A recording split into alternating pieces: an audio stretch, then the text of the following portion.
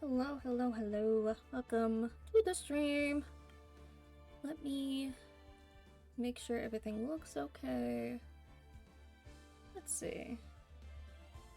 Bring up the game here. That looks good. I think so. Maybe.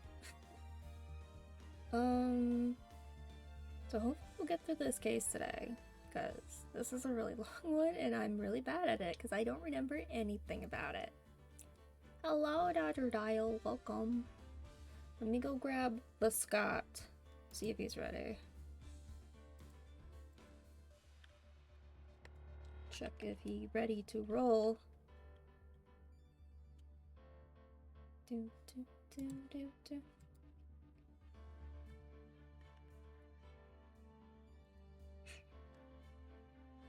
Let's see. Come on. Okay. Start the call. Scott, hello?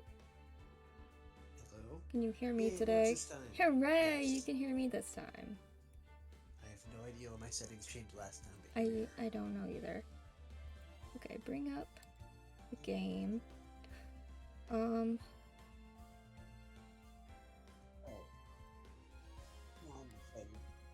I want to see who's going to jail. I want to see how far the rabbit hole goes, so to speak.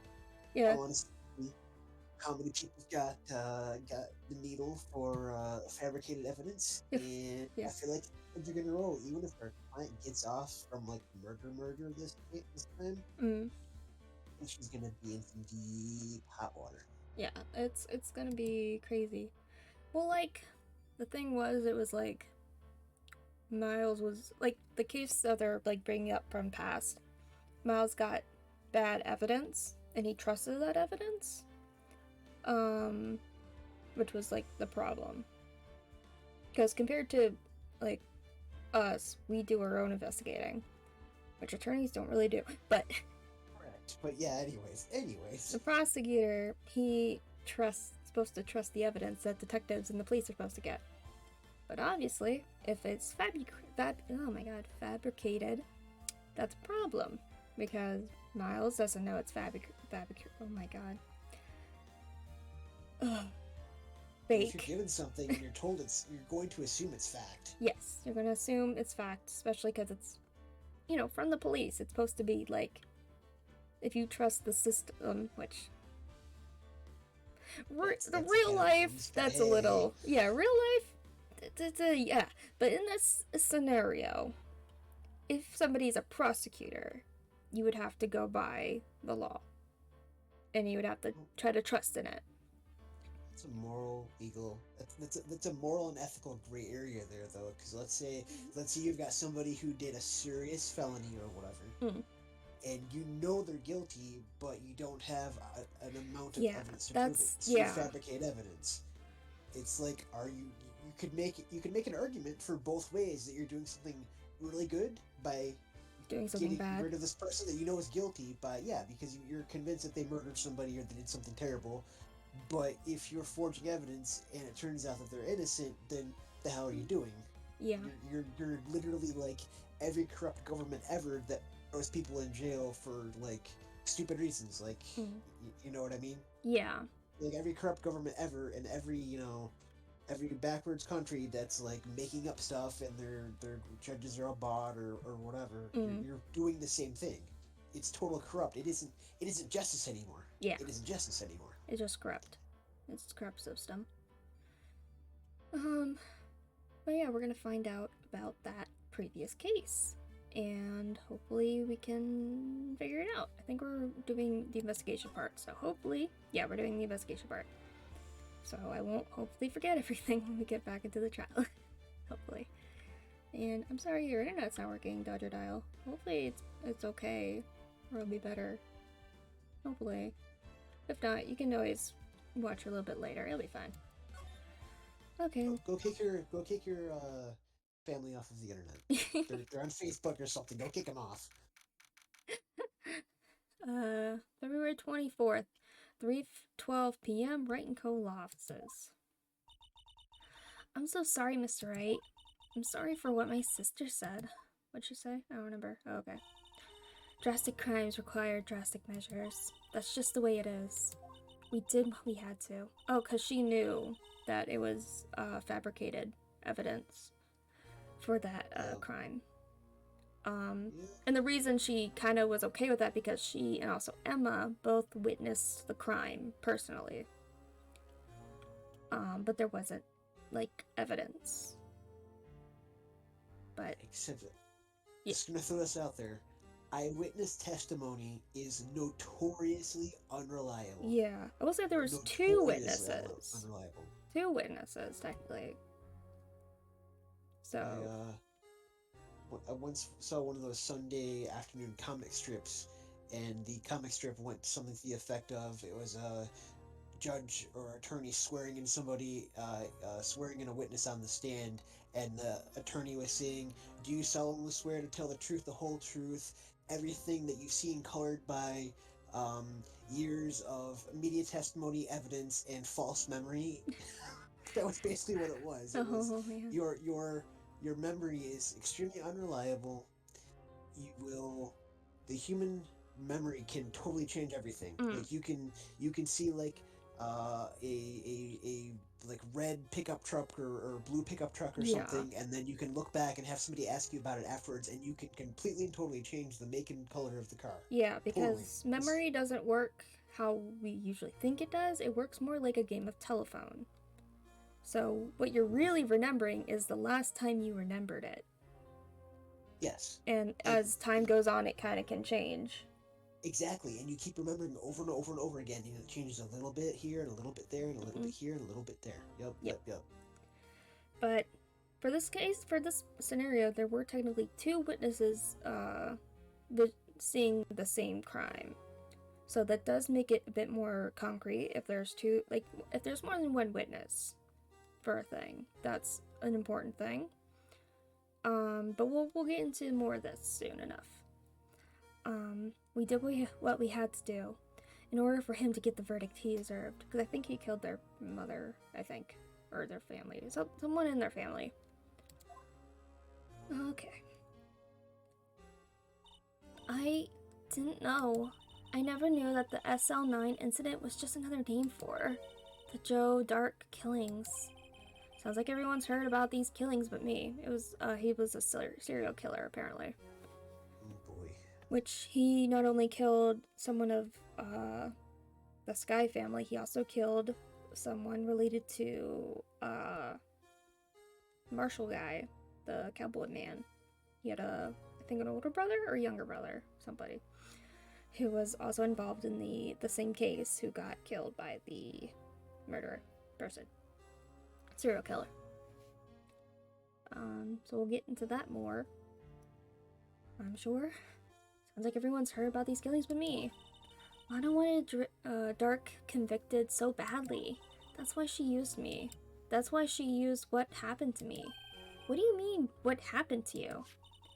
It's all there in the file. Joe Dark's last victim was prosecutor Neil Marshall. Yeah, Marshall. Which is, yeah, the one guy. Yeah, this guy. When he murdered Officer Marshall's brother. Yeah, so Officer Marshall, and this was Prosecutor Marshall. He left behind an incriminating piece of evidence. But what did you have to do with those killings, Emma? On the night Prosecutor Neil Marshall was murdered, Joe Dark tried to kill me. What? He tried to kill you? Officer Marshall's brother, Neil, was only trying to save me. So that means you... Yes. I was a witness in the Joe Dark trial. I didn't see that one coming. Let's talk about more. It happened 2 years ago. It was right about this time of the year, too. There was a terrible thunderstorm that day, unusual for the season. I was alone in my sister's office. We were planning to eat dinner together once she finished her work.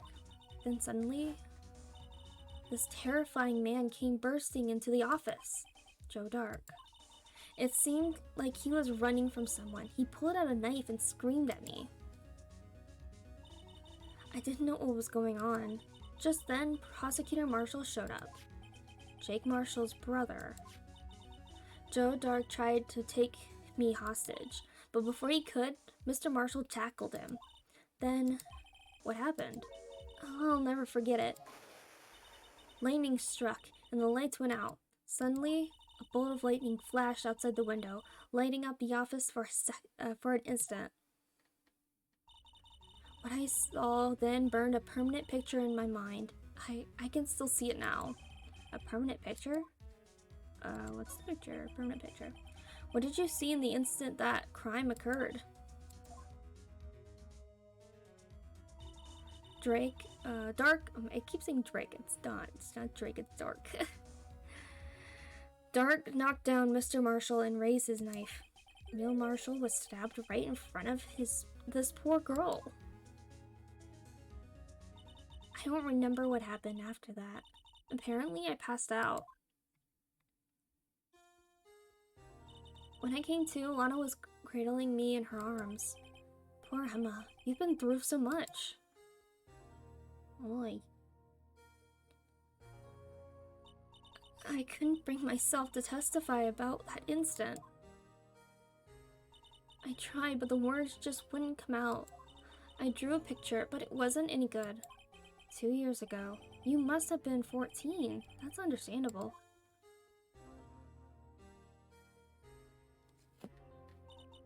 Once it was all over, I made up my mind. I decided that when I grow up, I'd become a scientific investigator.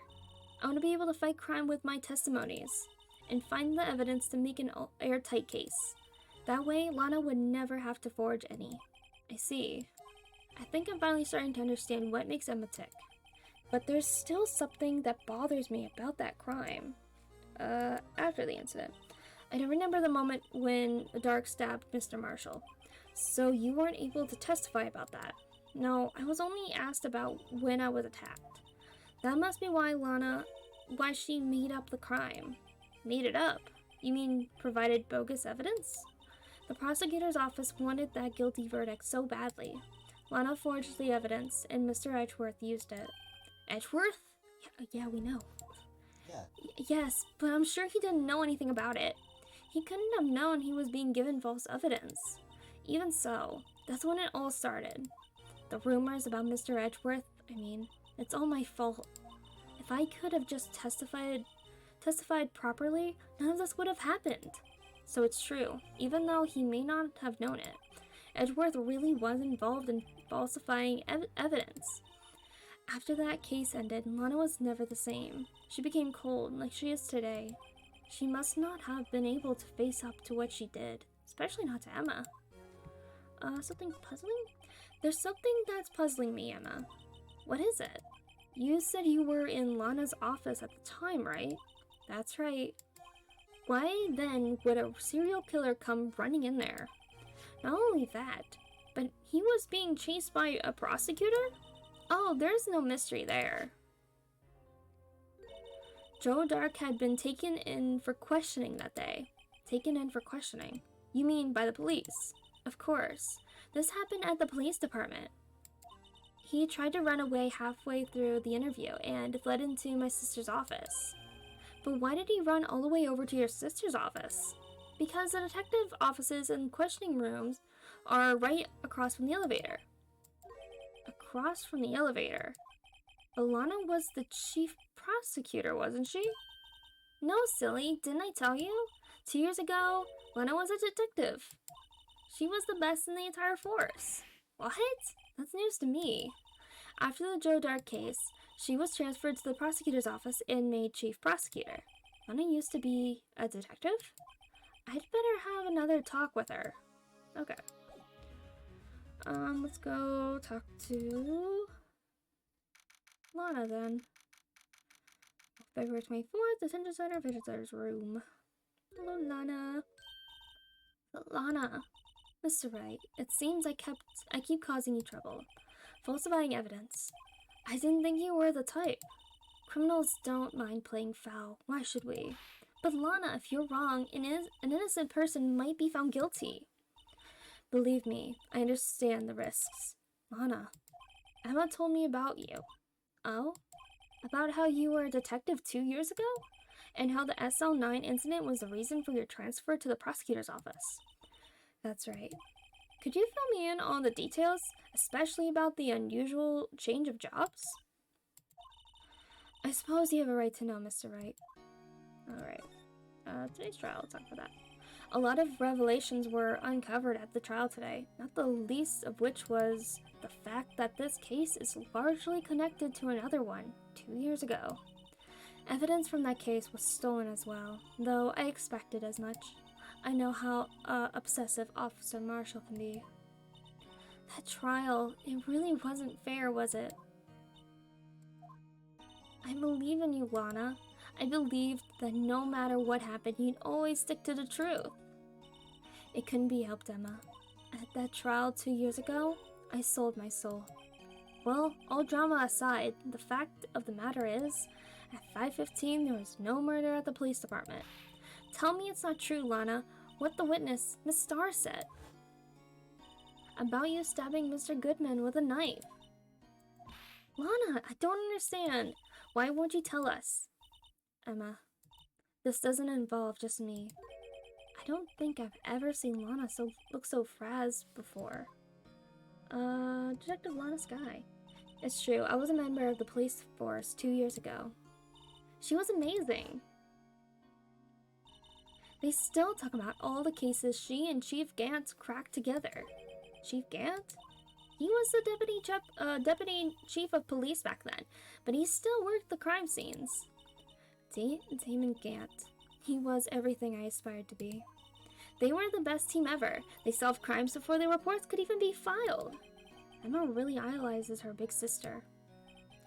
But now you're chief prosecutor. What happened? I always planned on becoming a prosecutor.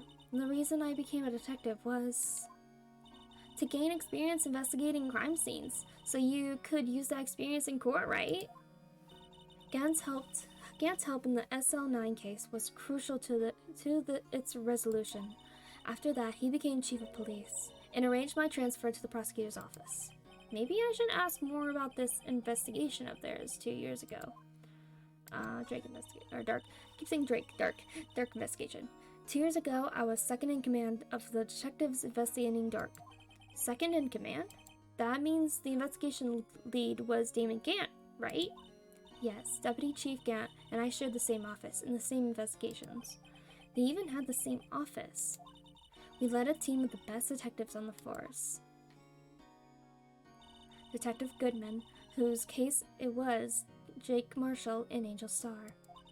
It was the first time Marshall worked with his brother. He was quite gung-ho. We had a grand old time. Yeah. Without a doubt, Joe Dark was the serial killer. We asked him to come in for questioning. We were desperate for evidence. That was when his final murder took place. When he tried to murder Emma. Prosecutor Marshall was trying to save me from Dark. You see, the first person who happened upon the scene of the crime was me. Now you tell us. Damon Gant and Neil Marshall were the ones questioning Dark that day. The investigation was in its final stages, and Dark must have suddenly panicked. He waited until Gant and Marshall let their guards down, then fled the room. From there, he ran straight to the office shared by Deputy Chief Gant and myself. That's where he found me. So you were the first person to run to the scene, Lana. It appears so. I was filing some papers while Gant and Marshall were questioning Dark. When I returned to my office, I saw 3 bodies on the floor and smelled blood. 3 bodies? Prosecutor Marshall, the victim, Emma, who had passed out, and the suspect, Joe Dark. During the struggle, it seems Mr. Marshall struck a final blow before he died.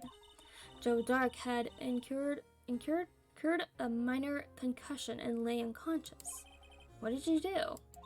To be honest, I panicked. I picked up Emma, carried her out of the room, and just held her. Can't blame her. After all, her sister must have gone through. After that, I placed Dark under immediate arrest. Let me get this straight. You were all involved in the SL9 incident. That's right. Quite a coincidence. I don't buy it. What are you saying? There's no way everyone involved in this trial was also involved in that incident. Just by chance. But that case was solved 2 years ago. At least one person went to extremes because they didn't believe it was truly solved. Officer Marshall, yes, his actions came as a surprise to me as well. Ever since his brother died, he's changed completely. I guess he wasn't convinced with the ruling against Joe Dark. Life doesn't end with the closing of a case. Everyone has to live the rest of their lives with their memories. That case just might not be over yet. Emma was assaulted by Dark at the police department, right? Yes, in the office that Damon and Gant and I shared. The office that Mr. Gant now occupies by himself, the chief's office. Maybe we should have a look at the chief's office, the site of the final SL9 murder. Alright. Don't think we have anything to show her, so I think we can just go... Oh wait, can we look at this? Yeah, look at the files. Incident number SL9. Closed. Perpetrator Joe Dark. Crime, serial murder, sentence death. Victims. Edward Jones, Jason Knight, Edith Kirby, Rachel Moss, Jeb Bates, Neil Marshall. Head prosecutor, Miles Edgeworth. Witness, Lana Skye, Emma Skye. Investigation Task Force. Executive investigators Damon Gant, Alana Skye, head investigator Bruce Goodman, investigators Jake Marshall, and Angel Starr. So, no, they didn't have a family member that was killed. They were just they were just investigating, and then Emma got in danger. Okay. So let's go. Yeah, here.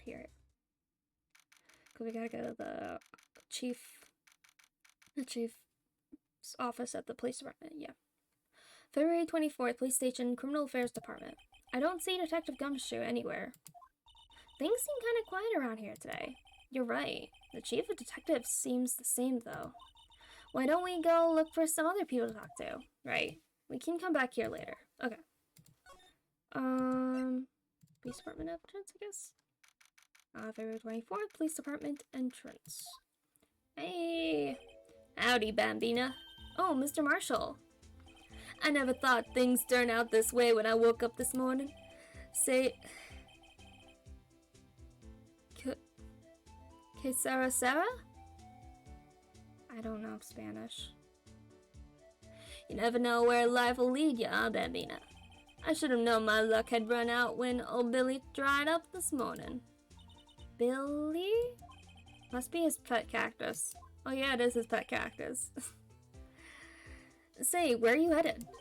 Just over to the prosecutor's office for a little interrogation. It's a voluntary appearance, but we all know I won't be coming back. Sorry, but you can't go in the evidence room today, partner. But Mr. Marshall, why did you do it? Why do prospectors head west? If ever there was a case I need to know the truth about, it was that one. Before you turn yourself in, Mr. Marshall, would you mind telling us exactly what happened? Looks like I won't be getting a steak lunch today. Okay. Dark trial. Something was fishy about the trial from the beginning. It wasn't just me either. The detectives thought so. What do you mean by fishy? Some of the facts reported were inconsistent with the evidence we found. For example, the murder weapon. The murder weapon? You mean the switchblade knife with the broken tip? That was Joe Dark's, alright. But in the initial autopsy report, a question was raised. A question? The blade of the knife was not a perfect match with the wound the victim sustained. What does that mean? It means there's a good chance that knife was not the murder weapon. However, in the report that was finally submitted, the possibility had been erased. Could the facts have been concealed with forged evidence? That case left behind scars on all of us. The scars that the SL9 incident left behind. Oh, Prosecutor Marshall.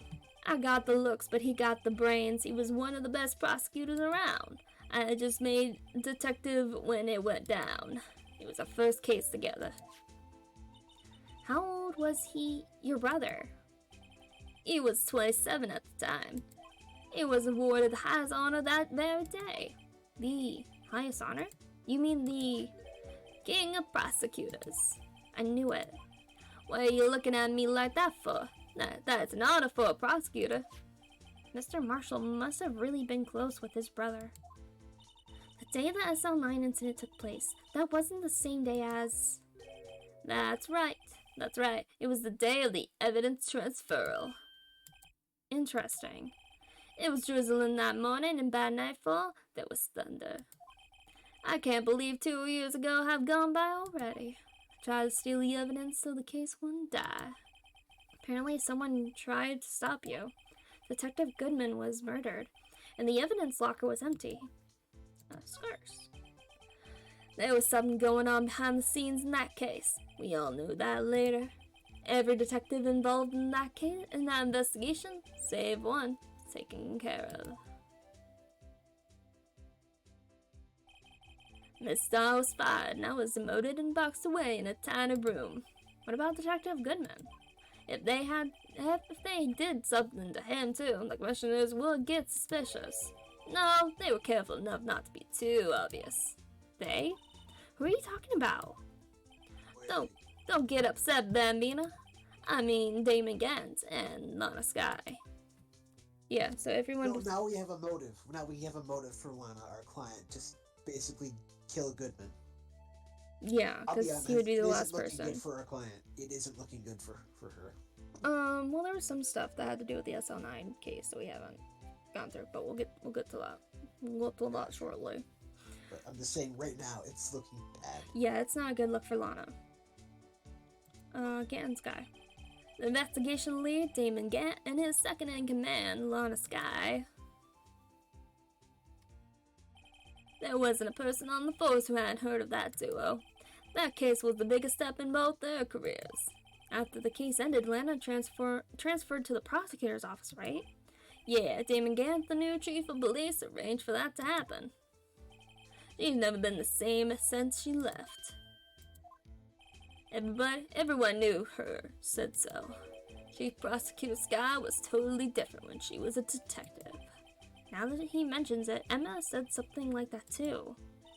Tell me, what happened to my sister? Sorry, Bambina, but her secret is too well guarded.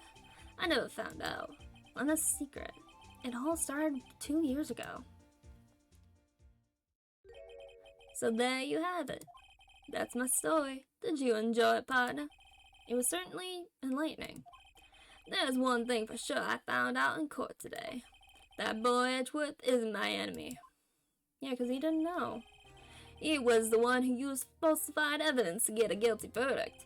Someone else was the one who gave him that evidence and planned everything. That someone is Damon Gant. Don't believe me? Well, I don't blame you. I won't even be a patrolman after today. Stops it off. He's like, okay, I need all of this. Too bad I won't be around to work with you when you become a real scientific investigator. Adios, Bambina. Oh, he remembered she wanted to be a scientific investigator. At first I really hated Marshall, and now I'm just kind of sad. Yeah, it's very sad. Can we not go up to... Okay, I guess we're going here, I guess. February 24th, prosecutor's office, underground parking lot. No one's here today, not even Miss Starr. Everyone's probably busy looking into what exactly went down in the evidence room. That must be where the detectives are. But we proved in court today that on the day of the crime, no one was murdered in the evidence room at 5:15 p.m. Yeah, I thought we were finally making some headway in our case. But instead it looks like we just ended up making Lana look even more guilty. Hang in there, Lana. I've got to find all the answers by tomorrow. Yeah, that sounds like a problem. Okay. No, not court record. Does that move? Okay, let's go check on Edgeworth. February 24th, head to prosecutor's office, room 1202. Mr. Edgeworth isn't here. Maybe he's being questioned by an inquiry committee? He took a real beating in court today. Yeah, with Lana admitting to falsifying evidence 2 years ago, I guess we'll just have to come back later. Okay, So I guess we gotta talk to Lana more? Yeah, I guess Lana. Lana, we have to present you with stuff. Like, this. Let me show you this.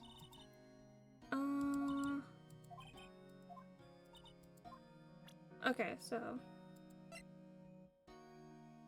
we talk about this? No? Can we talk about this? No?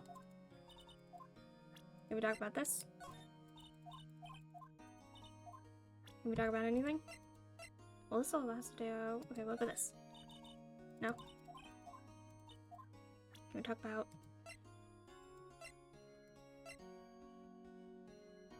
Can we talk about this? No? Can we talk about... this? No. Can we talk about the knife? No. Okay. Okay, okay. There wasn't anything else to talk to you with, was there? No. Okay. Back this way. Okay, okay, this is where we had to go. Okay. Back to the police station. Criminal Affairs Department. This place is always pretty empty, but today it's deserted. That must mean everyone's busy solving crimes. I'll be looking for the others all in the conference room. Thanks. Oh wait, it was this guy. Never mind. He actually talked to us. With the chief prosecutor saying that she did, and the decision about what to do.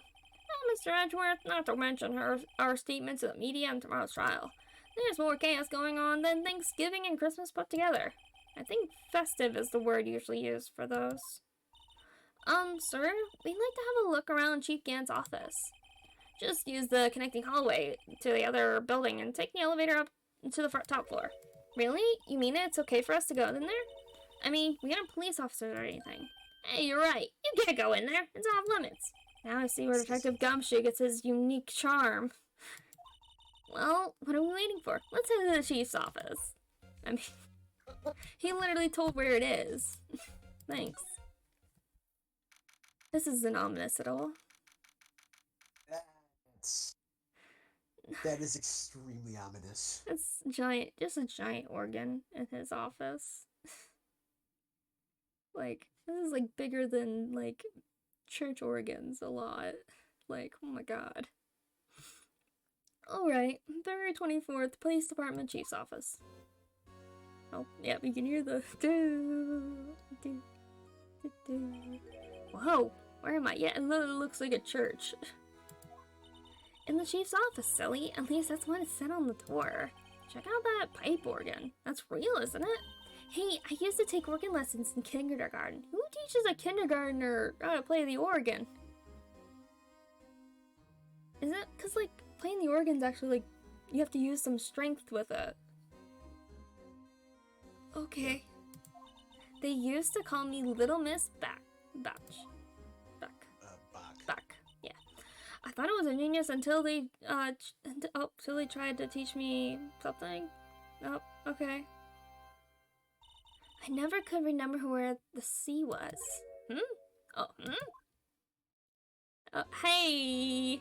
Oh, it's you two! Chief Gant! He put that paper he was reading in his desk. Oh, suspicious. So, Wright, what have you been swimming lately? He always asked about that. No, I haven't. I've been kind of busy lately. I can appreciate that. I've had my hands full, too, with Mr. Marshall's misconduct. And Lana's provocative statement. Provocative statement? Oh, you mean about the forged evidence? 2 years ago, I passed since that incident. My, how time flies. See that big picture on the wall over there? That's a picture of Lana, Neil, and me. So this is Mr. Marshall's brother, Prosecutor Neil Marshall. We took it to commemorate our work together. Something's not right with this picture. Hey, look, there's the pot thing. Yeah. And the thing is still broken. The trophy. The trophy's still broken. I can't quite seem to put my finger on it though. Photo of the award ceremony of Gant, Lana, and Neil. He's in the far right. disguise like an armor or something? I think it's just a suit of armor. Like here, there's a suit of armor there. Anyway, I'd like to reminisce. I like to reminisce all day, but there are matters that need my attention. I'm going to lock up here, so let's go out together. Oh, but this office, it was a crime scene 2 years ago, wasn't it? That case has been long since been over. There's no need to investigate anymore. All the same, we'd like to have a look around. Perhaps you didn't hear me. I said there's no need to investigate it anymore. Oh. Now hurry up and get out. I have a meeting to attend. That wasn't slightly threatening. Looks like we aren't welcome. It seems that case isn't over with yet, after all. What do you mean? Chief Gant denied our request to search the crime scene. That means there must be a reason he doesn't want us looking around in there. You mean like a clue? There's gotta be a way we can get inside the chief's office. Alright. Let's check with, let's see if Edgy is back. Edgy! No? Edgy's not here yet.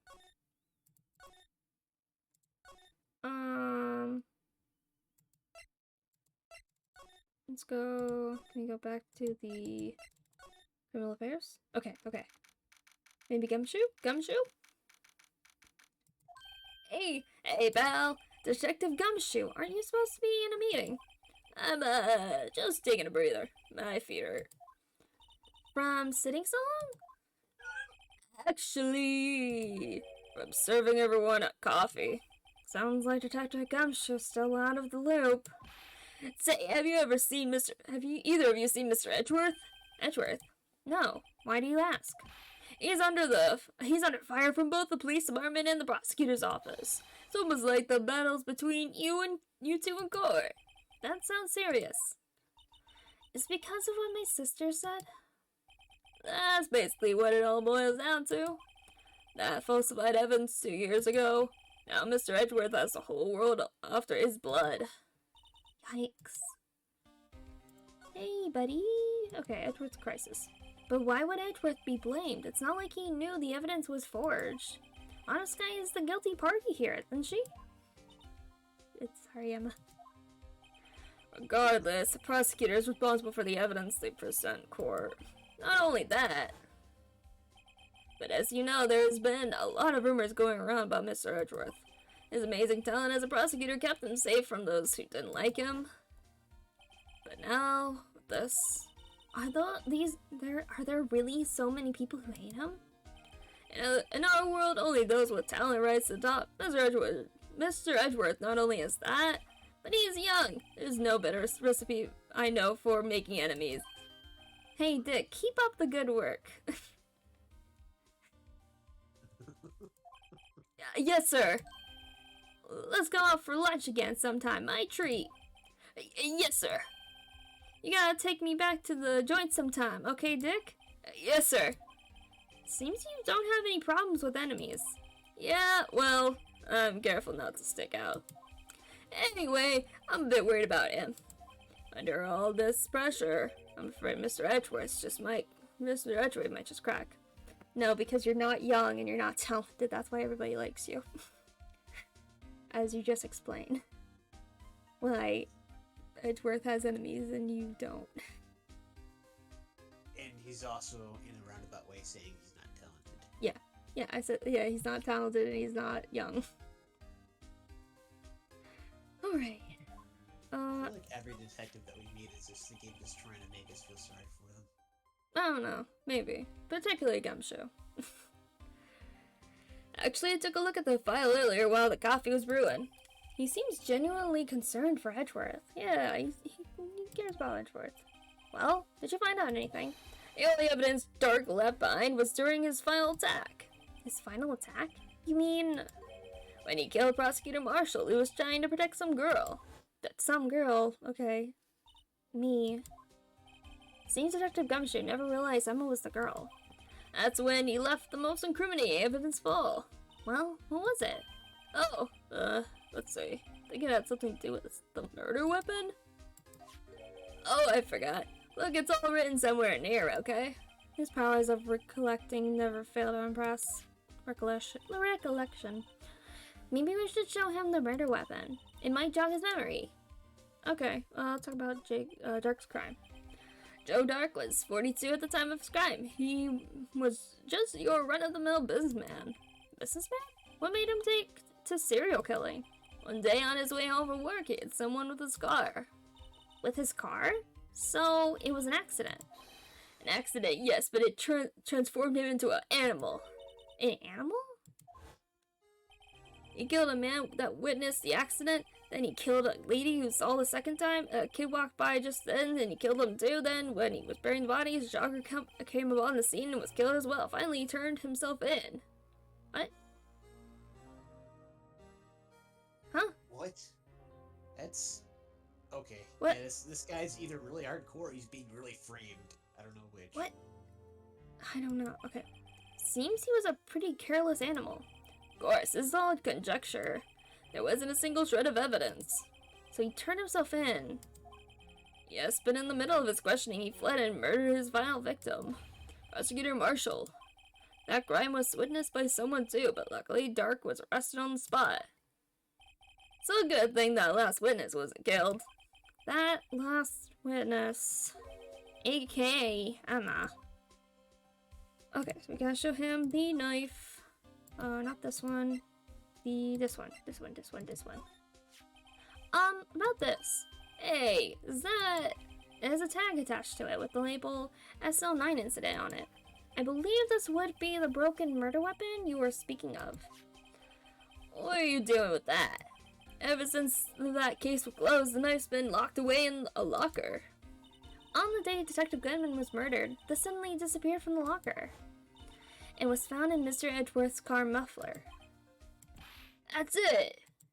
Now I remember what an incriminating piece of evidence was.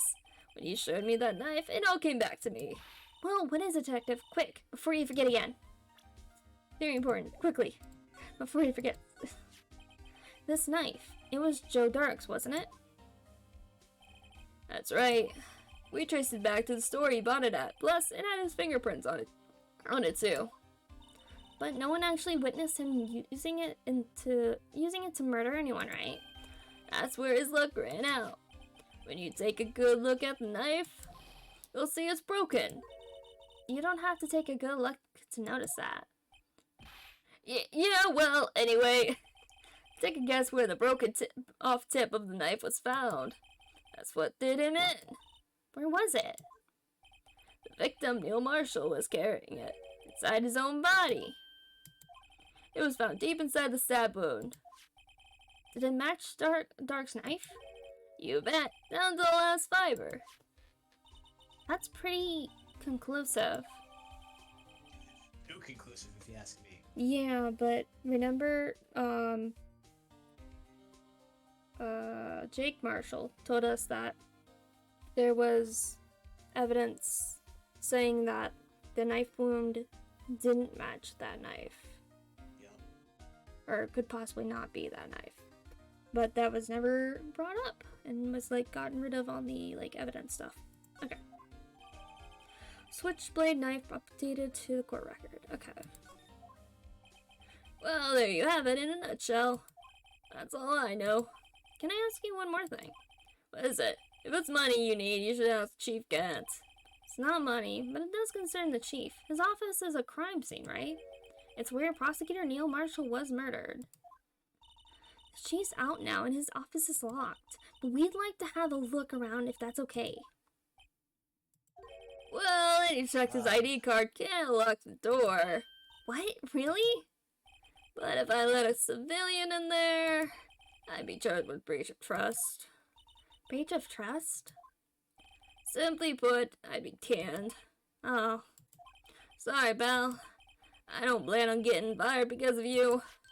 How about this ID card? It was Detective Goodman's? That won't work either. That was deleted the day he died. Oh.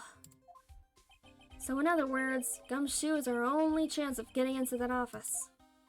I wonder if there's something we could show him that would make him change his mind. Do we have anything to show him? No. need that. That's not what we need. This. Okay, no.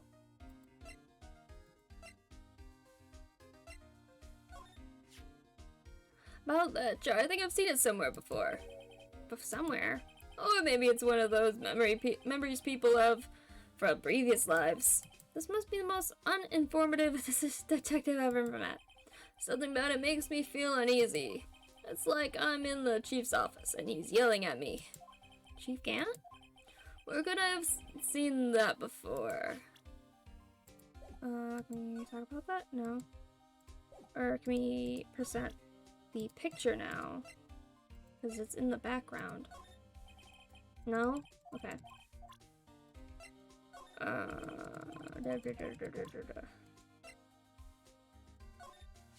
Okay, I've been setting up those files. There's nothing wrong with Mr. Edgeworth's presentation. To think people are accusing him of injustice. I, for one, ain't buying it, pal. You're looking into the case for Mr. Edgeworth? Yeah, it was a pretty big deal while it was going on, you know. After all, serial killer was on the loose. But Lana was pretty clear in her confession. She forged evidence in order to prove Joe Dark guilty. Okay.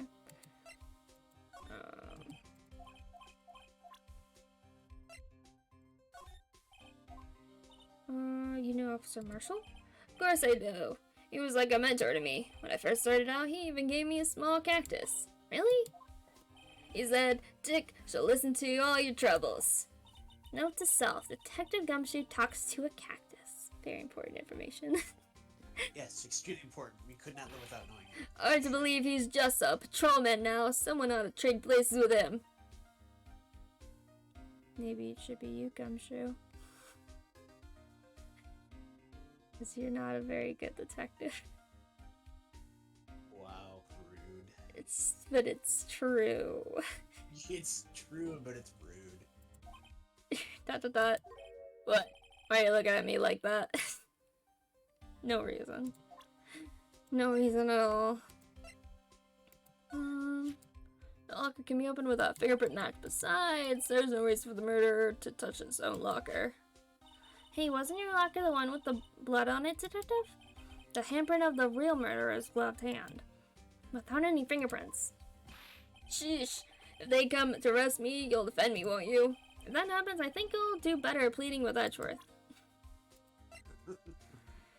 Okay.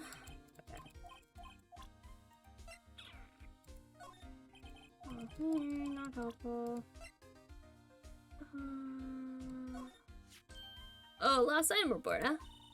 Very impressive, detective. You know what it was right off the bat. Well, I am master of misplacement, you know. Master, that has such a cool ring to it. No, it doesn't. Not with misplacement. The way I see it, if things are meant to be lost, then they're meant to be lost. There's a higher power at work here. Wow, higher power. Maybe I shouldn't let Emma hold any evidence.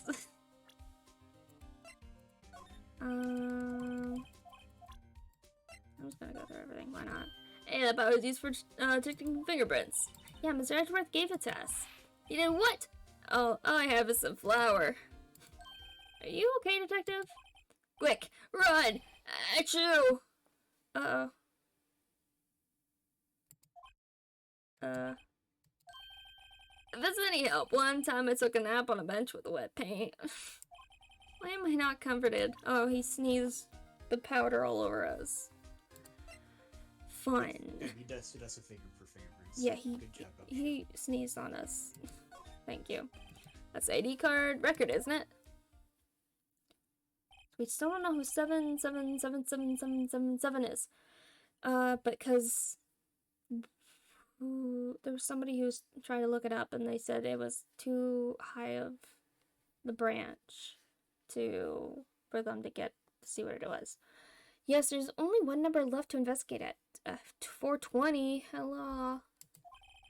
The victim, Detective Goodman, must have entered the evidence room along with someone else. Someone with an executive officer number. Yeah. 777777777. That's 1 7 too many, detective. An executive officer. I just might have a hunch. No, we can go and detect blood traces too. Wow, is that a new type? I've never seen that bottle before. Pretty sure that's just shampoo. Yeah. It's just like a shampoo thing. Add 3 inches to your base height? Base height? Hey, let me see that. Looming tall? New and improved growth formula. You mean this can't detect any blood traces? Well, it's not quite the same thing as luminol. So that's why the lady at the counter had that smirk on her face. Good job, Gumshoe. Good job. Okay, how about this? Okay. Okay. Okay. We already went through that. Okay. Chew? No? Nothing about the ship. Picture. That's the photo that Miss Star took. Anything you can tell us about it? That Miss Star is quite the lady. I remember when it was winter. I was 16. She was the one who got me to talk about what happened. 16? That's how old I am now. I wonder what happened. I wonder if Detective Gumshoe wore a trench coat in high school too. I don't think anything else is important. Or can we show him this? Hey, that's it. That's the King of Prosecutors Award that Edgeworth got the other day. Were you at the award ceremony, Detective Gumshoe? Of course, pal. I got an award for diligence myself. Ah, congratulations. I was wondering, why is the award a shield? And why is it broken? Oh, there's a reason. I'll tell you what it is later. Apparently he's forgotten. Wait a minute. Okay, hold on.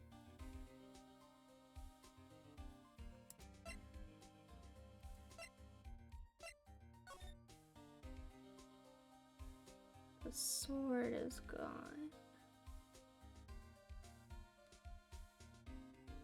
Huh. The sword is gone from the shield. It had a sword and a shield. But now it doesn't have the sword part. Interesting. Okay. Check around here. Let's check if Edgeworth is in. Edgeworth? Here? February 24th, at Prosecutor's Office. Room 1202. I wonder if Edgeworth is back yet. There he is. He looks like he's writing something. What are you doing here? He sure was quick to throw that paper on the floor. Tough day in court, huh? I've had to live the past 2 years with rumors flying around. What's another allegation to me? Cheer up, Mr. Edgeworth. I'm rooting for you. That's Edgeworth for you. Always trying to hide his real feelings. So, what do you want? Unlike some people, I don't have all day. Forged evidence. There's no excuse for what I've done. 2 years ago, I used false evidence to obtain a guilty verdict. That's what it all breaks down to, and nothing I do can erase that fact. But you didn't know, did you? I mean, that evidence was falsified. The police department and the prosecutor's office share a bond of trust. If that bond is broken, we stand to lose everything. The police department's error is my error. My responsibility as the prosecutor in charge. The fact remains the same no matter what excuses I might have. Mr. Edgeworth. I take pride in my work, so tell me why. Why has it all come to this? Even Edgeworth can't keep this kind of emotion bottled up. Tomorrow's trial. Are you up for the trial tomorrow? First last year's trial, and now this one. Seems all you do is worry about me. To be honest, you're getting on my nerves. But Mr. Edgeworth, you can't just walk out on the trial. Tomorrow is the last day. It's too late to change prosecutors. I'll bet that's what my superiors are banking on. I never thought that case would come back to haunt me like this. What do you mean? The list of evidence seems too short. Most lists run twice as long. It's only half as long as most lists? That is odd. After Neil Marshall was murdered, I became prosecutor for that case. I may not have been part of the investigation, but I knew what I had to do. Use the evidence I was given to prove this suspect guilty. That was really the only thing on my mind at the time. Oh, say, we just saw a picture taken around that time. Oh yeah. Okay, so we are gonna bring up the picture. Cool. That picture, something seemed strange about it. Okay, let's talk about the day of crime first. Could you tell us again about what happened that day? The day Detective Goodman was murdered. You were participating in a ceremony over at the station, right? I've never cared for ceremonies, but I had to attend that one. Because you were awarded this. Those receiving awards can't exactly skip out on the ceremony. I finished up at the office in the morning, then drove over to the police department. You finished up at the office? Yes, just odds and ends, clerical stuff. I didn't plan on returning to the office that day. That is until I was asked to take something back. Take something back? This. Oh yeah, Chief Gann asked you to hold on to that, didn't he? Yes, it was a piece of evidence in a case that was closed half a year ago. He asked me to bring it back to the prosecutor's office. That's the story we heard yesterday. So you came back here to the prosecutor's office because the chief asked you to? That's right. Ugh, big yawn. Ew. Very suspicious. Very suspicious indeed. Let's go with the picture. This picture was hanging on the wall in Chief Gant's office. Prosecutor Neil Marshall, he had just started making a name for himself. Looks like this was taken when he received the King of Prosecutors trophy. Speaking of that, there's something that bothers me. Yes. The trophy Mr. Marshall is holding. Okay, she's gonna say it. What? That he was supposed to have been given that after he died, right? No, he was given this before he died. Then what was he? His brother told us something about him getting that trophy, or him getting some kind of honor after he died because he died or whatever. It would have been a different thing then. Okay. The trophy Mr. Marshall is holding. It's a little different than yours, because it doesn't have the sword part. Yes, you're right. I remember now. Remember what? That was what the official prosecutor's trophy looked like until 2 years ago. There's a story behind its design. A story? Sounds interesting. Would you mind telling it to us? It's simple, really. Contradiction. That's what the award's based on. Okay, can you talk about that more? This award originates from an ancient Chinese tale. In Chinese, the word contradiction is written with 2 characters. The first means halberd, and the second means shield. Have you heard this story? Me? Oh, sure. Everyone knows that. Why don't you tell it, though? For Emma's sake. Very well. I'll get a little thing. Okay. Long ago in the kingdom of Shu, there was an arms merchant. One day, he presented the king with 2 items. The first was a halberd he claimed could slice through any shield or armor. The second was a shield he claimed could withstand any weapon. Wait a minute. Objection. Those claims contradict each other. Very perspective, but then again, you've heard this story before, right? Oh. Anyway, as you mentioned, the very descriptions of these items discredit them both. When the king pointed this out, the merchant was left speechless, and thus the Chinese word for contradiction was born. Oh, I see. So the chipped shield and broken knife symbolize... Precisely so. They symbolize the merchant's items. The ancient tale ends with the merchant at a loss for words. It is in our nature to pursue matters to their conclusion, even if it results in something as ugly as this. Wow, thanks, Mr. Edgeworth. I learned something new today. That's funny. If that's so, then why are you only given a shield? You'll have to ask Chief Gant. 2 years ago, he had the halberd part of the award abolished. Chief Gant. Oh boy. More with Chief Gant. Can we talk about this? Yeah, okay. Maybe I just show him my best evidence, I can get some reaction out of him. Okay, best evidence? This? No. Okay. I don't know. This is important? No? Yeah, we still haven't shown that jar to anybody. They haven't told us anything about Yeah, it. no one has said about it. Did we ever show it to Marshall? No, because it didn't give us time to show him stuff. Oh, yeah, you just left, didn't you? Yeah. Well, we'll just go through everything, be sure. Okay. So I went to the evidence room on the day of the crime. Chief Gant asked me to do something. To take evidence from a case solved 6 months ago back to the prosecutor's office. I have a locker in there as well. Did you notice anything amiss when you were in the evidence room?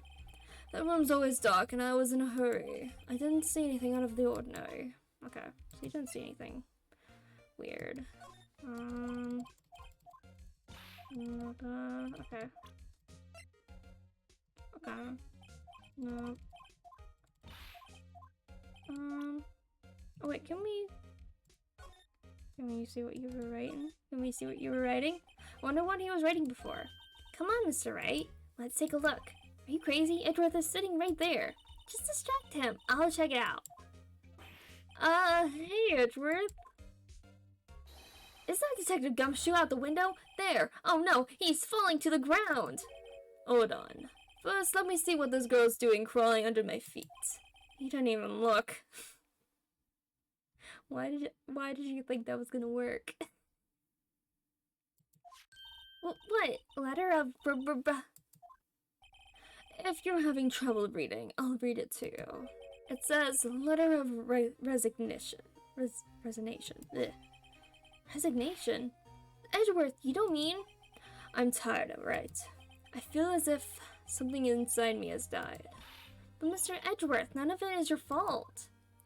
I know the path I've walked. You don't need to tell me. And the path I've walked hasn't been just one.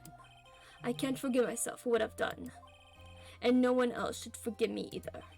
Uh-oh, I think he's serious. Mr. Wright, please, you have to do something. This letter of resignation, I wonder if I can use it for anything? Oh, Gumshoe! Gumshoe, we can give it to Gumshoe! We can give it to Gumshoe, and he'll let us go into Gant's office. Yeah. Okay, bye, Edgeworth. Bye, we don't need you anymore right now. Oh. That's rude. We don't need you, we're done with you. We don't need you right now. Miss Star here? Excuse me. Oh, Miss Star. Would either of you care for a £1/4 of roast beef? Miss Star, I guess she's out of lunches. You certainly are the curious sort, aren't you? Kind of like the first person who sucked a cow's nipple to discover milk. I don't think that's how things happen. Like, I'm pretty sure, like, people started using cow's milk to help feed babies. Like, because, you know, limited, like, resources and stuff. So they had to try to do something to save their kid if the mother can produce milk. To be fair, somebody had to try it first. I guess. At least try it to make sure it's safe, but... Can you imagine being the weirdo who's, like, starts sucking on, like, a cow udder for the first time in history? You gotta be, like... People gotta be raising eyebrows when you're doing that. I guess, but maybe they were just checking it out so they can feed it to kids. You don't know. You don't know the reasons. Or maybe they're just really thirsty and they're like, I'm gonna die from thirst. That's fair. Yeah, we don't know. We don't know exactly who the first person was. Okay. Still, I never thought you'd go digging up that case from 2 years ago. Everyone in this trial was involved in the SL9 incident. Not only that, but the murder occurred on the very day the evidence from that case was due for transferal. This can't all be attributed to mere coincidence. Aren't you forgetting something? You know that little scene I happened to witness? The instant Lana stabbed Detective Goodman with a knife. No matter how much of the past you dig up, it won't change what I saw. Roast beef is meant to be served when eaten, savored when eaten. It starts hatred toward Lana.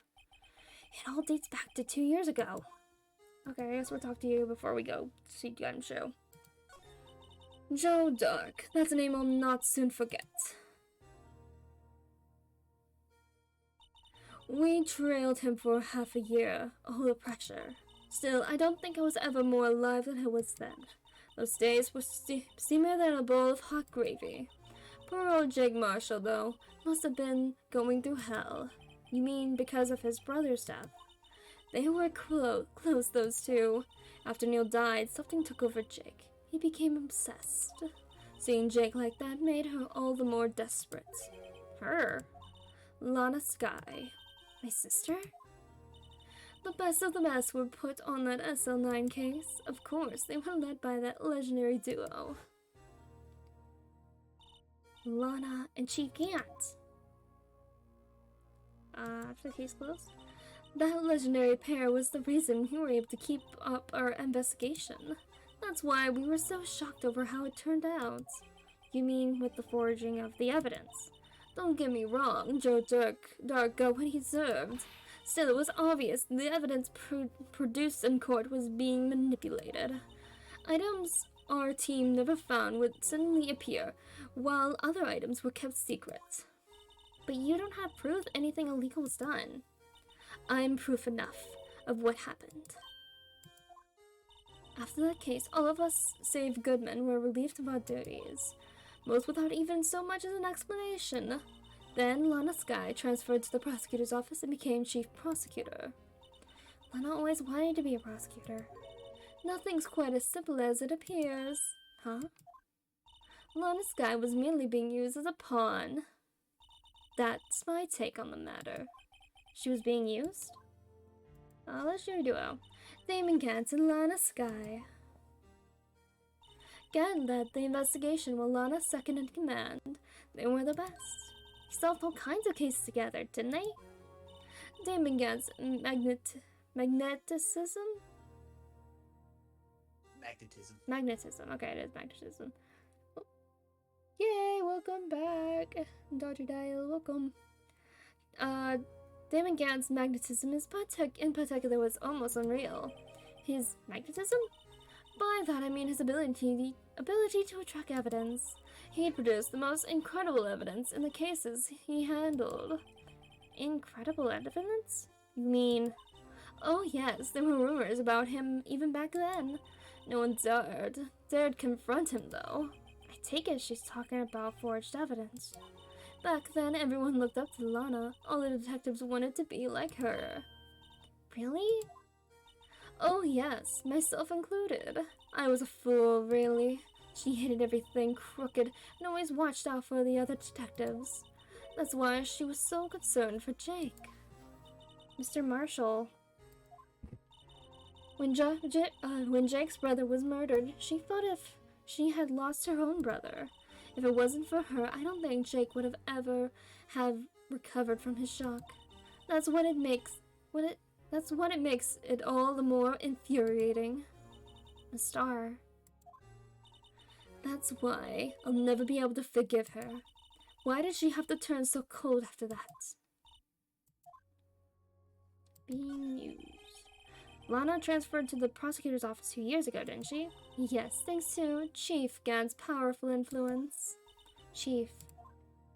That's right, having solved the SL9 case, his position as chief was secured. There was only one thing left for him to control. And then no one could stand in his way. The prosecutor's office. What? You mean, that's why Lana was transferred? If he could control the chief prosecutor, he could control the prosecutor's office. That must have been his goal all along. But how could he control Lana? I don't know, but one thing's for sure. Ever since that case ended, she's never been the same. It's only logical to conclude there must have been a reason for her change. At last, I'm finally getting close to the bottom of this ugly mess. Thank you, Miss Starr. You listen to me, rookie.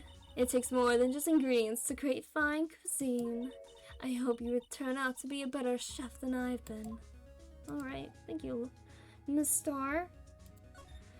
Now, let us go Find Gumshoe. Gumshoe! Where are you, Gumshoe? Police Station Criminal Affairs Department. Hey, there he is. Oh, you're back. You're still here? I gotta make 150 copies of these files. Brewing coffee, copying files. I'm turning into a regular JD. You're a... Intern. You're a DJ as well? If I'm not mistaken, I think he means desk jockey. Oh, that DJ. I gotta admire your persistency, but my answer's still no. I'm not letting you into the chief's office, period. I'd be my neck on the line. That office is the last crime scene in the SL9 incident. I have to take a look in there. There's got to be something we can do to make the detective change his mind. Yep, we do have something to make him change his mind.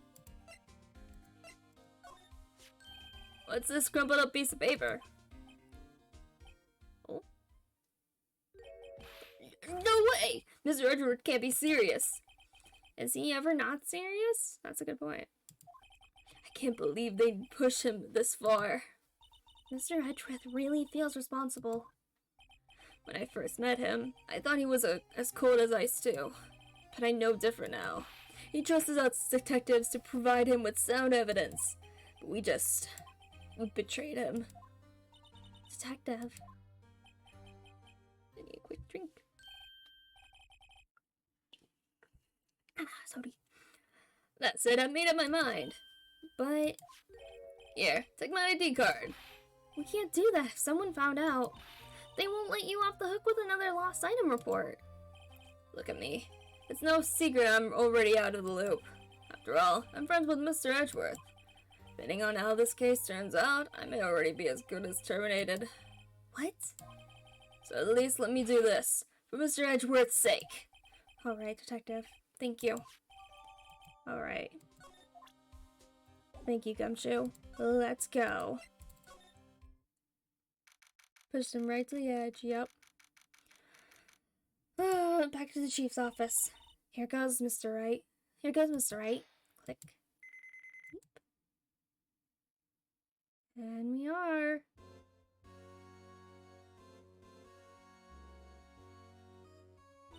We're in. If anyone finds us now, Detective Gumshoe's a goner.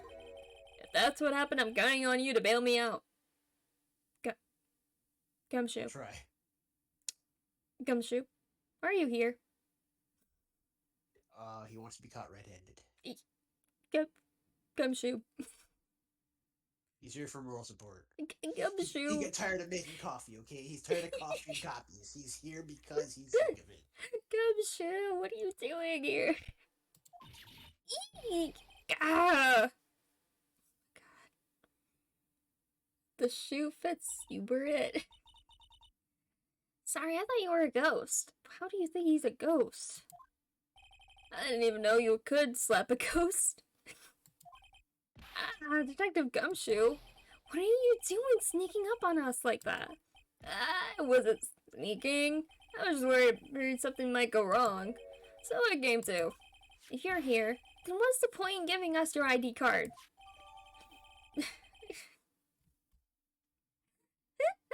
I don't know. That's a really damn good question. You could just come with us like he's doing now.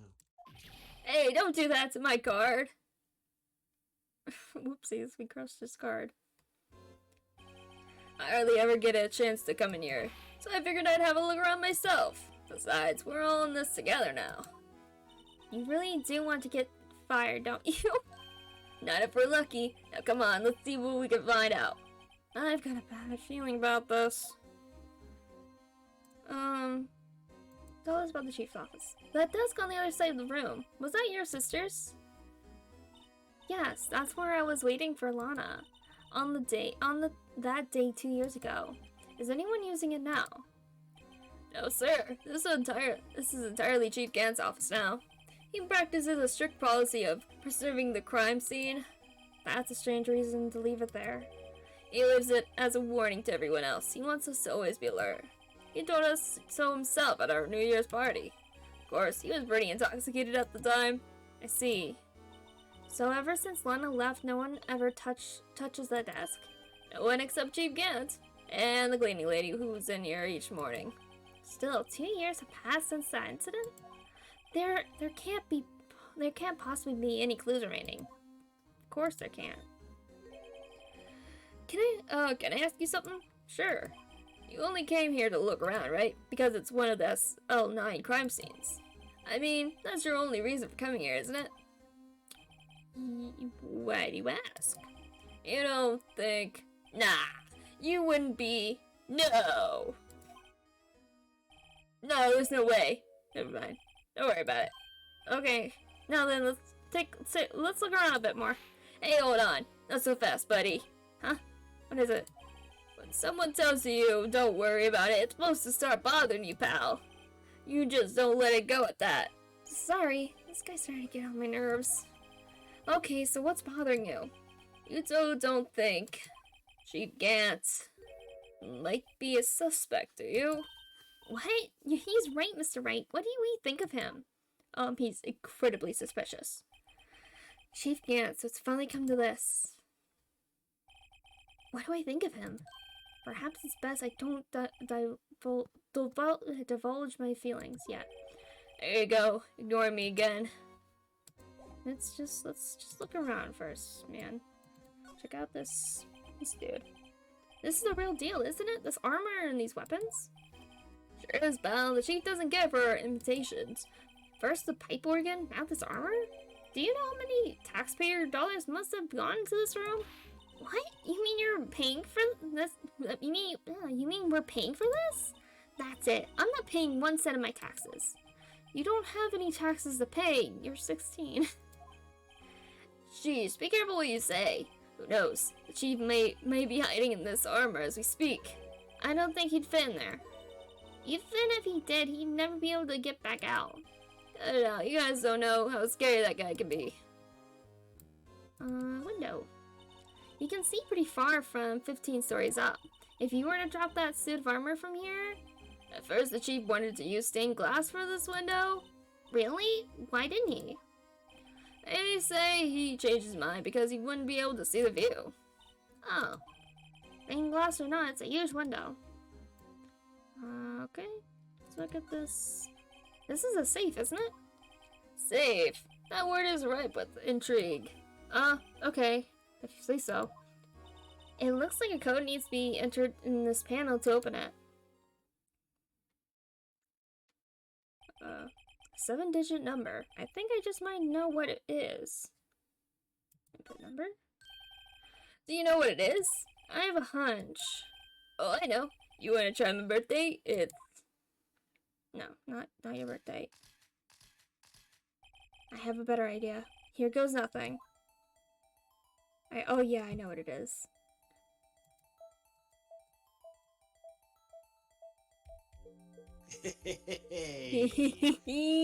Boy.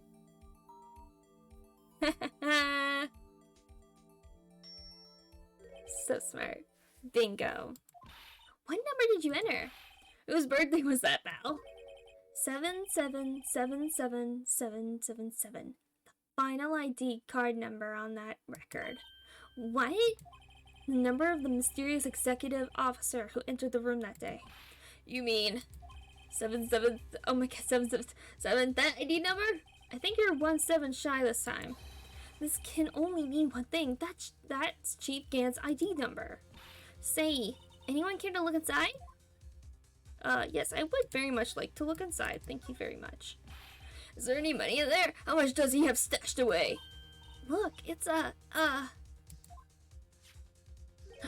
piece of the pottery that we were missing.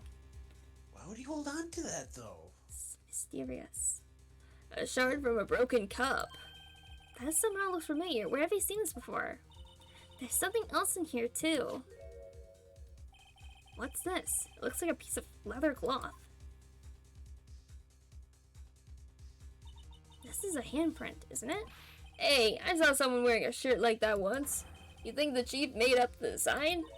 I don't think so. Oh, well, it was just a thought. Is that it? Is this all that was in the safe? Apparently so. It's empty now. Piece of cloth with an handprint on it, and a broken shard from a cup. They look like pieces of evidence. Yeah, but unless you can prove they have something to do with this case, I'm afraid I can't just let you take them. After all, it's my neck on the line here. Great. You have to prove their relevancy to get them. How are these two items related to this? Okay. Come on, there's gotta be something we can show the detective. There is. We have... Can we go back? So we can present these to Gumshoe. The trophy? No, well, there's the pottery first. I don't know about the handprint, but... No, not this one. The other handprint. There was another handprint, maybe? No, because, well, there was one handprint that was just a glove mark.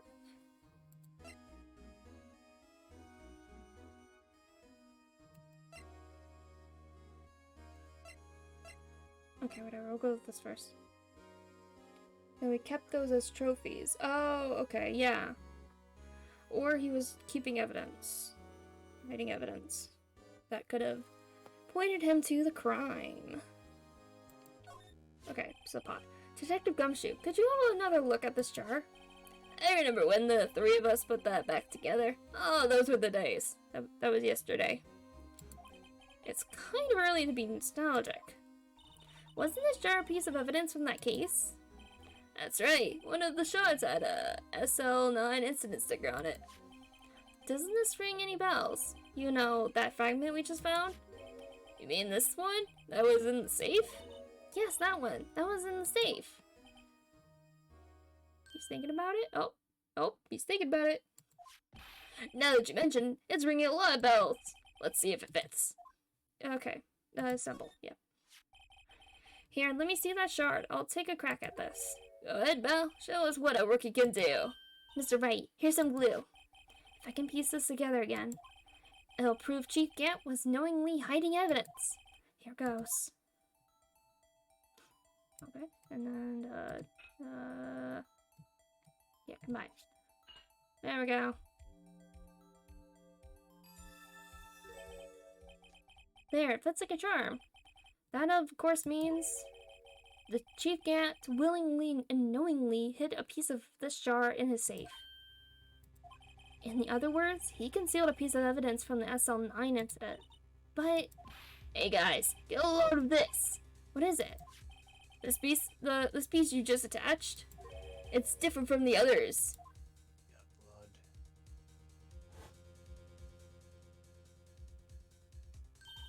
There's a reddish line on it. A reddish line. That's blood. I don't get it. Why would Chief Gant hide this in his safe? Oh no, man. What could be the possible reason? Okay, and then something having to do with the leather? This? Cactus. Oh yeah. Okay, so that's...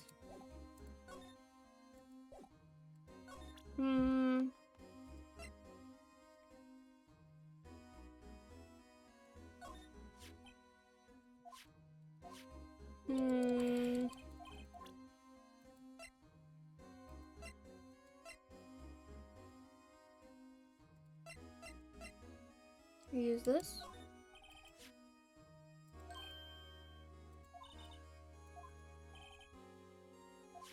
Oh, okay, we're gonna do fingerprints all over here? What are you doing? Why are you sticking your hand out like that? Go ahead, take my fingerprints. It's not your fingerprints we want to take. Huh? Come on, this isn't time for jokes. We're talking about that cloth. Okay, yeah. We're talking about the cloth we found in the safe. Oh, I knew that. The one with the handprint on it, right? Sheesh, where's your sense of humor? Uh-huh, okay. Yeah, sure. Okay, Miss Ray, check for prints. Sprinkle the powder on the cloth. Then once they've absorbed into the prints, blow the rest away. What are you, my mom? I don't have to be told a million times. Alright, let's get this over with. Alright.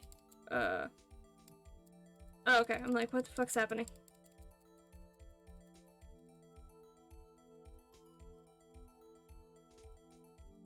Dust this all up. Clickety click click click. Clickety click click click. Okay, there we go. Hey, we found a fingerprint. I gave it my best shot. That kind of result won't do any good for matching prints, will it? But it doesn't look like we'll get a clear result from this print. Okay, let's try a different finger then. Okay. Oh, okay, so we're going down the prints. Okay, we're looking for each print. Each fingerprint.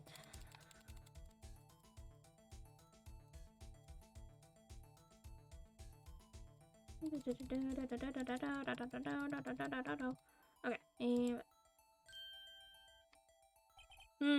I give it my best shot. That kind of result won't do any good for matching print, but it doesn't look like we'll get a clear result from this print. Okay, let's try a different finger then. Okay. Let's try the middle one.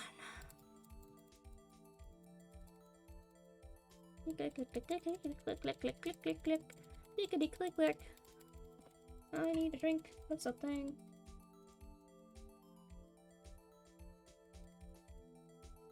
Delicious. Hello. Hey, there we go. That's a good one. All right. So it doesn't match Gant. Doesn't match Mr. Meekins. Doesn't match Jay Marshall. Nope, doesn't match Goodman. Doesn't match Gumshoe. Does not match Sky. Doesn't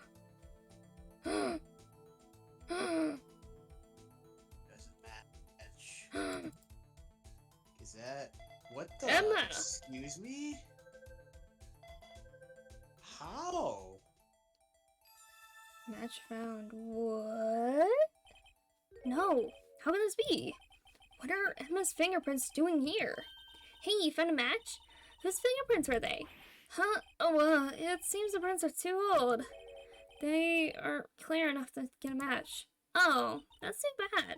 I thought they'd be Dark's prints. Psst. Hey, you. Over here. What's going on here? What are you kids' prints doing inside the chief's safe? Don't ask me. Let's just keep this information from Emma for now. Here. Maybe you should hold on to this. Thanks, Gumshoe. How many prints does it take to get to the center of this case? That's funny. Okay. Too many. Okay. Yeah, okay. Not move, no. Examine more. Check out the desk? Yeah. Wow, look at the size of Chief Gant's desk. Speaking of that, when we were here earlier... Oh, it's you two! Chief Gant. He put that paper he was reading in his desk. I wonder what he was reading. This looks like a list of evidence. A list of evidence? In most cases, the list runs twice as long as this, though. Hey, look at the case name. Huh? SL9 incident. Wonder what this was doing here. Oh, hold on, Detective. What did you just say? I said I wonder what... No, about evidence lists. Normally they're twice as long. That's right. I guess there wasn't a lot of evidence. Half-size list of evidence. Just like what Edgeworth said. This list of evidence seems too short. Most lists aren't twice as long. What would the other half of the list be doing here? I knew it! The chief must be hiding something about the case. It would appear so. Evidence list added to the court record. Well, was I any help? Of course. Thanks to your ID card, we were able to get some hard evidence. No, that's very kind, is it? That's not very kind, is it? In other words, if it wasn't for his ID card, he would have been useless. Isn't that right? You in the coat. Chief Gant. We don't think you'd be back so soon. Fortunately, I'm a man who believes in signs. As I was walking to my meeting, I happened to look out a window and saw a stray dog running into a pool.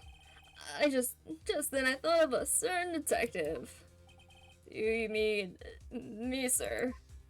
Now then, I'm afraid I'm going to have to ask you all to leave. Yes, sir. Sorry. Oh, you in the coat. Me, sir. Drop off your ID on the way out. You won't be needing it anymore. But, sir... Now get out. Yes, sir. Oh, no. We'll be on our way out the way too then. Wait, you're the one without the spiky hair. Don't go yet. Me, sir? I'd like a word with you. But sir, I'm not a licensed scientific investigator yet. You with the spiky hair, you're free to go. Mr. Wright. No, don't leave Emma in there with him. Yeah, she's gonna turn up dead. Oh my god, why did we leave her?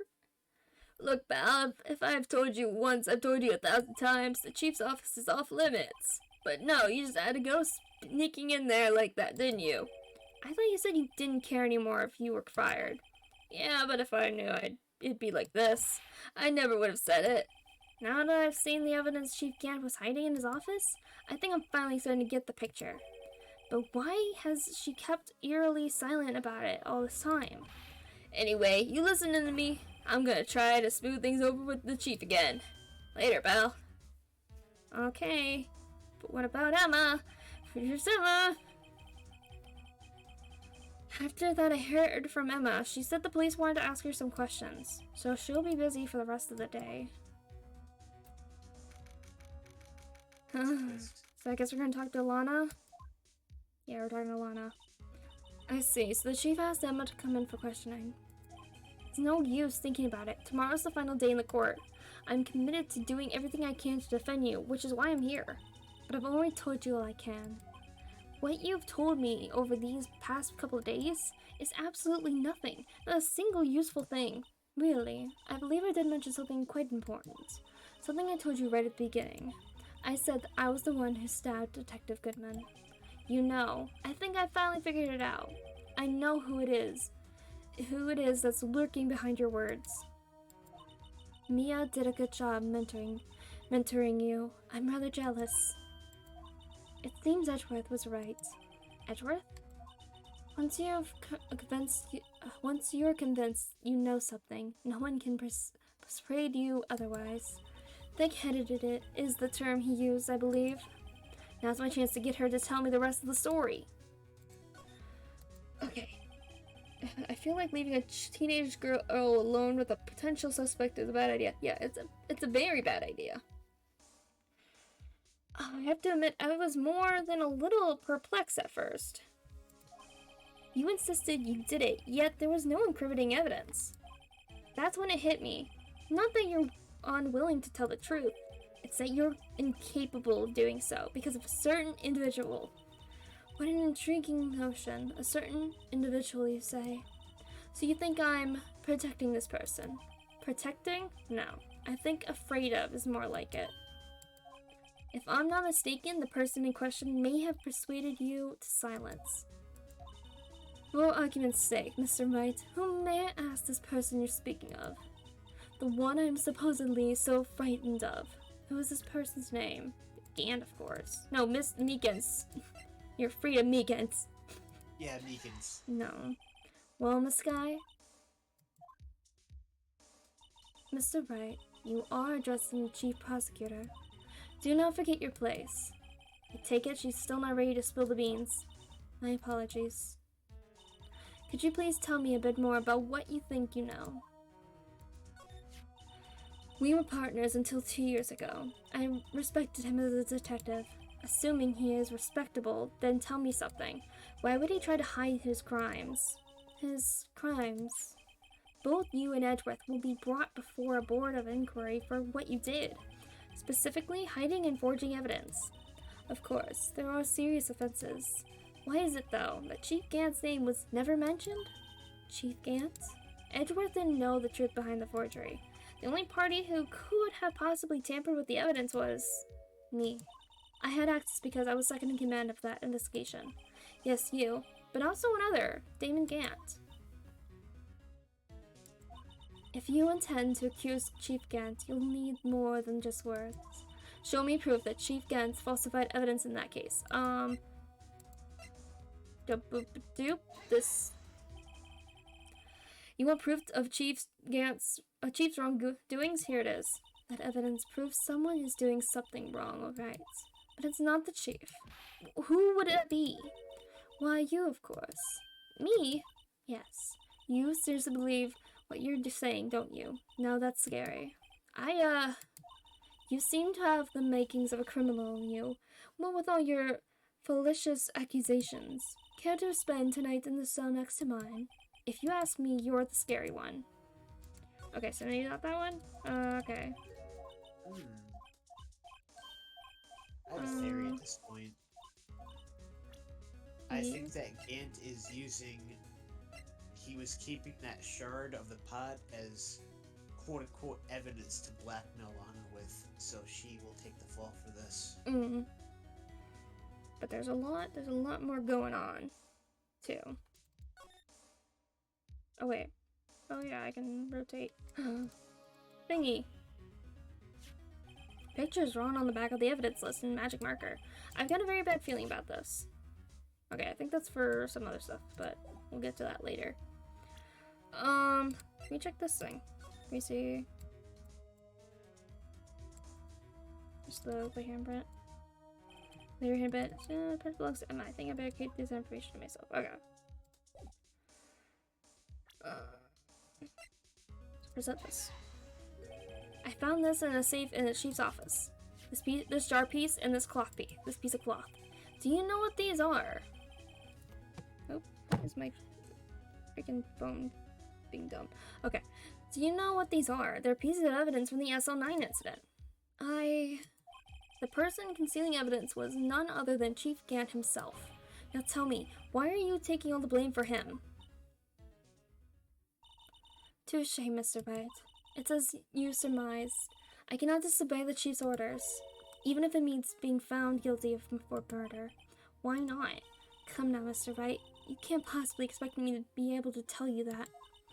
3 days ago, I had no choice but to cooperate in the murder of Detective Goodman. Or perhaps I should say, follow orders. Yes, that's more accurate than cooperate. Although I can't tell you the details, I can say that I was given an order that day. I need to dispose of Bruce Goodman's body. The body? Meaning he was already dead. So, I think somebody did the murdery at the police department. Somebody called good old Edgy to pick up some evidence. Somebody got into Edgy's car while he was getting some evidence. Then Edgy drove back to the prosecutor's office, not knowing what was in his trunk. Got there, parked his car, and then went to his office, and somebody had to go to Edgeworth's car to apparently dispose of a body. That would explain why there really wasn't any blood at the scene of the crime, although they were saying that it could have been washed away, but seems suspicious to me. Agree. Okay. Can you help me hide a body? Yeah. You'll find it inside the trunk of Miles Edgeworth's car, yep. Sure thing, boss. Anything. Just as I suspected. Despite what everyone believes, you were not the one who murdered Detective Goodman. Correct. I was trying to take the body out of Edgeworth's car. The trunk's lock was broken, and I discovered that murder weapon while inspecting the body. The murder weapon? You mean Edgeworth's knife? No. When I found the body, this was the knife stuck in it. Oh. This knife was stuck in it, not Edgeworth's knife. The knife from the SL9 incident? Serial killer Joe Dark's knife. I couldn't just leave that knife in him, so I took it out and stabbed him with the other knife. That would be Edgeworth's knife, and that's what Star saw. Oh, so she's not being a lying sack of crap. Yeah. And she's also not in cahoots with Gant necessarily. Yeah, she did see Lana stab Goodman, but Goodman was already dead. So she didn't kill him. That would be Edgeworth's knife. That's right. Even though he was already dead, my hands were shaking at the thought of stabbing him. That's why I ended up cutting my hand. And that is the reason for the bandage on your right hand. Yes, it seems I got blood on the victim's shoes as well. And then she saw me just as I plunged the knife in. Miss Star, huh? Why did you need to hide Dark's knife so badly? It took a lot of work to finally close the Dark case 2 years ago. It was over with. I didn't ever want it to be opened again. My intent was to prevent that, by whatever means possible. So, you hid Dark's knife? The weapon used to stop the detective was evidence in the Joe Dark case. If word got out, which it would, the reporters would have a field day with that. So you wrapped the knife in your scarf and hid it, in Edgeworth's exhaust pipe. Right. Then I called my sister to tell her what happened and to ask her to hide the knife that was inside my muffler. You asked Emma. I didn't want anyone on the force to know about this. That would explain why Emma is so confident about Lana's innocence. Speaking of phone calls, I had a bad feeling about one of them that day. A bad feeling? The truth is, after I received those orders from Chief Gant, the first thing I did was make a phone call. A phone call to Patrolman Jake Marshall. To Marshall? Why on earth would you call him? The lead investigator for the SL9 incident had been murdered. I wanted that fact to be kept hidden, and I needed help. He was the only other person I could trust. Or at least, I thought I could trust him at the time. However, it seems that after I spoke to him, he went off on an escapade of his own. Oh, you mean, not wanting the case to die, he decided to take things into his own hands. He disguised himself as Detective Goodman and tried to steal the evidence. He had already stolen the ID card, but it seems he still hadn't made up his mind to break into the evidence room.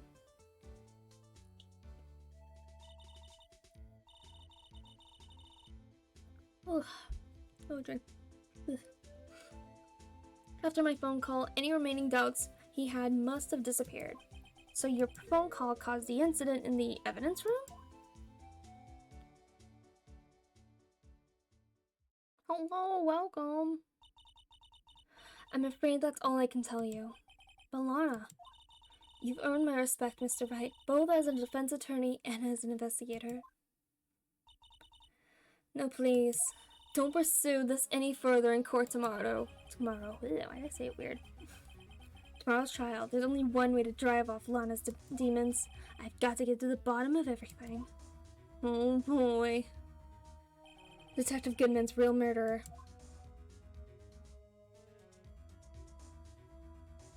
And what went down in the chief's office 2 years ago. Oh boy. We're getting to the trial. Things gonna get messy. Cause I don't know what. It's gonna be awful. Part 6? Is this part 6 of the trial or whatever? Yeah. Okay. There's been like four recesses so far. February 25th, 9:47 a.m. District Court Defendant Lobby number 2. This is the defendant lobby, alright, but there's no defendant. I've been trying to reach Lana all morning. Where could she be? And where's Emma, for that matter? It almost seems as if something's been happening behind the scenes. Oh, Edgeworth. Knowing you, you've already figured it out. Who the owner of the 7777777 ID number that is? Well, I have a pretty strong hunch. Looks like I'm not the only one who's figured it out. You know, the only reason this child didn't reach a verdict yesterday is because there was still room for doubt regarding this ID record. If the number does belong to whom you suspect, then no doubt will remain. After all, he hasn't been officially charged with anything. True, not yet. In any event, once all doubt has been removed from that list, I can call for a ruling. 5 minutes, Wright, and Chief Prosecutor Skye will be found guilty. But she didn't do it. I figured you'd say as much. That's why I came here, to hear what you have to say. This is the first time he's ever done something like this. Lana's hiding something, and the only way will ever know the truth is to draw it out of her. The truth. Everything goes back to the SL9 incident. Don't be stupid. Today's the last day of the trial. We don't have time to reminisce about the past. That depends on you. Oh.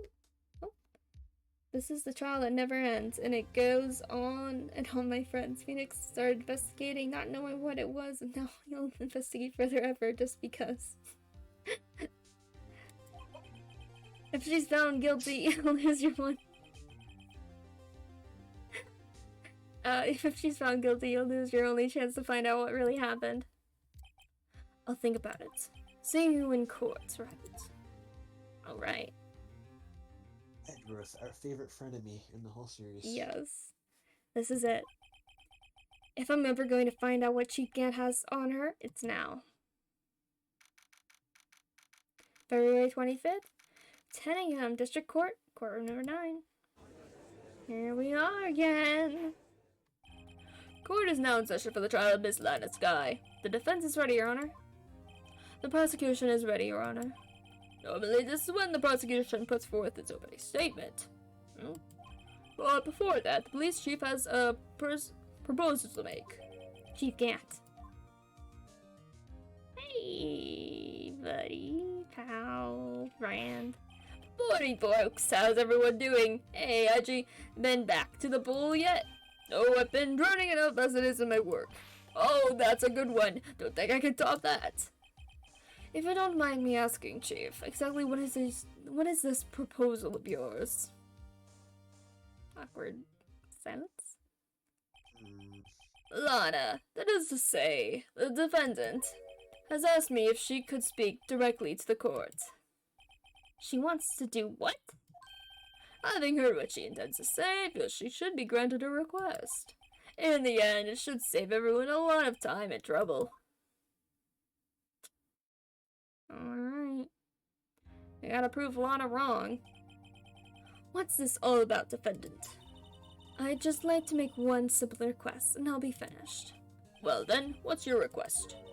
Your Honor, I'd like you to put an immediate end to this trial. It's all a trap. Yes. Huh? I confess to all charges against me. On February 21st of this year, I murdered Detective Bruce Goodman in the underground parking lot of the prosecutor's office. No, Lana!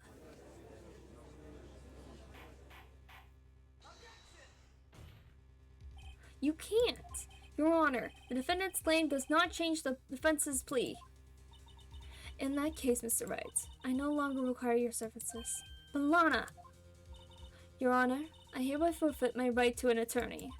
The prosecution may lack direct evidence against me, but it has sufficiently proven its case through testimony and circumstantial evidence. I would like you to render your verdict now, if you please. Well, the defendant certainly has the rights to self-representation. Oh my gosh. Representation. Oh my gosh, I cannot speak. The request is legally valid, although this is an unpreceded situation. Indeed, it appears there is no further need to continue this trial, even if Mr. Wright may feel otherwise. This can't be happening. Here's the time for the verdict has arrived. This court finds the defendant. Edgeworth, hell yeah. Let's go, Edgeworth. Let's go, Edgy. One moment, Your Honor. Mr. Edgeworth, the prosecution has not yet proven the defendant guilty of it beyond reasonable doubt. Any ruling at this stage would certainly be premature. Come now, Worthy. I understand this is a difficult time for you, but why don't you just be a good little boy and keep your mouth shut,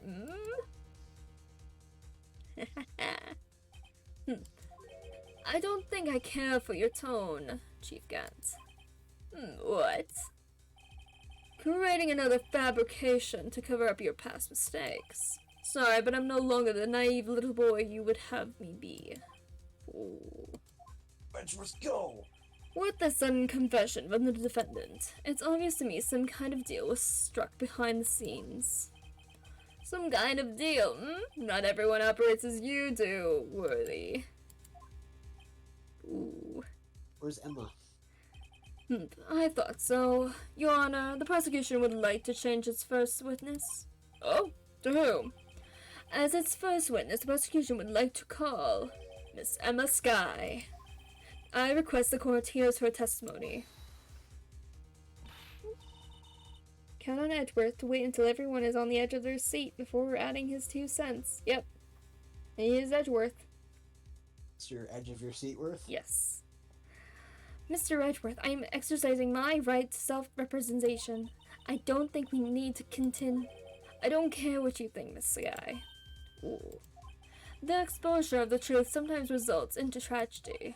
However, no matter how tragic the truth may be, it would be an even greater tragedy to avert one's eyes from it. Oh boy. Very well, this court shall grant the prosecution's request. That's okay with you, right, Chief Gant? Worthy, you'll live to regret this. Mark my words. Miss Emma Skye, please take the stand. Looks like Edgeworth has decided to take the horse by the reins. Hell yeah. I really like how suddenly this trial has actually become the prosecution and defense against Gant. I like that. Yes, it's great. Edgeworth can't even speak without being edgy. Yes, Edgeworth is the edgy. He's great, I love him. Now the witness, please state your name and occupation. My name is Emma Skye. My occupation? I'm Lena's little sister, and I want to be a scientific investigator.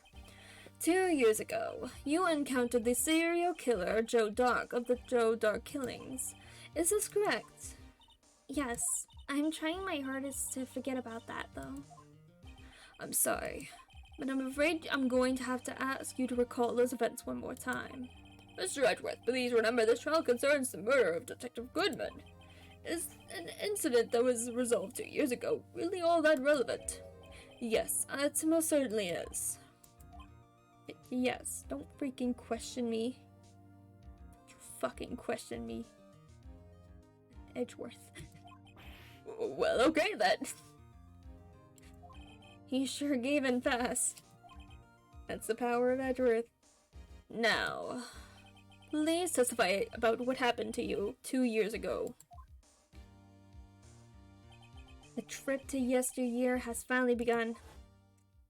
It's bound to lead to the truth behind this trial. Here we go.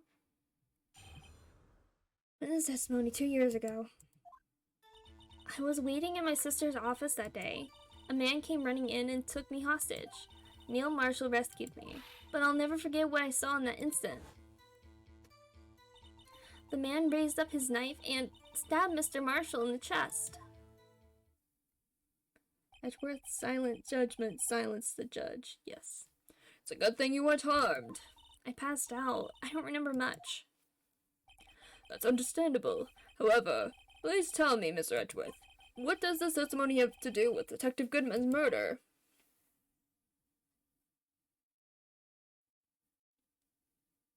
That will soon become apparent, Your Honor.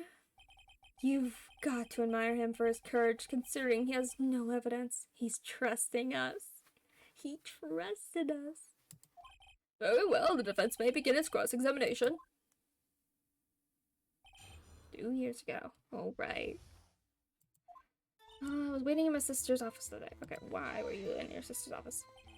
2 years ago, the defendant was a detective at the police department, correct? Yes, she was the second in command under the then Deputy Chief of Police Gant. My sister, she was the best detective ever. Yes, I remember. Deputy Chief Gant and Miss Skye used to be quite the pair. I believe they shared the same office. That's right. I'd always sit on my sister's desk and dream about playing that organ. I wanted to play it that day too. The police department and the prosecutor's office held a ceremony that day. Lena promised to take me to dinner after she finished her work. A man came running in and took me hostage. A man? Yes, Joe Dark. He was a serial killer. Joe Dark was brought in for questioning on the day of that ceremony. We were desperate to get anything on him that would lead to an arrest. When he saw his chance, he fled the room, right? Upon fleeing the room, Dark proceeded to take the elevator. He must have been in a panic because the elevator was going up. Then he ran into Sky and Gant's office. There was a lot of noise coming from outside, so I opened up the door to have a look. That's when I saw him. Neil Marshall rescued me. What was the prosecutor doing there? That day, there were two people present during Drake's questioning. Deputy Chief Damon Gant and the prosecutor Neil Marshall. Almost forgot about Gant. Neil Marshall had just received the King of Prosecutors Award.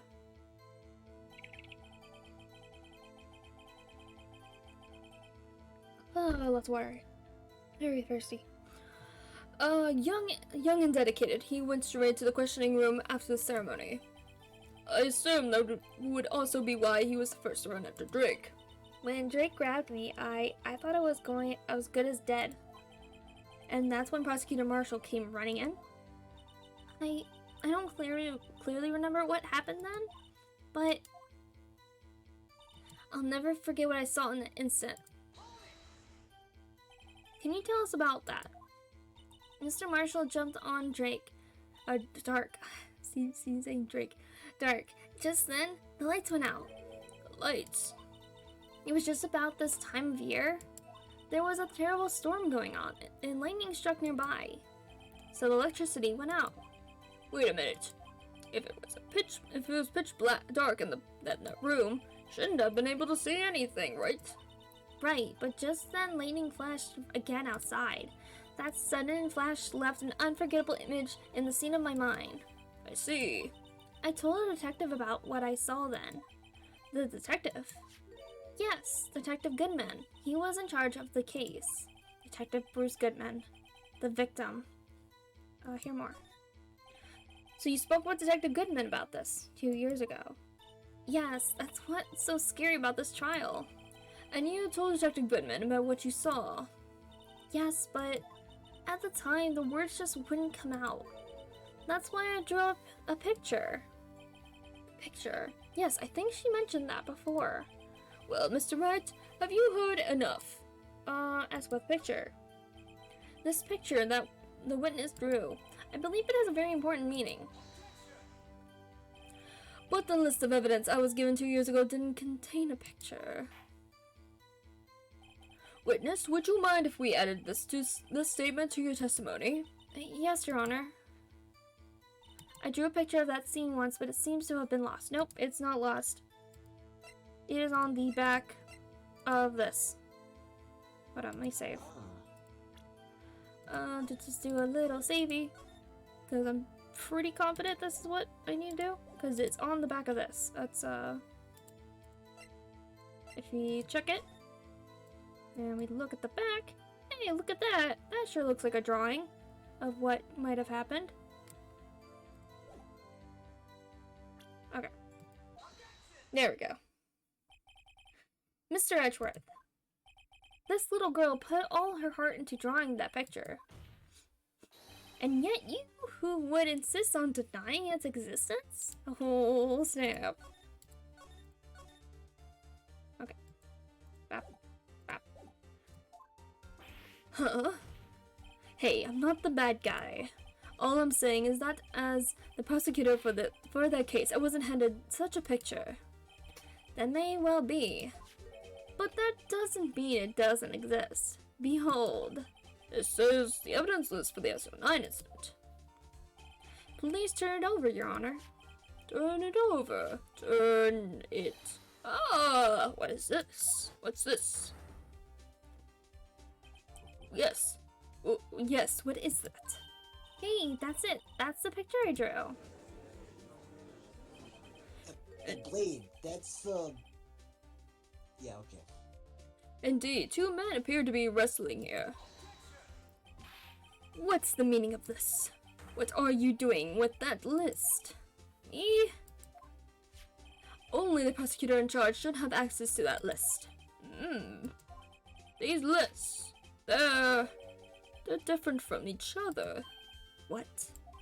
It would appear, Mr. Edgeworth, that the evidence list you were handed 2 years ago was incomplete. These two lists fit together to form one. You can see the marks here, where they were torn apart from each other. So you see, Mr. Edgeworth, it's quite obvious what happened. So is Edgeworth and Phoenix working together called the Phoenix Blade? Yes. It is. Alright. It's quite obvious what happened 2 years ago. Only half the evidence in that case ever reached you. What? What? Order, order! But Miss Sky, why did you draw your picture on the back of such an important list? Because that's what Detective Goodman had handed me in the questioning room, Your Honor. Wait a minute. If this list was torn in half, then that means... maybe there's something on the other page. Your Honor? Are you alright, Mr. Wright? Your eyes are bulging from your head. If the evidence list was torn in half, then there might be more of the drawing on the back of Mr. Edgeworth's list. Yes, that's quite conceivable, Mr. Edgeworth. It's possible. Let's see. Something wrong. Do you even have to ask? Reactions are so good. Sorry, Your Honor. There is indeed something drawn on the back of my list. It's that thing. Not that. It's the blue badger. It's the blue badger. That's that thing. That thing that was dancing in the evidence room. Clearly, this act of vandalism is the work of a certain chief of detectives. I guess he was out of scrap paper. Evidence list restored and updated to the court record. Very well, witness. Will you please testify about this picture you drew 2 years ago? Huh? Oh, yes, sir, Your Honor. What's wrong with Emma? She seemed to be thinking about something when she was looking at the picture. Can we look at the picture? I want to look at the picture. Okay, we'll do that in a second. This is the picture I drew 2 years ago. The flash of lightning was so bright, all I could see were shadows. After that, I must have fainted. This picture shows exactly what I saw in that instant. Exactly what you saw? Think a flash of lightning would burn such an image in your mind. Thanks to that, though, she was able to show us exactly what she saw. Well, I don't see any contradictions here. This clearly shows Joe Dark about to murder Prosecutor Neil Marshall. Does it, though? I don't think it does. Let me look at this. Okay, can we zoom out of this, or... I'm trying to look at this. It's like upside down. Okay. Why does it have to be like this? Why does it can't be just the clearly way that's supposed to be drawn? So this was, so there was the window, one of the windows. And then this was up here, but it was like sideways? Interesting. Okay. Okay. The defense now begin its cross-examination. Do a little saving. Okay. Alright. And this picture. This is the picture I drew 2 years ago. Just question everything.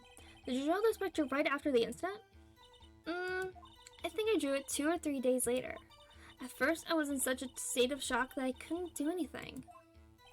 During that time, the investigation team was reorganized. Detective Goodman was placed in charge, under the direction of Damon Gans and Linda Sky. 2 or 3 days later, the memory should still have been fresh in our mind. Excuse me, witness. But can you please tell us why this picture is painted all black? The flash of lightning was so bright, all I could see was shadows. Okay, see ya laters. Bye, Dodger Dial. So at the time you didn't even know Mr. Marshall who had come to your rescue? No, I couldn't see him clearly. The lightning was so bright. And I was knocked to the floor. You were knocked to the floor. Dark had a tight grip on me, but when Mr. Marshall jumped on him, I was knocked away. I turned around, and that's when the lightning flashed. Poor Emma, I'm just glad she wasn't hurt. What happened after the lightning flashed? After that, I must have fainted. You mean you didn't see the actual murder take place? No, I'm sorry. The flash of lightning only drove off the darkness for a split second. Not only that, but the trauma of the situation understandably caused the witness to faint. Do you really need to torture this girl any further? What? Hey, I'm not the bad guy here. Anyway, this picture shows exactly what I saw in that instant. Exactly what you saw? Sorry for asking so many times, but are you sure you drew exactly what you saw? Of course, this is the exact scene. It wasn't influenced in any way from your talks with the detectives? Are you insinuating we somehow manipulated her memory, Mr. Wright? No, of course not. I'd better watch out or he might find some way to cut my salary. I drew this picture before I heard anything from the detectives, so I don't think anyone's story would have influenced me. Mr. Wright, is there something that's bothering you about this picture? Huh? Oh, well... That's strange.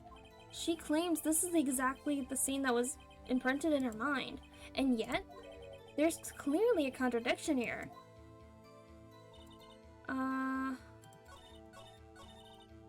Wait. Okay.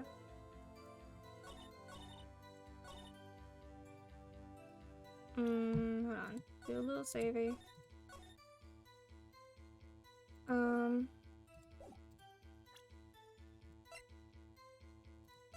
What does it say with the picture?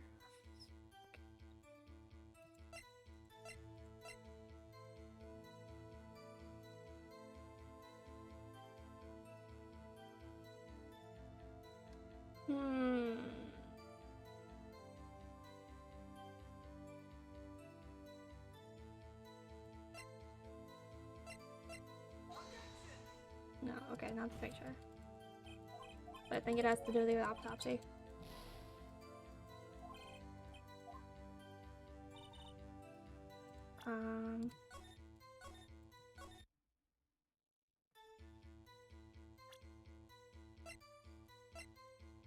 So it's... yeah, the autopsy. I hate to be the bearer of bad news, but this picture the witness drew... save. Boop. Nope, no, not title screen, no. Okay. Contains a blatant contradiction. What? But I still remember it just like it was yesterday. Mr. Wright, perhaps it would be faster if you simply pointed out this contradiction for us. What part of this picture contradicts the autopsy report?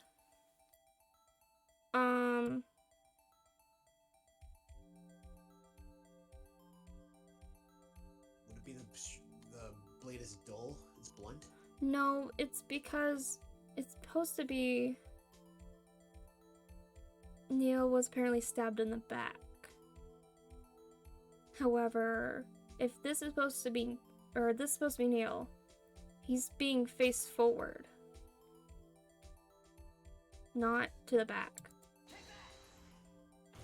Yeah, he's facing forward. I think it's this part here? I don't see what's so strange about it. Because the drawing stinks. Okay, no.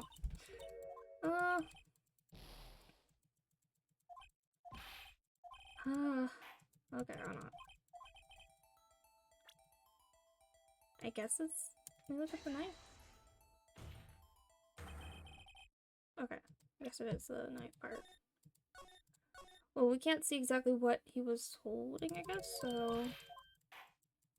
It's not very clear. Okay. The thing holding in the hand. The contradiction, of course, lies here. Take a look at the knife the man is holding. If you look closely, you can see that its tip is broken. Even I don't have to look closely. See that, Mr. Wright? But Mr. Wright, look at the evidence. See the murder weapon? But the tip was found in the anneal. See the murder weapon? The tip is broken too. If I recall, the tip of the knife was found broken off in the victim's body. It was the conclusive piece of evidence that proved Joe Dark was the murderer. But how was it already broken? I'm afraid it's not so simple, Emma. And where, pray tell, could you possibly see a problem? It's obvious, really. The victim suffered a single stab wound to the back. If the victim was only stabbed once, then the murder weapon should not yet be broken. What's the meaning of this? Perhaps the knife was broken beforehand. No, because we found the tip in the freaking person. Sorry, but I'm afraid that's not possible. The tip of the knife was found inside the victim's body. If it was broken beforehand, it couldn't possibly wind up there. That's right, but what does this mean? The tip of the knife was undeniably discovered within the victim's body. The only possible explanation is the witness's memory is mistaken. That's why I asked her so many times if she was sure she remembered correctly. I believe you were annoyed at the time, but she was sure she remembered correctly. But there's no other way to explain this inconsistency. There is. Not so fast, Mr. Edgeworth. There is another explanation. Have you forgotten already about a little something called falsified evidence? You're treading on thin ice, right? All I'm saying is that this broken knife tip might be the piece of evidence that was forged. You can't deny the possibility. No.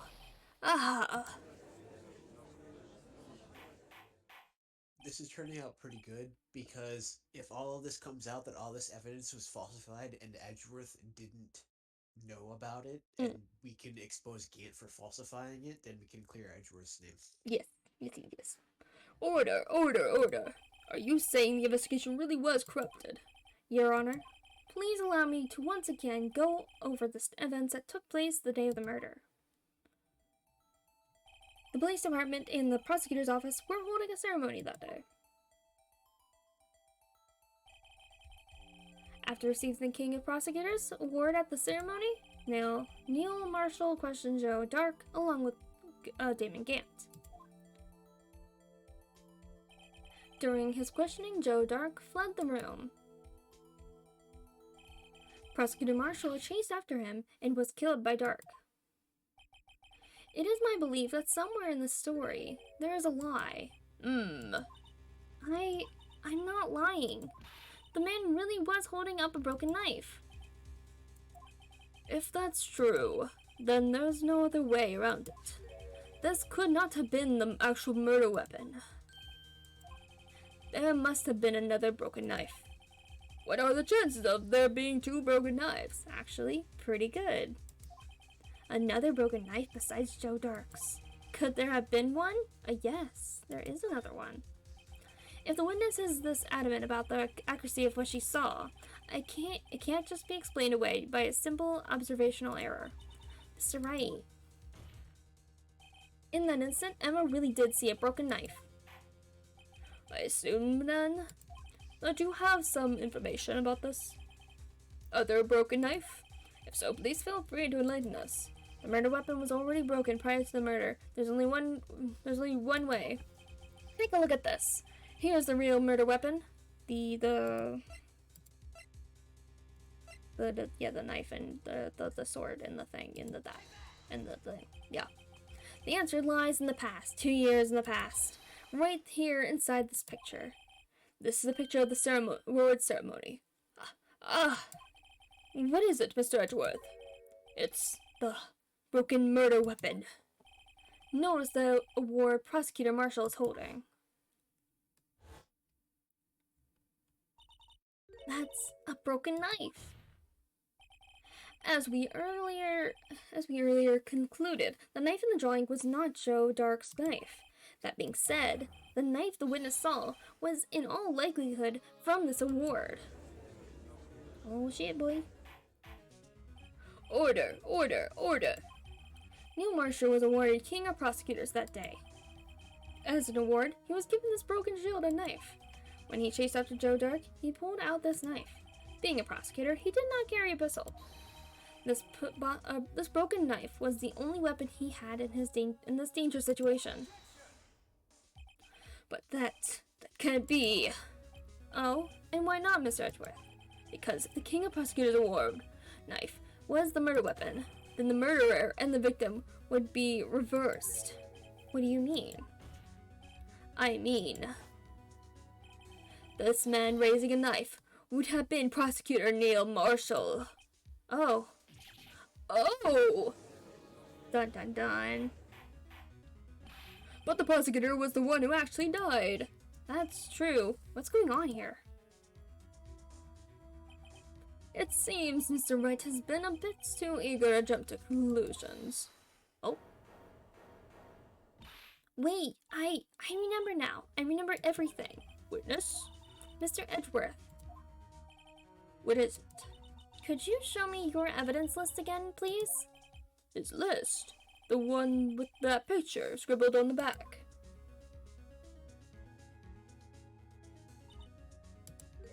I knew it. This picture.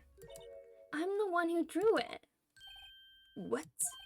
You drew that? That's right. The list wasn't torn in half at the time I drew this picture.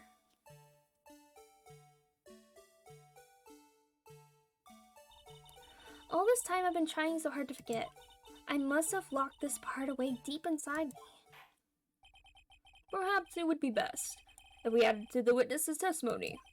Would you please tell us what you've recalled, Miss Skye? Yes, Your Honor.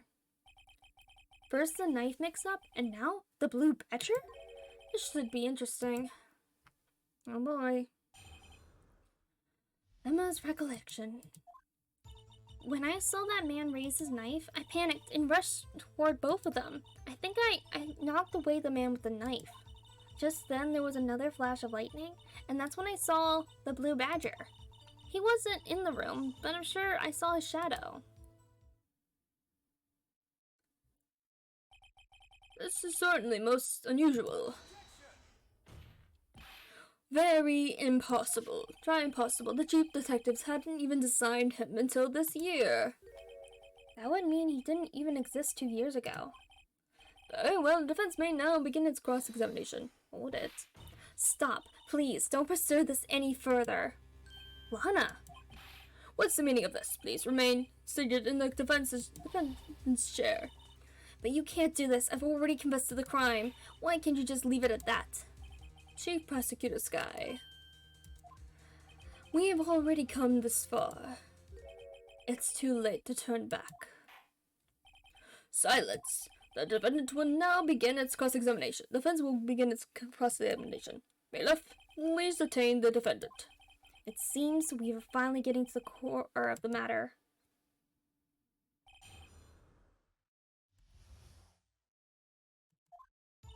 When I saw that man raise his knife, I panicked and rushed toward both of them. I think I knocked away the man with the knife. Just then there was another flash of lightning, and that's when I saw the blue badger. Okay, so wait, when I saw the raise his knife. When you say that man, I assume you refer to Joe Dark. Yes, at least I think it was him. You think? All I could really see were shadows. The power outage that immediately preceded the incident. It also documented in the prosecutor's office reports. So then you... I panicked and rushed toward both of them. Why would you do something so dangerous? What else could I have done? He was about to stab Mr. Marshall.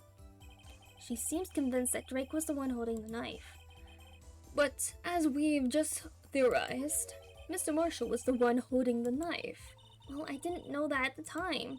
When that dark guy knocked me down, all I could think was, I've got to help that other person.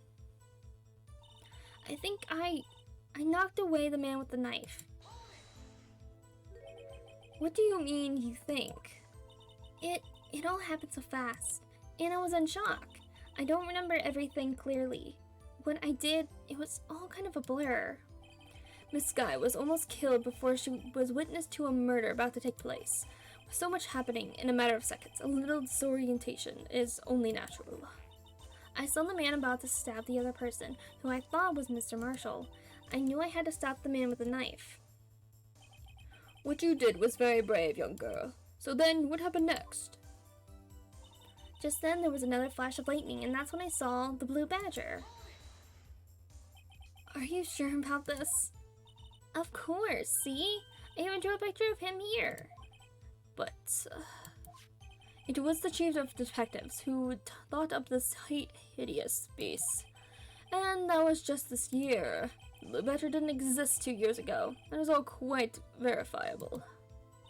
I know it sounds strange. I was surprised too when I saw him at the police department. I had this nagging feeling that I've seen him before somewhere. Now I finally remember.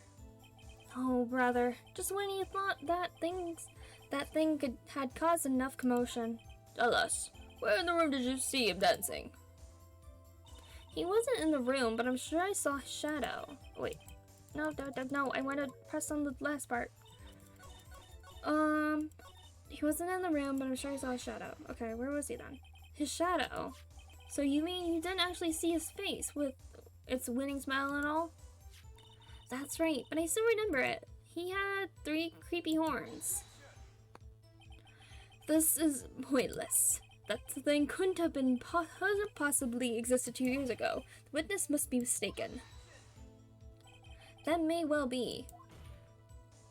But what's important is what caused her to think she saw what she did. Oh, and I suppose you have an explanation. If so, then by all means, please tell us what this shadow really was. What was it Emma saw when the lightning flashed? Who is this blue badger really? What would look like the blue badger?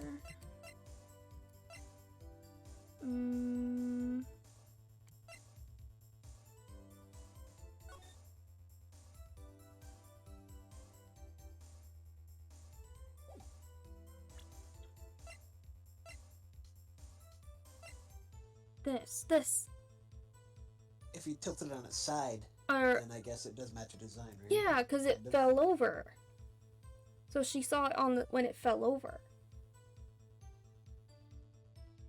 So as it was falling, the lightning struck, and she saw that. This explains how her bloody handprint got on it, right? Yeah, or not. She got bloody handprint on a leather thing, which we don't know exactly where that's from. But it would explain why there's blood in the first place on it. I should know.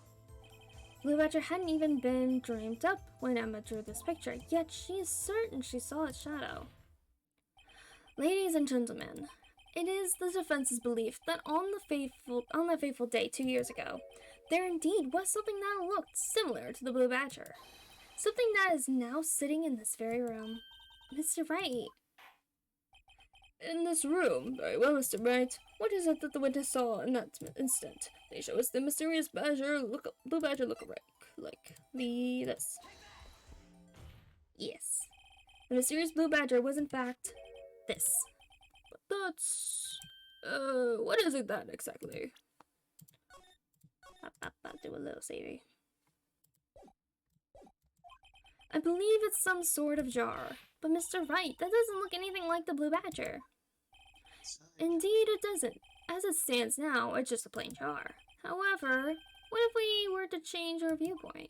I've got to show them the correct angle to look at this from. So, if you looked at it... Here... No, this is not... Does not want to cooperate. Okay. And then... Oh. Can you go up? Please? Please? Okay, and then... Yeah. Like that. What? It does! I'm trying to.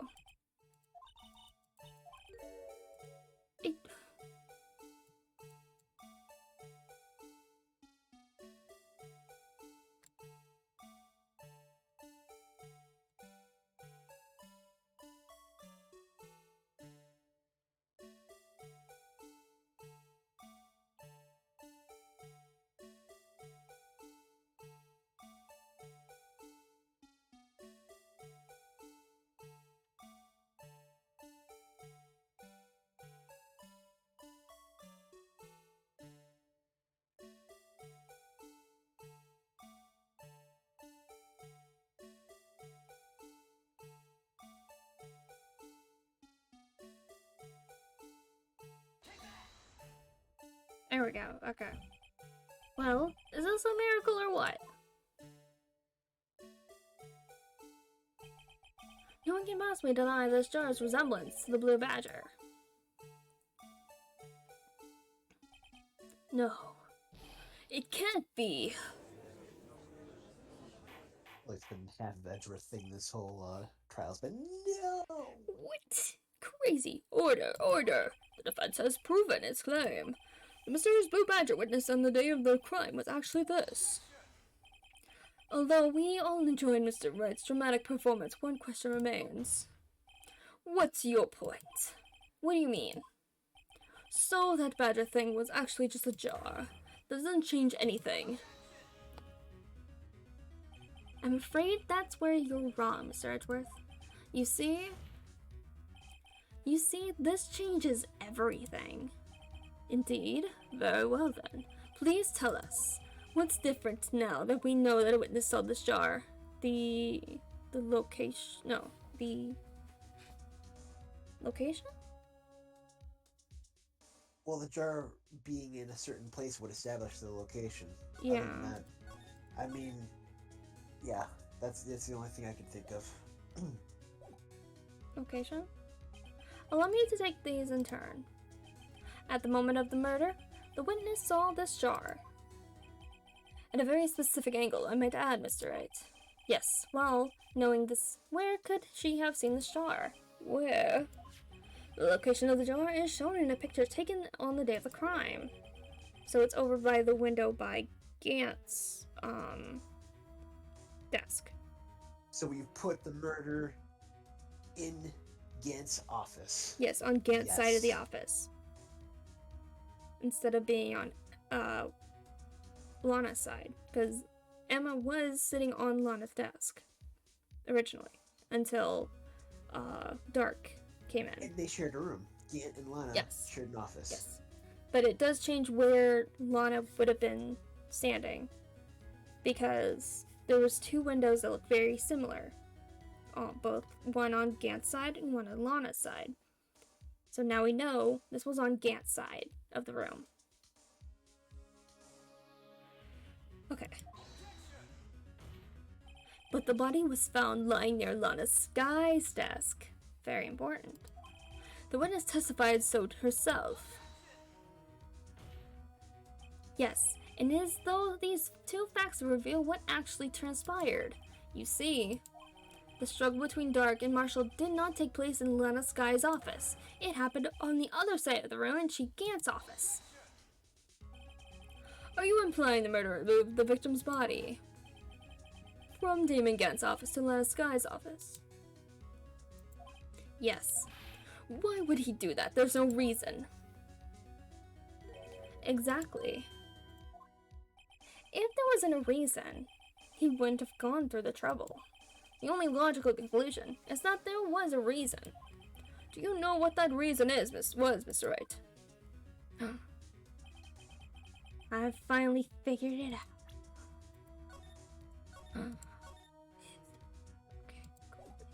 Okay. So this is why Lana tried to stop the trial. It's too late to quit now, though. Please recall the witness's testimony. She said she knocked away the man who was holding up the knife. Oh, I remember now. Yep, and this is why Lana wants to sweep it all under the rug and plead guilty, because if she doesn't, then... It seems to... What's the only reason why Lana would want to do all of this? To protect Emma. And Emma remembered that she pushed the person with the knife. And from what we can tell, the person with the knife was actually Mr. Marshall. And Mr. Marshall died by a stab in the back. So, she said she knocked away the man who was holding up the knife.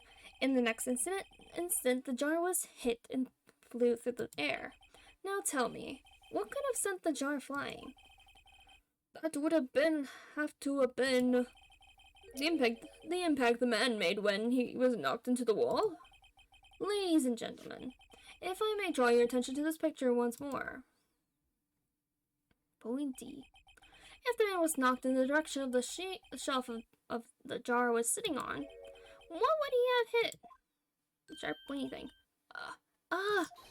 The suit of armor, holding a very sharp and dangerous-looking sword. Yes.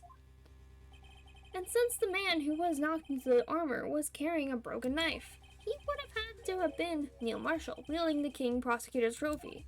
No, Mr. Wright, you can't be thinking. Yes, there is another possibility of what actually transpired in that room. Another possibility? Of course, the perpetrator would have had no idea, but nonetheless. I don't know if I can go through with this. Mr. Wright, what's the matter? If events took place as the defense theorizes, then the outcome is obvious. In that moment, assuming the man Emma Skye knocked away was actually Prosecutor Neil Marshall. Uh-oh. He was responsible for his death.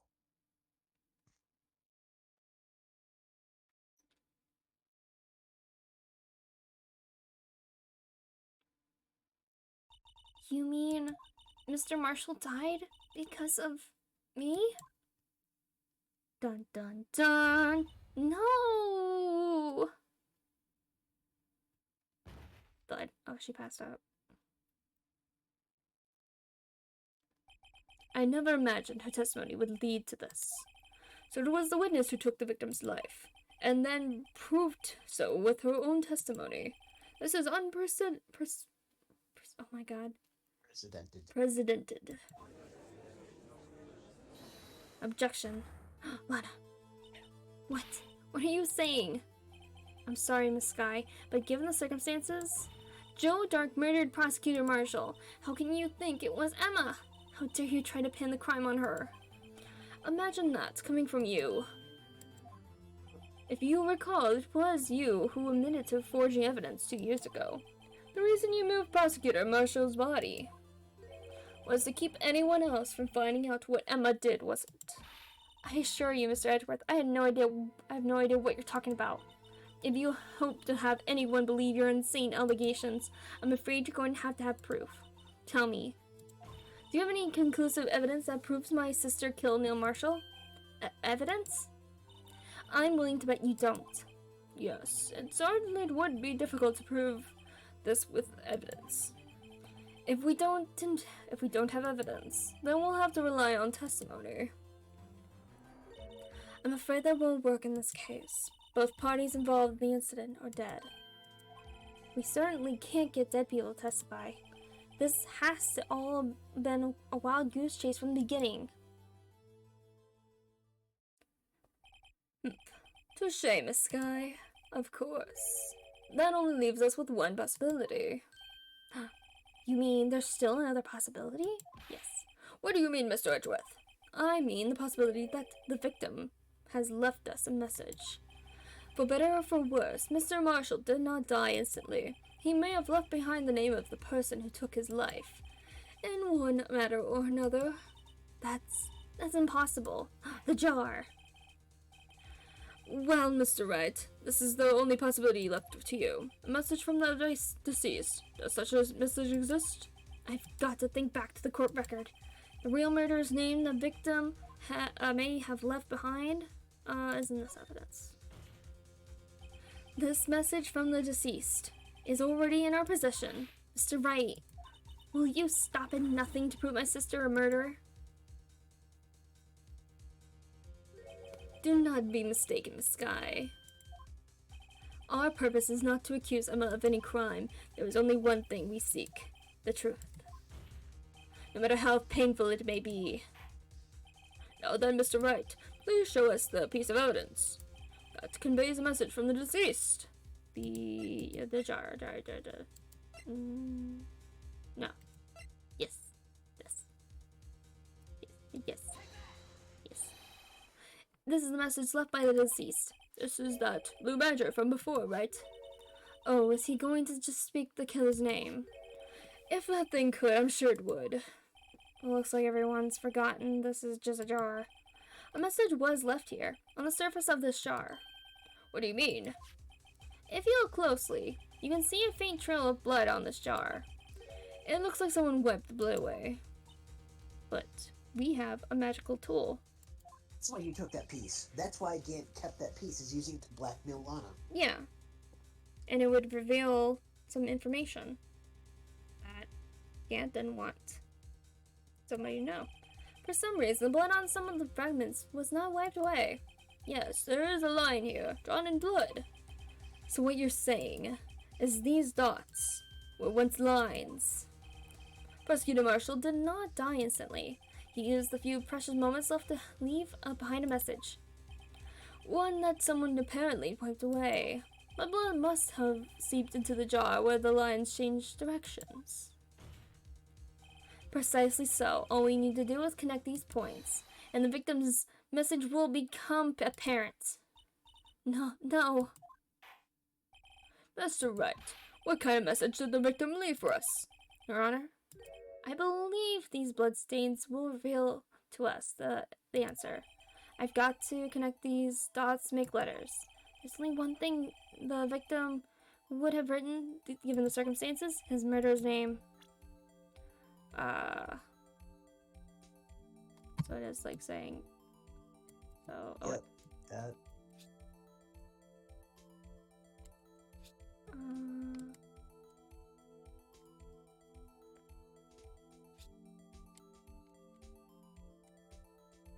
Come on. It left. Oh, that's not. Okay. Okay, so it's fine like that. Okay.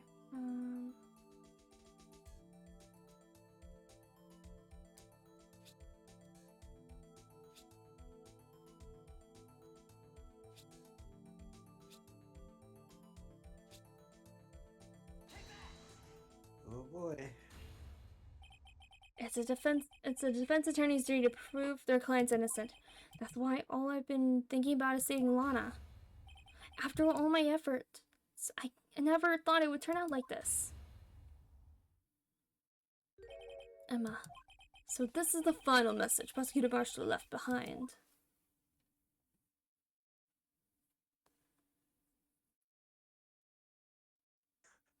Lana's firing us. Lana's gonna file a civil suit after this. Against us. Of all people, she may not have meant it, but in the end, the one who took the victim's life was Emma Skye. The other Jew was innocent. At least of this. Jake Dark was innocent. See, Worthy, can't say I didn't warn you. Chief Gant, you understand the implication of what you've done? What? What are you talking about? 2 years ago, Joe Dark was sentenced to death. He was convicted because of his final murder. I believe you were the prosecutor in the case, were you not? Ack. And we just found out that he didn't kill Mr. Marshall. Yes, Worthy. Because of you, an innocent man was sentenced to death. Not only that, but you used forged evidence to ensure his conviction.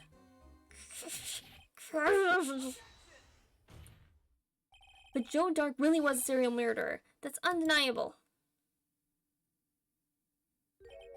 I'm afraid that's not important. Didn't you know we aren't defenders of justice? What? We're merely keepers of the law. Sentencing a man to death is no light matter. Even if there wasn't any cover-up or evidence forgery, ultimately the responsibility falls on the prosecutor in charge. Despite what anyone may say, this fact cannot be denied. Ooh. What's going on at the prosecutor's office? They might have sent an innocent man to his death. How can he just stand there like it wasn't his fault? Order, order, order, order! The gavel's pounding fell on deaf ears. Unable to settle the crowd, the judge declared a recess. Where this trial is headed, no one knows. Oh boy. Oh, okay. Emma was 14 when this happened, and it was not an intentional death, so she'll probably get off late. I mean, we had the same issue with Edward's thing, where he thought he killed his dad. But he was like 10 years old. True. But we'll... But it turns out he didn't do it. Yeah. No, Edward did not. So maybe Emma didn't do it. True. February 25th, 12:06, District Court, Defendant Lobby number 4. Because we still don't know what the purpose of that leather cloth was with Emma's prints on it. True. Where did it come from? Sorry, Edgeworth. I didn't mean to get you in trouble. Don't worry about it. This is my problem, not yours. Hope I'm not interrupting anything, Battles. You kinda are. You are. Oh, guess I am. I'll come back later. No, Gumshoe, come back. Gumshoe, wait, Detective Gumshoe, what is it? You've got a lot of nerve, pal, making a detective run around all around while on duty. And top it off, you caught me here. I've seen happier people at funerals. I take it Lana's having you run errands again? Let me tell you, this is the last time, pal. Here. She asked me to give this to you if there was a break in today's trial. Evidence law. Evidence law? Judge Worth was talking about this just the other day. You must know the 2 rules of evidence law. Rule number 1, no evidence shall be shown without the approval of the police department. Is that right, Mr. Wright? It seems so. You could at least study some evidence law, really. The chief prosecutor also wanted me to give you a message. Message? She said if you're planning to take him on, you're going to need this book. Him? I guess I'll need to give this book to a thorough read. And it's also getting something to pocket. Doesn't look like that book will do you any good. Now, though, all that stuff now is the chief prosecutor's sentences. That's where you're wrong, Detective. Huh? Haven't you figured it out yet? Why I'm still sitting on the prosecutor's seat, despite all these allegations being thrown at me? Mr. Edgeworth, the real trial today hasn't begun yet. Dun dun dun. What? What is there left to do? Your credibility's been all but ruined from this forged evidence you were unaware of. Emma's guy found out she unwittingly caused a man's death. And now you're telling me you want to do more? You gotta be kidding me, pal. You're missing the point, Detective. Lana didn't murder Detective Goodman.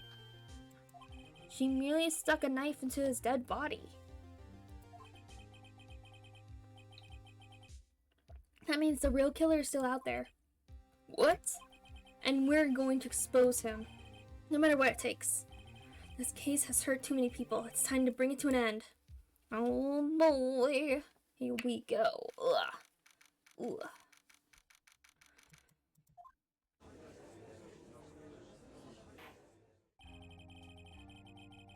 Court will now reconvene for the trial of Miss Lana Skye. Mr. Edgeworth. Yes, Your Honor. The inquiry committee is planning to impose harsh penalties for your actions. Thank you for the news, Your Honor. Yes, well, morbidly, this is why the prosecution calls forth a witness, but, cough. This isn't easy to say. You see, there is some concern that you, Mr. Edgeworth, may have, struck a bargain. You think I may have manipulated the witnesses. I didn't say that. It just, you see, everyone has been talking and... Very well, Your Honor. I have a solution. A solution? That being the case, the prosecution will allow the defense to call forth all further witnesses. What? But there's no precedent for what you're proposing. Undeniably, this is an unusual arrangement, but a very effective one. It would prove that I haven't struck any deals with the witnesses. Well, Mr. Wright, what do you say? Unbelievable. Edgeworth has found a way to continue the trial. Very well, the defense accepts the prosecution's proposal. Then it's settled. Then, defense may now call forth the next witness. Mr. Wright. You do realize this is your last chance if you call the wrong witness. This trial is as good as over. Defense calls. The time's finally come to bring out the real murderer. Alright, oh, okay. I have to choose it first. Just gotta save real quick, but okay. Damon Gant. Defense calls Damon Gant to the stand. Dun dun dun. So I want to look at the thing we got. Rules for submitting evidence. Rule number 1, no evidence shall be shown without the approval of the police department. Rule number 2, unregistered evidence presented must be relevant to the case on trial. Okay. Okay. Damon Gant, okay. Damon Gant? What does he have to do with anything? As the defendant's partner 2 years ago, Mr. Gant has first-hand knowledge of the crime. I feel we should hear what he has to say about it. As luck would have it, he should still be in the courthouse. He would also be the least likely to have been manipulated by me in any way. Wouldn't you agree, Your Honor? True. All right, Bella, please escort Mr. Gant to the stand. Hello, Mr. Gant. Welcome back. Witness, please state your name and occupation. What is this, some kind of practical joke? I was just on my way to lunch. Your name and occupation, sir. Worthy, are you sure you want to do this? Your name and occupation. Ooh. So, you want to play hardball, eh? But please, Mr. Gant. Fine. My name is Damon Gant. I'm the acting chief of police. Now then, Chief Gant, the court requests to hear your testimony. Oh, righto, what's with the grim face? First, let's clear up this SL9 incident. Oh, you mean that time when Lena's sister murdered the prosecutor? Personally, I think it's been made pretty clear already. There are still some things unaccounted for. Oh, like what? Like the role you played in all of us. Speechless for once, huh? Son, either you're very brave or very foolish. I'm both. You are aware, of course, that a police chief has all kinds of weapons at his disposal. Weapons? Sure, take my testimony for example. I don't have to give it if I don't want to. What? Is that true? I'm afraid so. The chief of police has the right to refuse to testify. Of course, such an action carries with it certain risks. Don't worry, I'm not here to hinder your trial. Just remember, if this turns out to be a big waste of time, don't say I didn't warn you. Very well, the witness may now begin his testimony. Alright. As I recall, Neil and I were questioning him that day. Make a long story short, we slipped up. That power outage didn't help either. When I went to my office, I found Lana there. Apparently she had already... Oh my goodness. Ah. Apparently she had already arranged the crime scene. As you can see, I had nothing to do with the forgery. Sure, except we found the piece that was missing from the jar in your safe. Is that when Dark was arrested? Him? He was lying on the floor unconscious.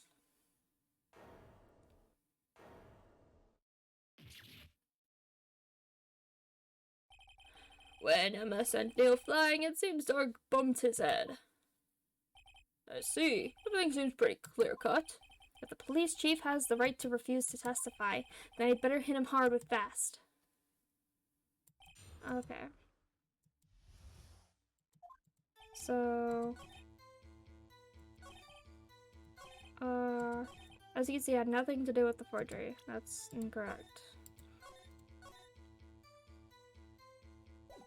Let's try to press it first. So you're saying that the forgery had already taken place by the time you arrived at your office? That's exactly what I'm saying. I can understand how Lana must have felt, but moving a body and hiding evidence are inexcusable no matter what the circumstances. This is how it really went down? Starting at the witness won't do you any good, Mr. Wright. If you're going to start anything, you're better off staring at the court record. Worthy, always a smooth talker. But what should be the evidence? The highest forgery, admit the forgery evidence, but that can't be the whole truth. Someone got the link, get the incident. Okay. Apparently. So you see, I had nothing to do with it. Yes, you did.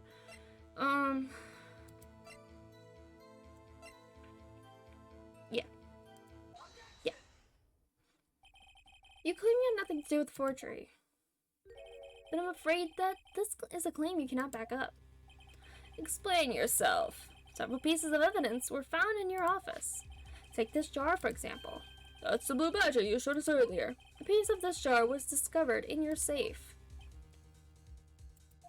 Not only that, but the evidence list I presented earlier was actually found inside your desk. It was found where? You see, Chief Gant, these articles of evidence uncovered in your office are both concrete proof that you also played a part in the illegal investigation. Oh boy.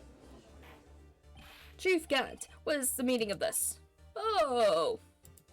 As a defense attorney, you may even rival Worthy. So you admit to it then? That you were involved in the forgery? Ooh, me? Or do you mean you? Me? Why would I have anything to do with that? Well, you were the one who stuck into my office when you found this evidence. Prosecutors aren't the only ones capable of forging evidence, you know. Defense attorneys can do so too. Isn't that right, Righto? However, Detective Gumshoe was present during the investigation. Worthy, my boy. Not even detectives are exempt from the law. Rest assured, Dick will receive his due punishment. What? If Detective Gumshoe's salary drops any further, he'll end up paying to work. Well then, in light of the detective's presence, please give us your testimony regarding these pieces of evidence found in your office, and in relation to the forgery that took place in the crime scene. My. Kids these days no longer know how to put two and two together. Sure. Let's see, what was it now? Jar fragment and a list?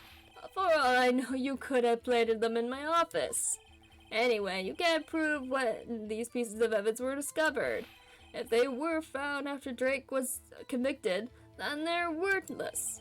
There's no reason I'd participate in a forgery. Regarding the crime scene wouldn't help me out in any way. But they weren't in the thing. Mr. Wright. Yes, Your Honor? When investigating the crime scene, you should have been more careful to observe preserve protocol. Do you understand that I am the chief of police, right? There will be consequences. Oh. Indeed, I believe I will press charges, so you won't make the same mistake again.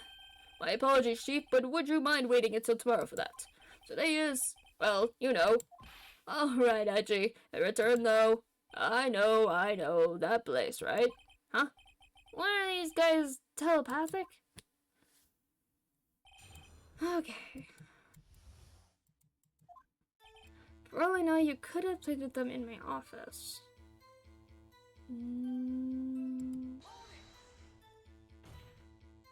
I appreciate it if you'd stop making these ridiculous allegations. Yes, you do have a point. You wouldn't have the guts to do something like that. What? I'll have you know, back in the day I broke into a cattle ranch and tipped. But Mr. Wright, what are you saying? Anyway, you can't prove you didn't carry in the evidence, can you? If you have proof to the contrary, you're going to need it later. Later? What are you talking about? What else? I'm talking about when Righto's prints are found. Yes, if they're found inside my safe, they would prove his investigation was illegal. Grr, I never face anyone as slimy as this guy. Anyway, you can't prove when those pieces of evidence were discovered. Can't? I don't think so. What do you mean by that? This is all purely hypothetical, of course. But suppose I did place those items in my safe. Such an act wouldn't necessarily constitute forgery. If concealing evidence found at a crime scene isn't forgery. I'm not through speaking yet, Righto. It all depends on when the evidence was discovered. If they were found after Jark was convicted, then they're worthless. Okay. Unless they're being used to blackmail somebody. Namely, they're being used as leverage to make Lana plead guilty to Goodman's murder. Can I look at the back other side? No. Okay.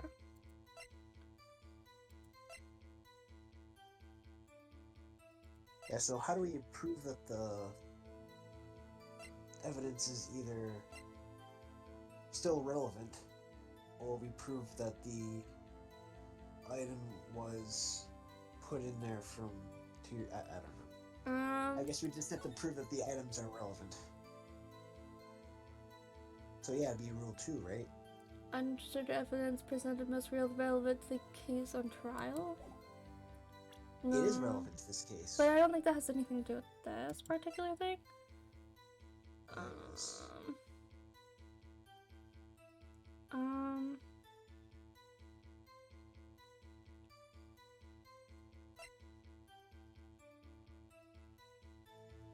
If they were found after Jake was committed, then worthless. May just try pressing more. Are you saying that this jar fragment wasn't discovered in the initial investigation? It would appear not. After all, it wasn't listed in the evidence list. For all we know, it could have suddenly materials the day after dark was our sentence. Oh, and wouldn't that be convenient? Right. The chief is talking about a possibility, so long as you can rule that out. Your remarks, however clever they may be, will only succeed in wasting time. Tell me something I don't know. Now, Righto. Think about it. There's no reason I'd participate in a forgery. There's no reason you'd participate in a forgery?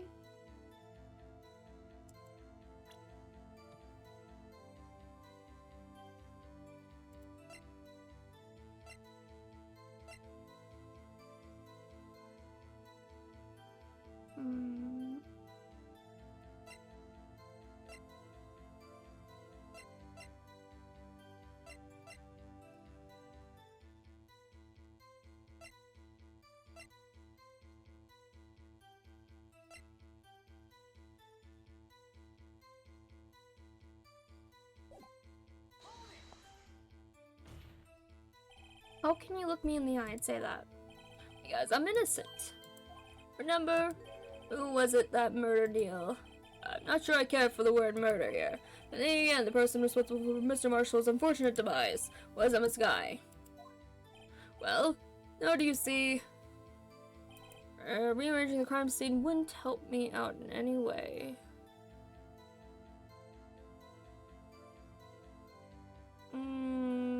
Wouldn't it? Might as well press him on it. Might as well press it. Yeah.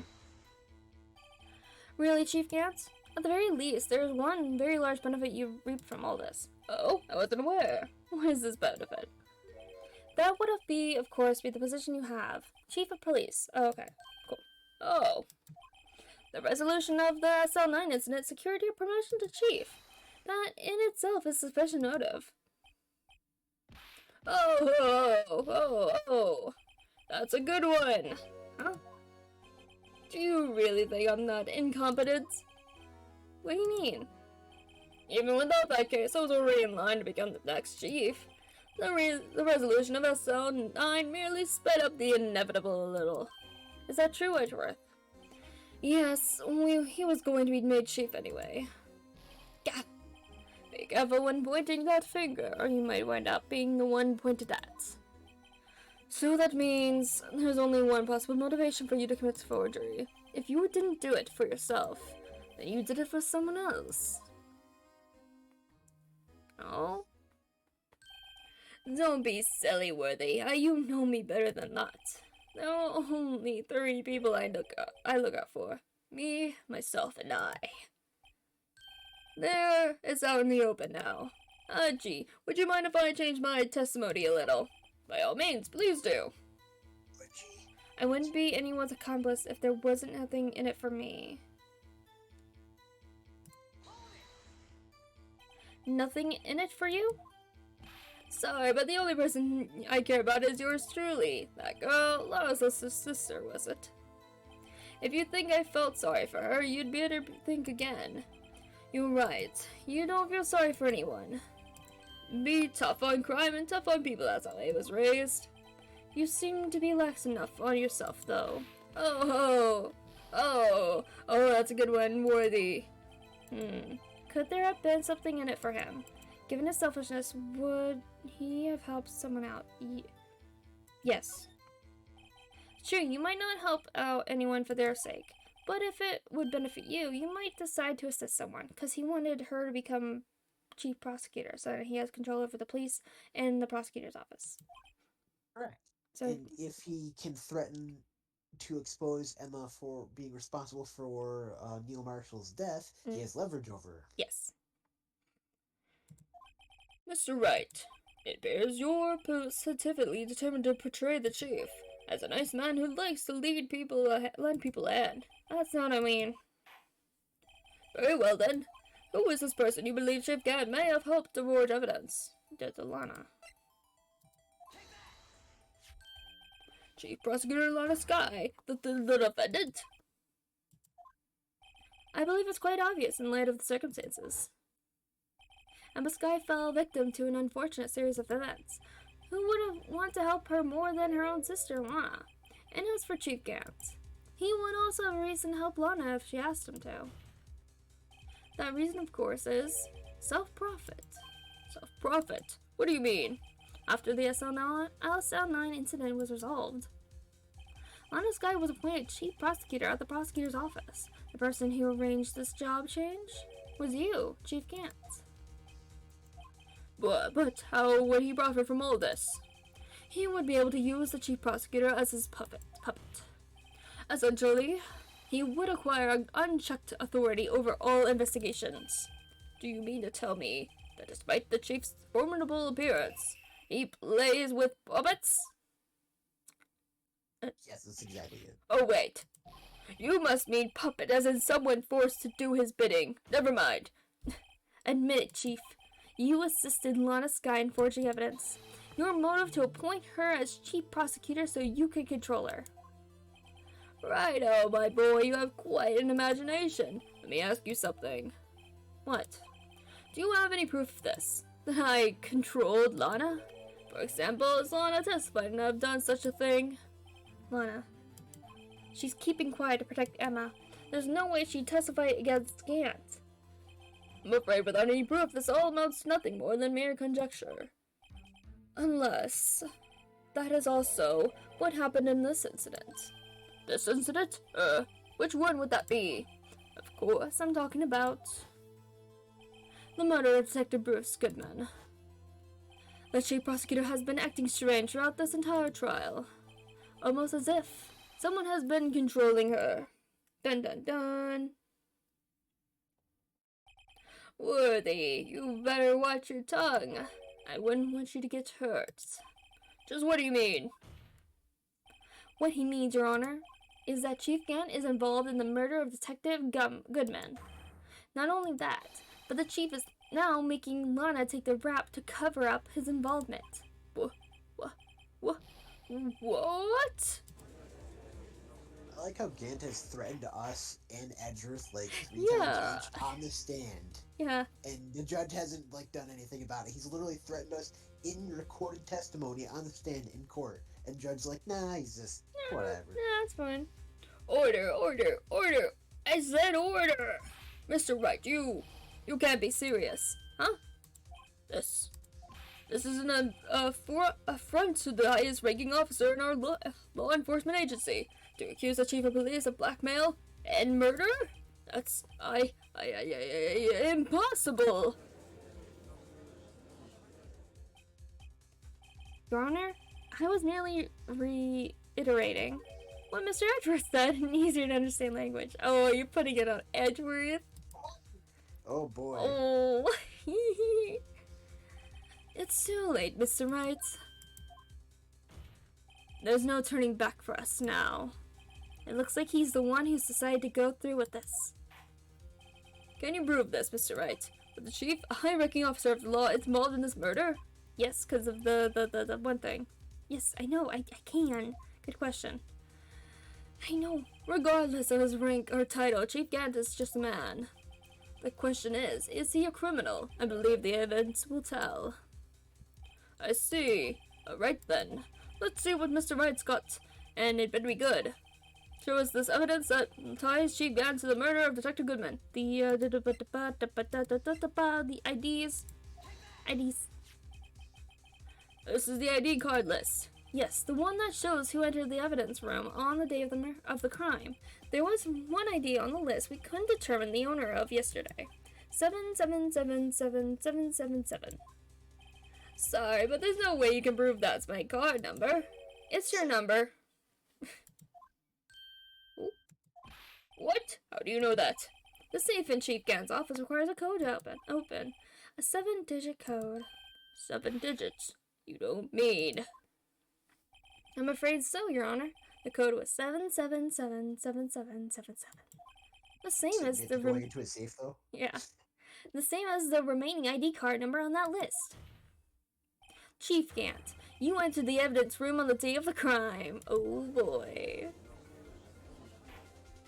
Order, order! Chief Gant, what do you have to say?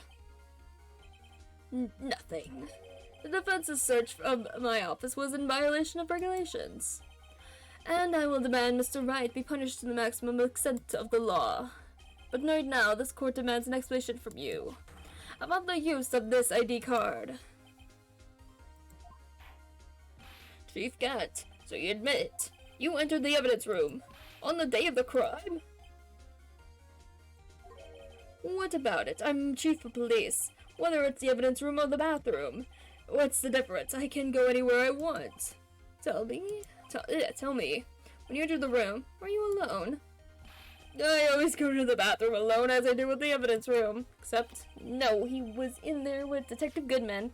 Detective Goodman wouldn't have happened to be with you that day, would he? Of course not. Why would he be? I hadn't seen him in days. You hadn't seen him in days? Chief Gant, I'm afraid you've just undone yourself. On that day, you had to have met with Detective Goodman. What do you mean? This trial's purpose is to determine Lennis Guy's guilt. No, it isn't, Your Honor. This trial's purpose is to determine the truth. If Chief Gant met the victim on the day of the crime, then we need to determine one thing. What transpired during that meeting? In that case, Mr. Wright, I'm going to have to ask you for evidence. Shows proof that the victim went to meet Chief Gant on the day of the crime. The timesheet. Yeah, the timesheet again. Yeah, because that would prove that because we didn't see Goodman leave. Yeah, on the or enter. Footage. You didn't see him enter because it only records when people enter. Gotcha. Yeah. So it showed him later on, but he was actually already at the prosecutor's office. So that couldn't have been him. We found out this was actually Jake Marshall. Okay. Yes. So. Okay, so it doesn't help us. Well, it does because that was later. Detective Goodman had to go to the evidence room to get evidence from the SL9 case. So that was the only case he had to get to take over to the prosecutor's office to be locked away. However, how would he have been able to do that if there's no record of him being in there? So it is this. There's got to be something more solid than this. On that day, Detective Goodman had to go to see Chief Gant. Sorry to interrupt your thing, but the court is waiting. Oh, dang it. I thought that was totally it. Oops. Well, let's see you could write up your letter of termination. Regardless, you did see Detective Goodman that day. Okay, that's proof.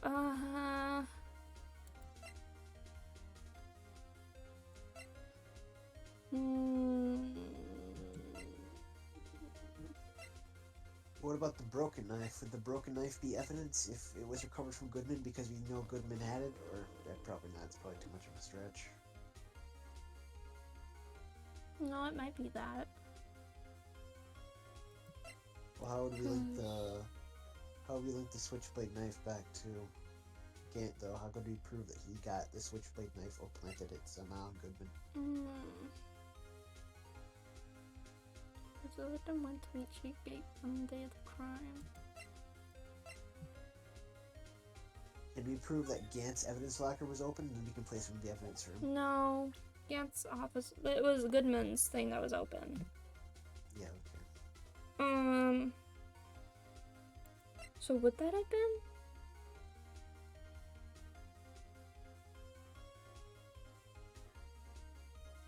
Because they used the glove in order to keep the door open.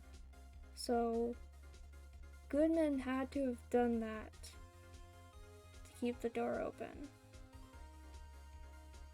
For Jake. I thought we established that was Detective Marshall, though, with the rubber glove. Yeah, but somebody would have had to put it there. Because only the detective that can open it is the one that it belongs to. Goodman had the SL9 evidence. Yeah. Jake was trying to get the evidence from the SL9, but obviously Jake can't open it. So somebody had to have opened it and left something in order to keep it open. If that's the case, then evidence locker would be the proof, I think. Maybe? If that's the case.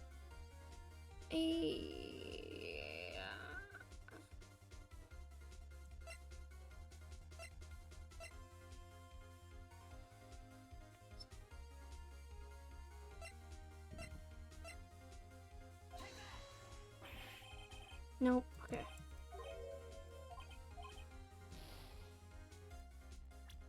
No, do a save so I don't keep messing up. Okay. Can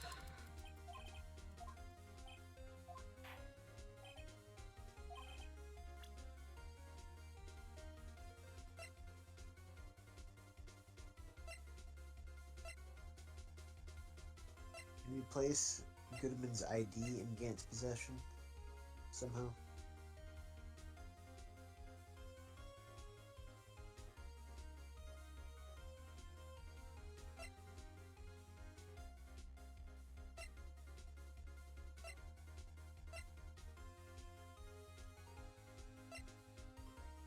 I think it's the glove. I feel like. No? No?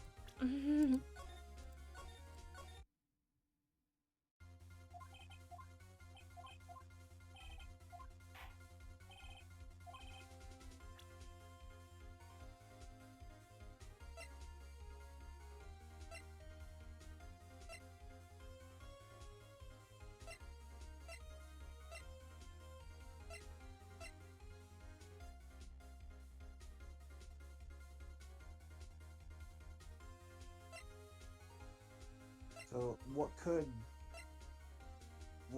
the victim, what could Goodman have gotten from? I guess the knife. No, go back. What? He submitted the thing.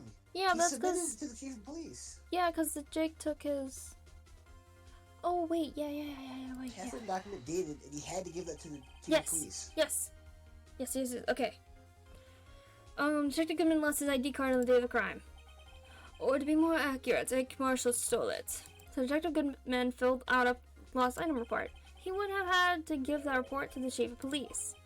Yet you are in possession of the report. Because he couldn't really fill it out completely. Because he probably forgot his number. Which means you can't be sure if he filled it in. He filled it. How do you know, you ask? How do I know you? Because he needed to enter the evidence room that day, right? He needed to? Yes, to transfer the evidence out. Oh. Detective Goodman took the form to you, Chief Gant. Then, you accompanied the detective to the evidence room. I accompanied him? Yeah, because he wouldn't have been able to get in. There's no other way that his murderer and the Detective Goodman could have entered the room. There's no other way that the murderer and the Detective Goodman could have entered the room. Right. Hold on, let me guess what you're going to say next. I, the chief of police, murdered poor Goodman? Yes. Exactly. But wait! The chief didn't necessarily need to accompany him to the evidence room. He could have just lent him his ID card. Yes, now that you mention it, I believe I might have done something of the sort. Why would you just leave him with his card? Sorry, but that's not possible. According to the record, your card was only used once. Yet you showed us your ID card earlier. If you had really lent it to Detective Goodman, he would have still had it. It would have been found on his body. No! Oh my god, that's amazing. Chief Gant, you didn't. The murder was most likely a spur-of-the-moment crime for no one in their right mind would choose the police department as a place to commit murder. After the murder, you contacted Lana at the prosecutor's office. Why? To dispose of Detective Goodman's body, of course. You're forgetting, Mr. Wright. The victim's body was discovered in the prosecutor's office parking lot. How did he manage to move it there?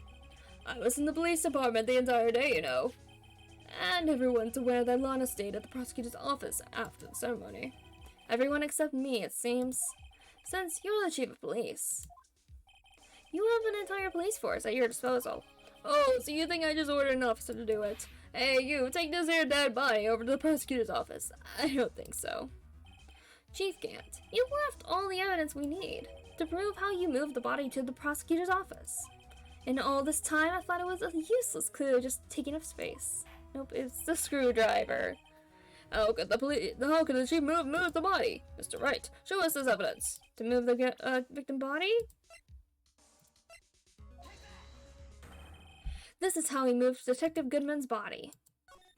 By using Edgeworth. What's that? A screwdriver? But what does that have to do with this case? Mr. Edgeworth, think back to the day of the crime. What was the screwdriver doing here? It's here because... I was asked to go by Chief Gant, no less. He told me he wanted me to keep it here at the prosecutor's office. In any case, on the day of the stabbing, I brought this back here. After the ceremony ended that day, I didn't plan to return to the prosecutor's office. But you did, because Chief Gant asked you to. You mean I. The body was found in the trunk of Mr. Edgeworth's car. Transported it. I think it's obvious what happened. The body was moved by that car. Yep. And Lana just revealed it, pulled it out, and stuck some knives in. Yep. Detective Goodman's body was carried in the trunk of Mr. Edgeworth's car? Yes, unless, of course, you have another explanation, Chief. Why else would you have asked Mr. Edgeworth to transport evidence from a closed case? There's only one plausible explanation. To transport the body to your accomplice, Miss Lana Skye. Order! What's going on here? Is there no room for rebuttal to the defense's outrageous accusations? Think back to the photograph Mr. took at the prosecutor's office. This was not a photo of the body being stuffed in the trunk to be taken away. It was exactly the opposite. It is a photo of the body being taken from the trunk. Chief Gant, please say something. I believe... your time's up. My time's up. Sorry, Rado, but I'm having lunch with the District Attorney General after this. We have to get going if we're going to make it in time for the early bird special. But the cross-examination isn't finished yet. Remember what I told you earlier? Police chief has all kinds of weapons at his disposal. Weapons? Like the right to refuse to testify. I'm invoking that right now. What? That is not a right to be casually invoked. There are certain risks to be considered. So you're going to just run away after all this? Oh, goodness. Sounds tired. Oh yeah, I don't know why I'm yawning so much. Run away. Don't make me laugh, Worthy. I stabbed old Goodman. That's what you're saying, right? But if you had any conclusive evidence, you would have presented it by now. Well, You think I had Lana dispose of the body? If so, then show your proof and get it over with. I'll say it again, Mr. Wright. Damon Gant is the current chief of police. His court would not tolerate any accusations, I can say it a little bit gross. Yeah. The court would not tolerate any accusations against him without concrete proof. Well, Mr. Wright, Your Honor, do you have any concrete proof? Proof that Chief Gant murdered Detective Goodman and made Miss Skye dispose of his body? Do I have any concrete proof? Do I have any concrete proof? Nice. The knife. This the knife. knife? Or the other knife? No, the other knife. The other knife was in the body. The switchblade knife was found in the crime scene, wrapped in the defendant's muffler. That is from the evidence room where he had access to, that our defendant did not. Or the victim had. But... The victim had it, yeah. Yeah. Do we have... Oh, well, we can't... Can we place that in Gant's possession, or is it only a Goodman thing? Only Goodman got it, so we can't place it in his... Well, we know that he didn't just let him borrow the key card, because he would have still had it on the body. Correct. So... Died with it. What about the shoes? Can we place shoe prints in any way, shape, or... No, it's the victim's shoe, never mind. No, I think it's this. Do I have any concrete evidence? Let me see. It's the coat, but it's not really anything to do with... Do I have any concrete proof?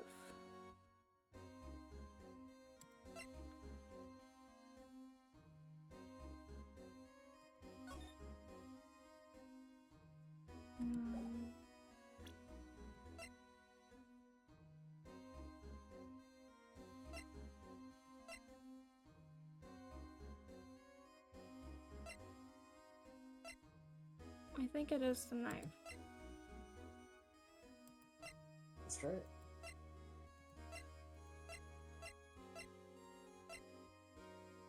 Okay. Present evidence. I can't let him just squirm his way out of this.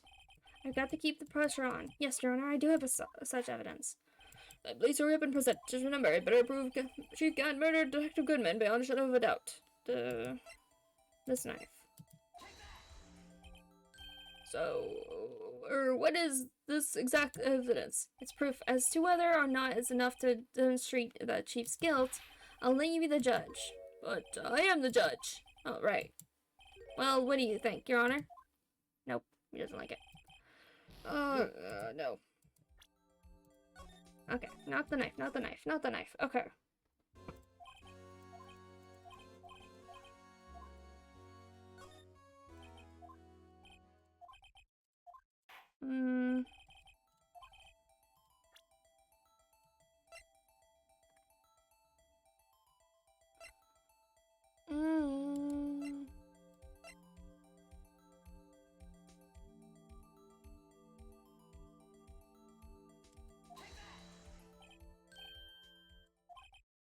No, okay, not that.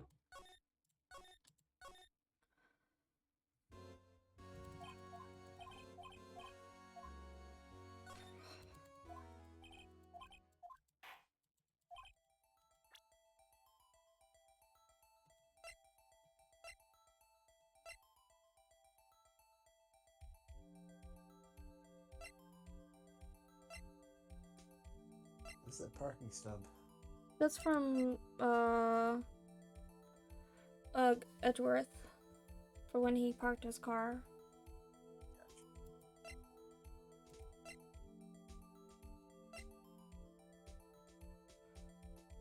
Let me try the picture. Okay, no.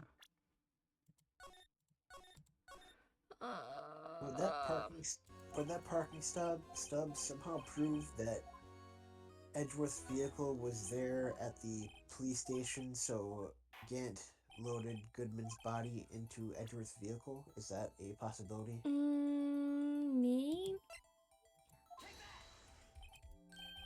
Okay. No. Let me see. Let me try... What happens if I say I don't have proof? It's no use showing evidence. I'm not even sure of myself. No, Your Honor, at present I do not have no conclusive evidence.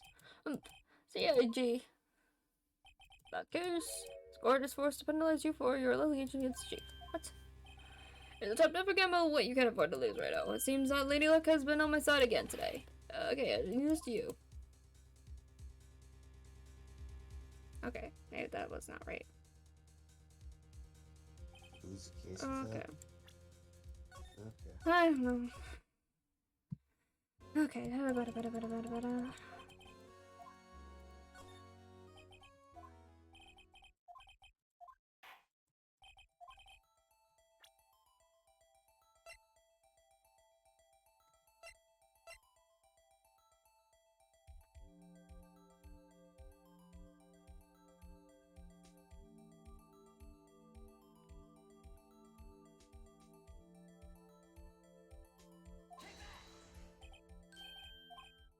Okay, now. We can place Goodman with Gant if we use that evidence list, because that form Gant has to sign. Is that a way we can place Goodman and him together? Hmm.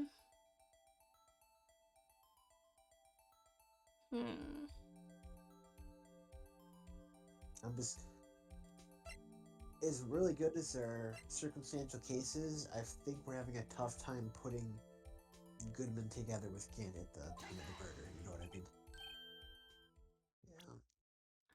Hmm.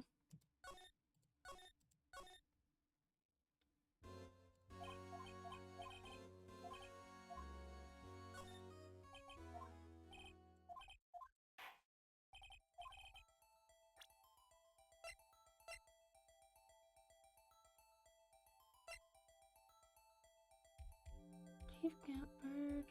Tactical beyond a shadow of doubt.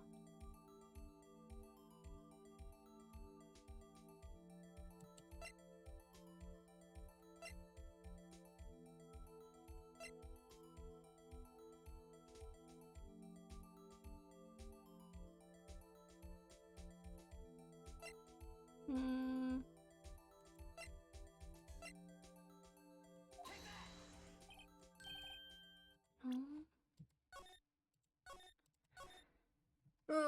Okay.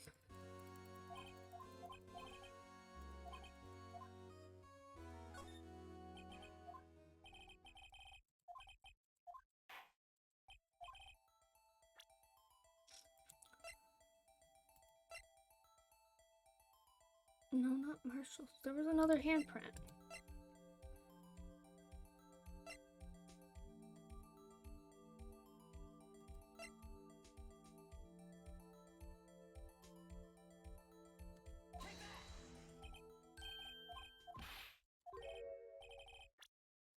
No.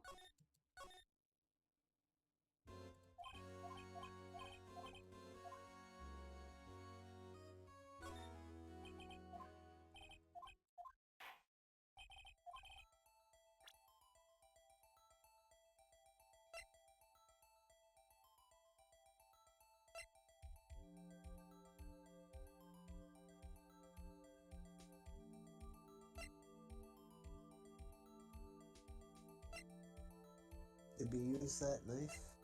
This one? I think we did. Right? We did.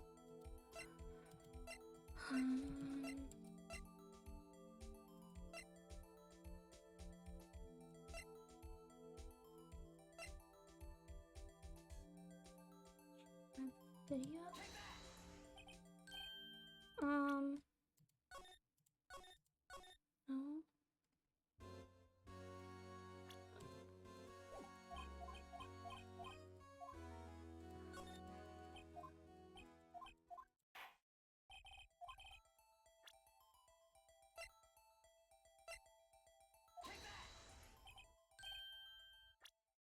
Hmm.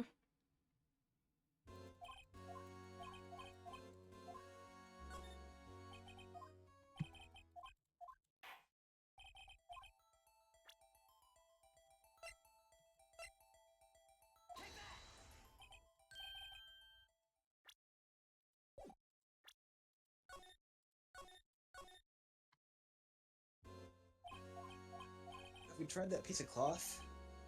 The one with Emma's print on it? Okay. Yes. I'll try it.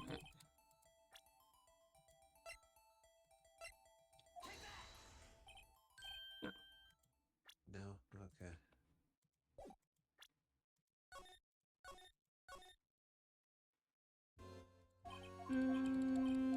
Okay, hold on. Maybe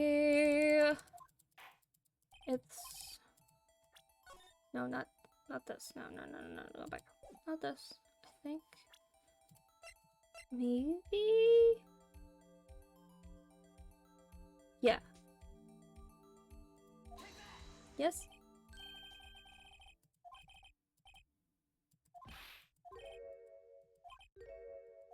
No. Dang it.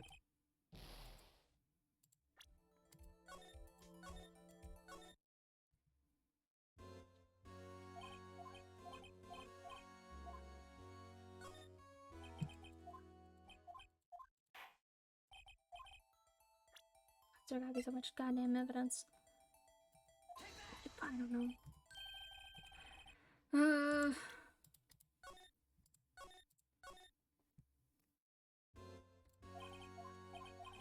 I think we have to pass this up. I don't think there is one. I think we have to pass this up. Let me try one more thing. Try the photo? No? Yeah, I think we gotta pass this up. Okay. So I think it is that we give up and say we don't have evidence? Yeah. Okay, okay, now Your Honor. Digi. The case is closed, but what? A significant what you can afford to lose right now. Oh, it seems that Lady Luck was on my side again today. Okay, Edgy, I'll leave the rest to you. Oh, he's leaving the stand? Yeah, but I think he comes back, maybe? I warned you early, Mr. Wright. This is enough important to us senior officers in our nation's law enforcement agency. What? Oh. Okay. Okay, yes. Lady Luck, maybe we should have a word with her. Mr. Edgeworth, what do you mean? There's one lady who knows the real truth behind this trial. We haven't yet had the honor of hearing her testimony. A lady who knows the truth? Another witness? In the absence of conclusive evidence, the only other method of proof is testimony. But Chief Gant has invoked his right to refuse to testify. There's still someone else, one more witness who can answer all the questions raised in this trial, someone right in this very room. Mr. Edgeworth, who is this person? Why are you asking me, Your Honor? So we have to ask Lana. Have you forgotten? The defense is the one calling witness today.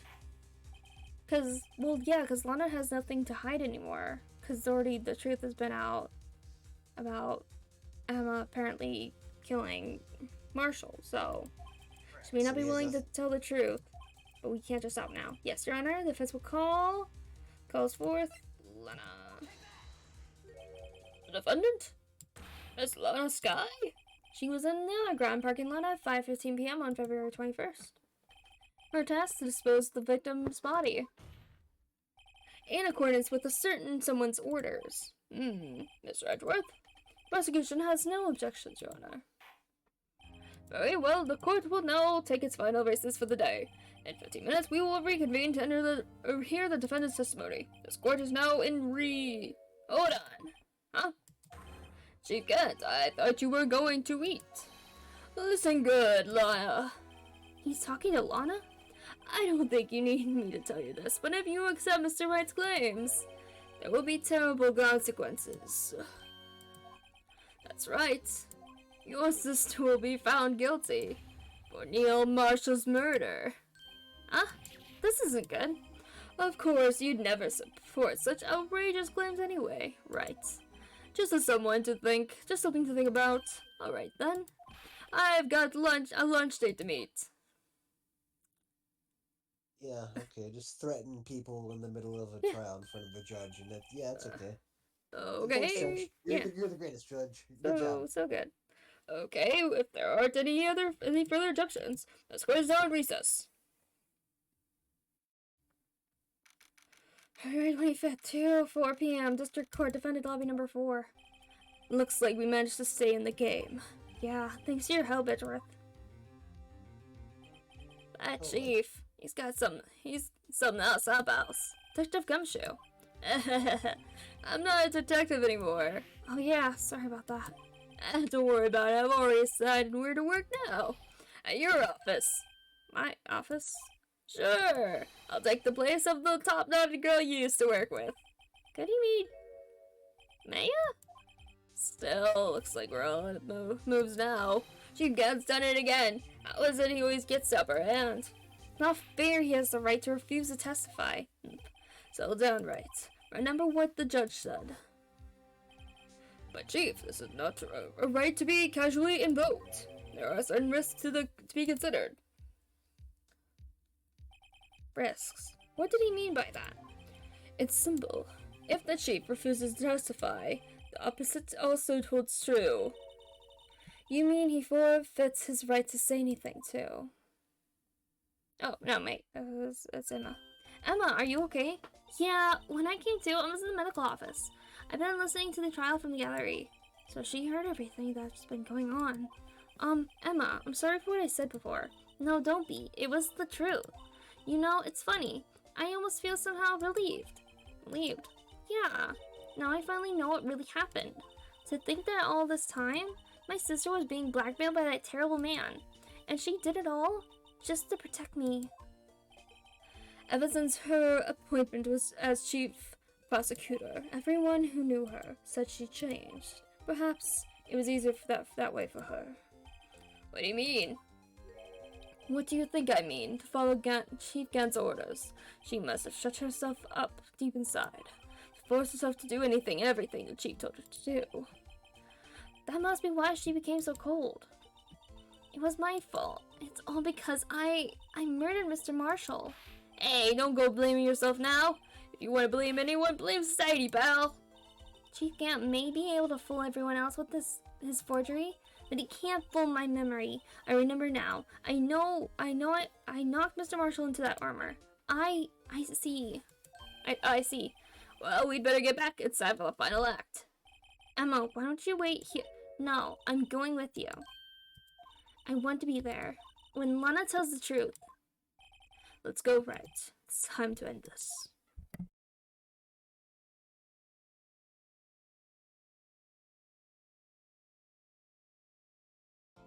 Alright.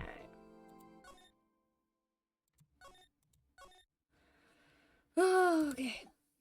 This is the final part. Should be. Hopefully. Whew.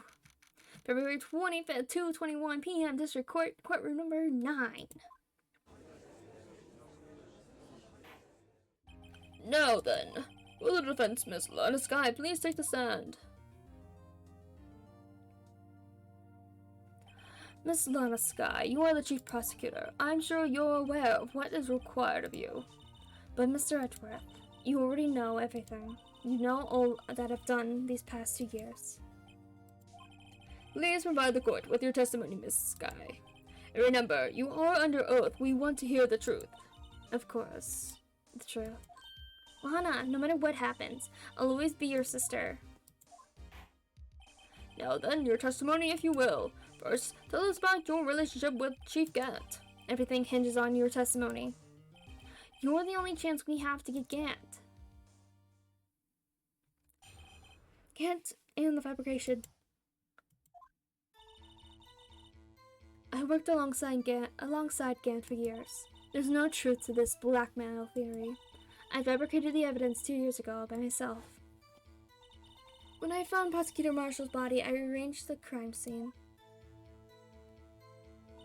My only motivation was to get Dark convicted. It had nothing to do with Emma.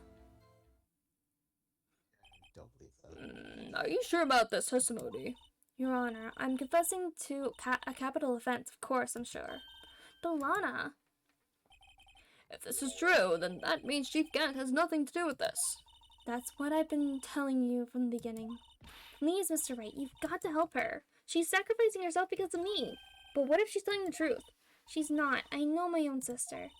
Whenever she speaks stiffly like that, she's hiding something. Deep down, she's really screaming in agony. Yeah, this is no time to start second-guessing myself. The defense may now begin its cross-examination. Okay, go on, do a little examination of our own witness. Yes. Okay, Gant fabrication. Okay. I worked alongside Gant for years. How many years exactly? Ever since I was made senior detective. Since then, let's see, I was 24 then, so that would have been 5 years. Dr. Gant and Detective Sky were legendary partners. I personally saw them testify in numerous cases. She must have been good coming from the same school as Mia. Damon Gant was a respectable detective, that's why... There's no truth to this blackmail theory.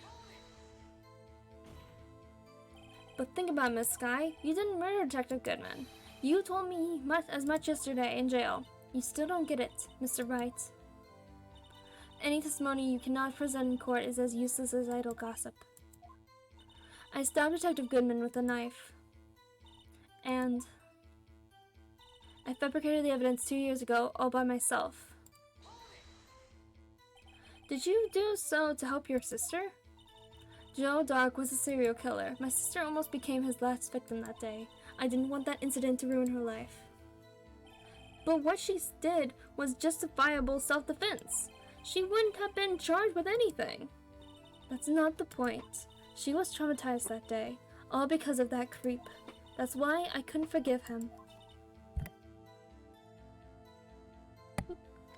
Hana. So that's why you fabricated the evidence 2 years ago? When I found Prosecutor Marshall's body, I rearranged the crime scene. You say you did this all by yourself? Yes. Would you mind telling us what you found when you arrived at the crime scene? It seems I was the first person to discover the scene. The broken Prosecutor Award knife was stuck in the victim's body. What?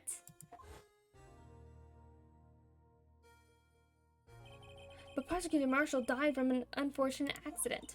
That's only a situation you dreamed was possible. The reality is, it wasn't my sister who took the prosecutor's knife. Fantasize all you want, Mr. Wright, but I'll never change the statement. You mean, Prosecutor Marshall wound up being killed by Dark. Something like that. If that is so, what happened to the other murder weapon? Dark was carrying a switchblade knife. Oh, that was lying on the floor a little distance away. It was probably knocked away in the struggle. That's not how it went down. She's trying to cover up her lies with more lies. All just to protect me. So when you found the scene like this, what did you do? After all, this is what everything boils down to. Yes. I broke off the tip of Dark's knife, I planted it inside the wound, and then moved the body. Okay. You planted the tip of Dark's knife in the victim's body, then you moved the body? But why? Why would you do that? You of all people should know, Edgeworth. You've always had a good head on your shoulders. My head isn't that bad, but maybe I ought to ask for the sake of the others. Why did you plant the knife? But why did you do that? Come now, Mr. Wright. Even you should be able to figure that out. Very well, let's add this to the witness testimony. The reason Miss Guy fabricated the knife. I knew the tip of the weapon was found. I knew the tip of the weapon found buried in his body would be all the proof we needed. Is it though? Hold on.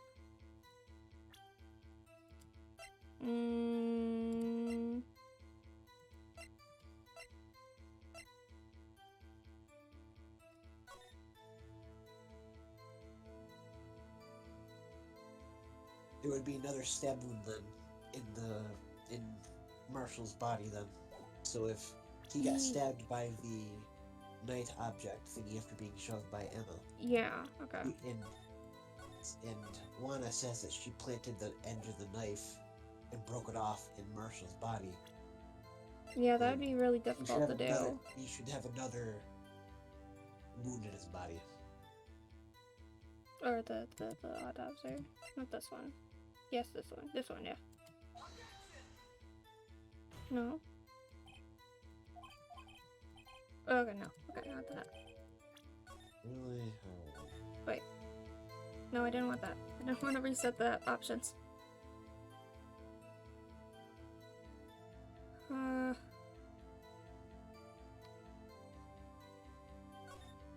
not safe. Load. Loud.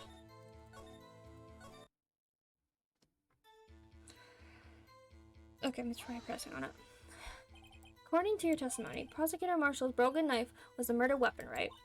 Yes, and leaving it at that might point the blame away from Dark. I felt the most effective way to get him convicted would be by having the tip of his knife found inside the victim's body. So you buried it inside the victim's stab wound? Yes, because I hated Dark for what he did. My only motivation was to get Dark convicted. It had nothing to do with that.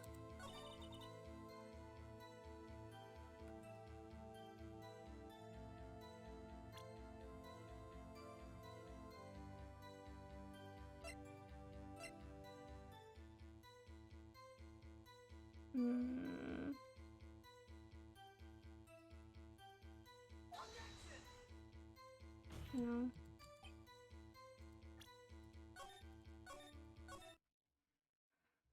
I tried going. Only motivation against Dirk. It had nothing to do with Emma. So you rearranged the crime scene. Are you sure you didn't do this to keep Emma from looking like the murderer? How many times do I have to tell you, Mr. Wright? Emma didn't do it. Period. Are you so desperate to hide that fact? You're willing to risk the death sentence? She's lying. She did it so I wouldn't be blamed for what happened. In any case, as a prosecutor, what I've done is unpardonable. There's nothing I can do to make up for my actions. Mr. Wright, my sister's lying. Looks like she's determined to protect you in the end. She insists she fabricated the evidence by herself. There's no way she could have done it all alone. I've got to get Lana to talk more. If she's lying, then she's bound to slip up and make a contradiction. Okay. I broke off the tip. Hid it inside the wound, then moved the body. I knew. Would have been covered in blood if that was the case. She would have been like covered in blood, but I don't think that was in evidence.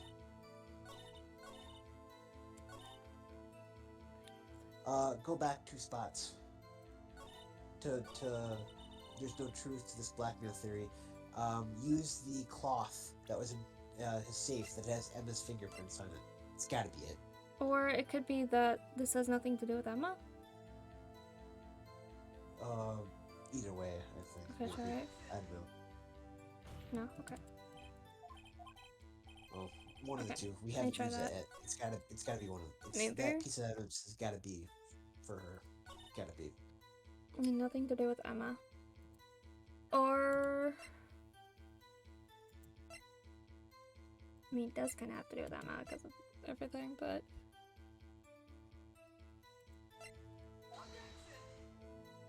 Not that? Okay.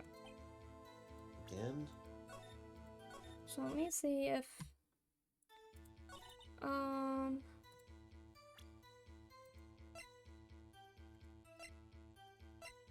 There's like 4 pages of evidence. Oh my god. Again? We haven't used that yet, have we? That piece of cloth with... No, that but was it's not super useful at the moment.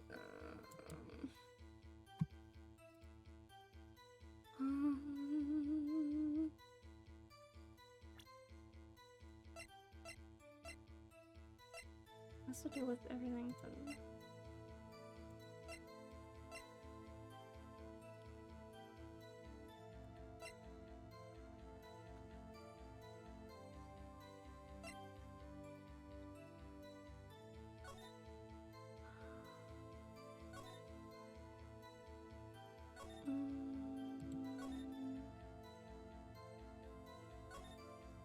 I mean, she's technically a witness, so it has something to do with her.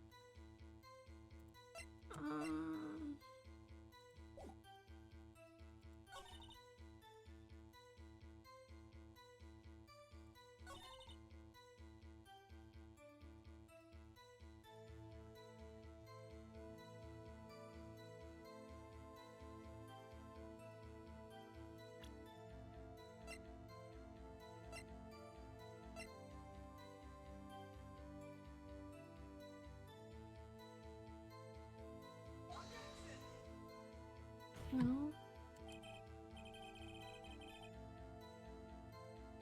Okay, maybe that's not it. I don't know.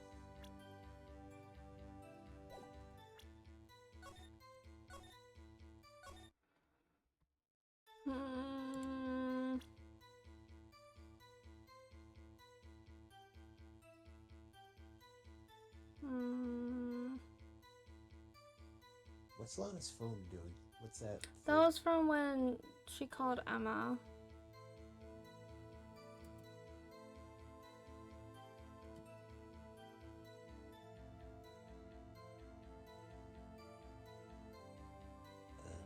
Okay.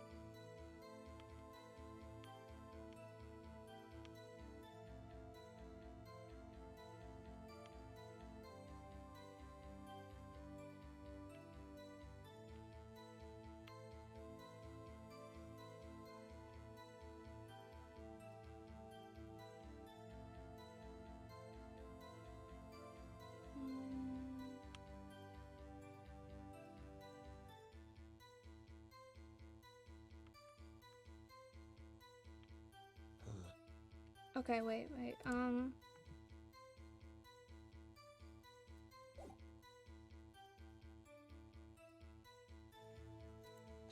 Wasn't there another option?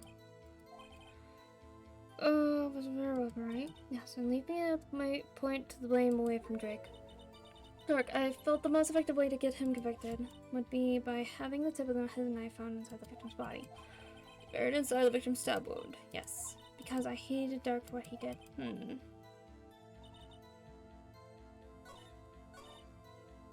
No, wait, this?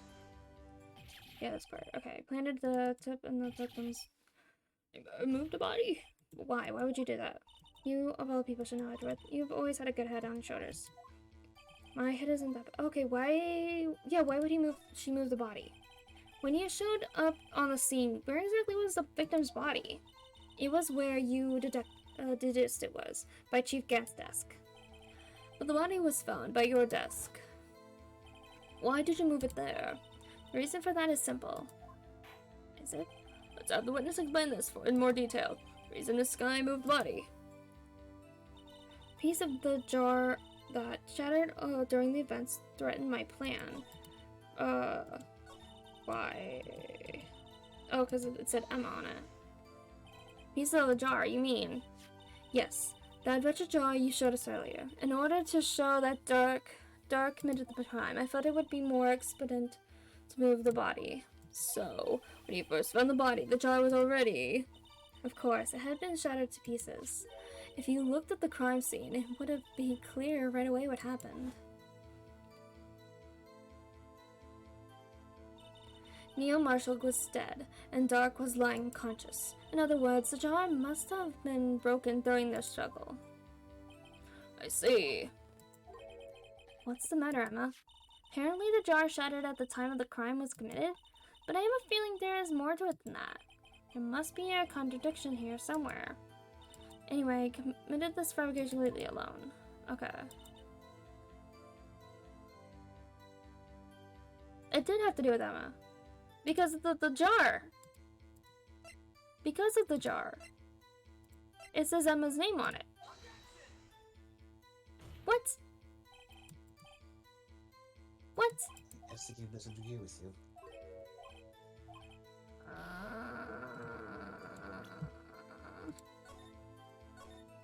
I'm so confused. Okay, hold on.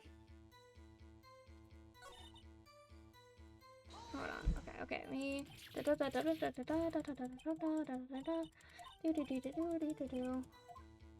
Engineered body.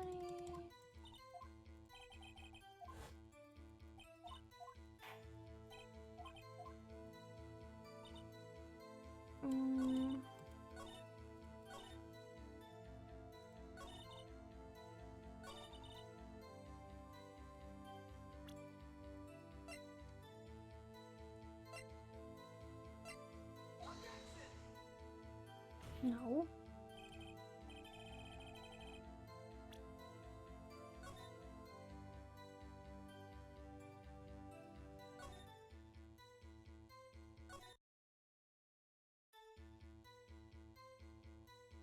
You should save after the, you confront her with this evidence.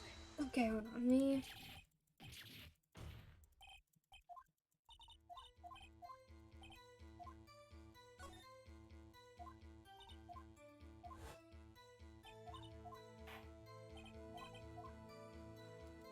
Research at the jar shadow learning events threaten my plan.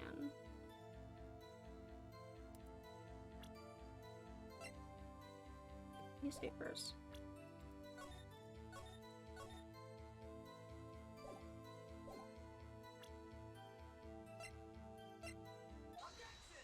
Okay. This guy, I understand how you feel. You committed that crime 2 years ago to protect your sister. Okay, got it. Oh boy. We're getting somewhere. Okay. You mean the forgery at the scene where Neil Marshall was murdered? If that truth were to be exposed now, the past 2 years of your life will have been in vain. Even so, I am compelled to bring to everyone's attention a significant contradiction within your testimony. A contradiction in my testimony? You justified, and I quote, The pieces of the jar that shattered during the events threatened my plan. That's right. Do you have any problem with that? It's simple oversight, really. You see, a message was written on this jar with the victim's blood. Yes, the prosecutor must have written it in his final moments.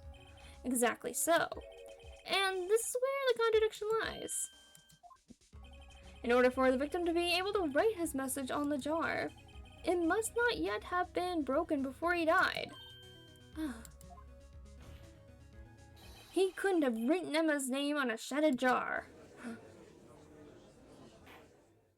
Order, order. Your Honor, it would appear more information is needed in regard to this jar and its bloody message. We may be missing something critical here. Something critical? Chief Prosecutor, it seems you are as in the dark as we are about the truth towards which we're headed.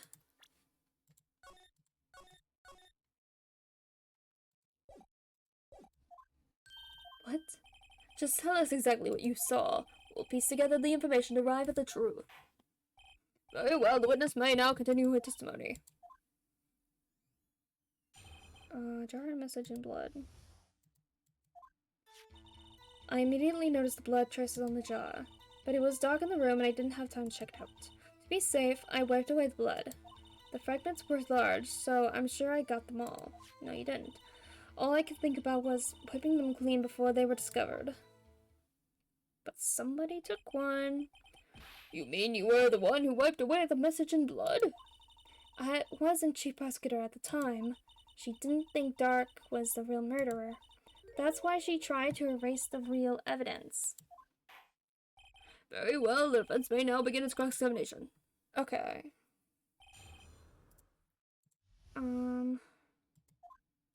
I immediately noticed the blood traces in the jar. So the jar was already broken. It's a miracle that thing hadn't broken earlier.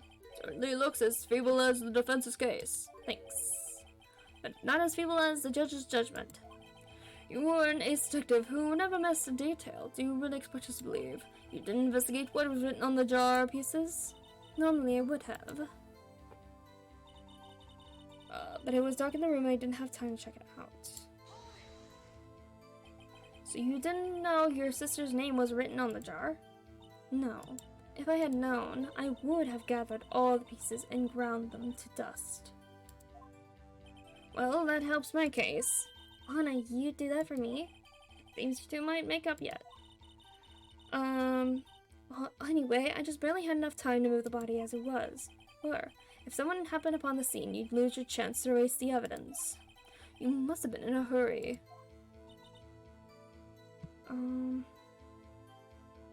I was. I knew I had to destroy the evidence before anyone came. This is rather shocking. To be safe, I wiped away the blood. I'm afraid this action of yours reveals what really happened. What do you mean? If you really thought Dark killed Prosecutor Marshall, you wouldn't have wiped away the blood. What else could I have done in that situation? Lana, I only had a few moments.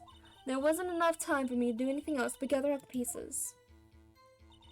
Fragments were large, so I'm sure I got them all. I don't think you did. But how could you see with the power out? It should have been pitch black in the office. A detective is always prepared, Mr. Wright. Even now, I always carry a light, pocket light and a camera with me. Even I carry a bottle of emergency liminal wherever I go, and never miss anything. I got every last piece. All I could think about was wiping them clean before they were discovered. So you illegally arranged the crime scene. Yes, I don't have any excuse for my actions. I'm so sorry, Lana. I didn't know. I've treated you so badly all this time. It's not too late. There's still plenty of time to make up. After we've gotten to the bottom of this incident. No doubt this day would have leave a permanent, stain on the history of the prosecutor's office. More contradictions have surfaced in her testimony. Your sister's really putting up a fight. She must really care about you. Still, she's not doing this the right way. I think I finally figured out the contradiction in her testimony. There's one final possibility that might turn everything around. Okay. Started the rounds, I didn't.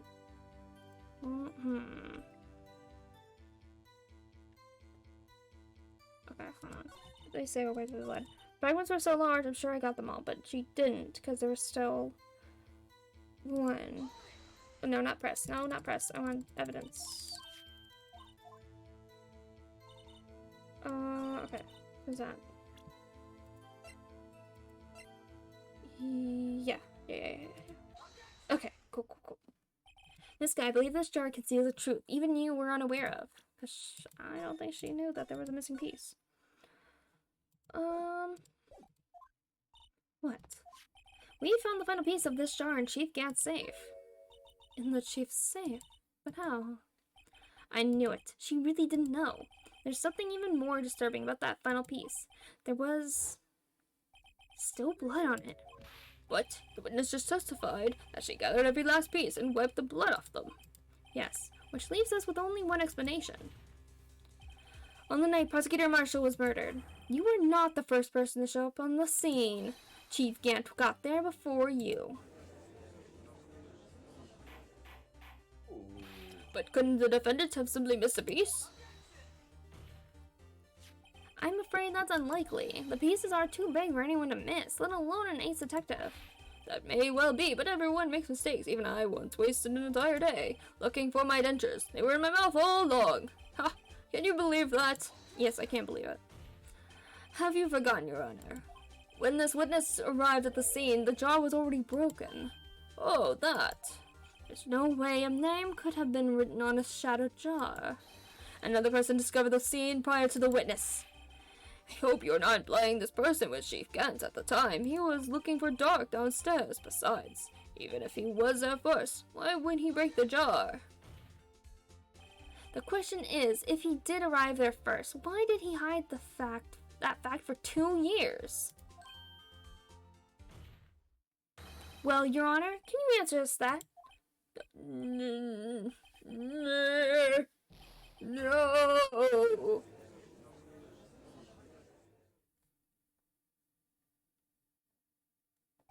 Wait, I'm not the one on trial here. Damon Gantz arrived at the crime scene prior to the witness. He proceeded to break the jar and purposely hide one of the broken pieces. Question: what is this action called? Fabrication of evidence. But why would Chief Gant do that? In light of what happened afterwards, isn't it clear? What happened afterwards? Discovering the scene, Lana Sky believed her sister Emma killed the victim. Determined to help her sister, she sought Gant's aid. Lending her his aid, Gant helped her create evidence that incriminated Dirk, sparing Emma, and therein lies the reason why Miss Sky became the Chief's puppet. Oh. No, I did it on my own. Please, sir. Sis, stop trying to protect the Chief. I can't watch you suffer anymore for my sake. No, you didn't. It wasn't you, Emma. You didn't kill anyone. I don't believe anything Mr. Wright says. Defense attorneys make up the most foul lies to defend their clients. No lies? Imagine that coming from my own client. I guess you do seem the type who likes to twist the truth. Wait a minute. What if we're still smack dab in the middle of Gant's trap? Is something wrong, Mr. Wright? Lana, maybe right after all. What do you mean, right? So you do tell foul lies, then, Mr. Wright? Miss Sky, please testify once more. But if evidence was fabricated behind your back, then Emma's accidental killing of Prosecutor Marshall might also be a lie. But I do remember knocking over Mr. Marshall. Miss Sky, if you will. I can't. There's nothing to be afraid of anymore. This cross-examination may not change a thing. However, there is a possibility that it will, if you tell the truth. Very well. I'll testify about what I really saw. Alright, the witness now must testify once more for the final time. Actual crime scene.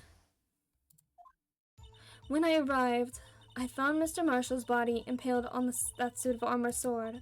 Emma and Dark were lying unconscious on the floor nearby. When I saw what had happened, I thought she did it. That's why I erased all the evidence that linked her to the murder. I had Chief Gent help me remove the body from the sword and carry it. But if it really was a fabrication, Emma might be innocent. Unbelievable! The body was impaled on the armor sword? You were the only one who saw that. If only you had proof. Actually, I do have proof. I gave it to Mr. Wright just this morning. What? To me? Oh, the book. It's a picture I took. Oh, the picture I took of the crime scene as I encountered it. I thought it might be needed. But I don't remember receiving a picture like that. And I must have known. See, Mr. Wright, she really does have faith in you. Very well, Mr. Wright. Please present this picture. I think it's probably in the book that we got from her. That Detective Gumshoe got. I don't remember receiving any pictures from Lana. Lana said she gave it to you this morning, right? I seem to remember getting something from her then. Let's check that evidence again. There must be a picture in there somewhere. Okay. So this. Oh, no, that's not what I meant. Check. Oh, yeah.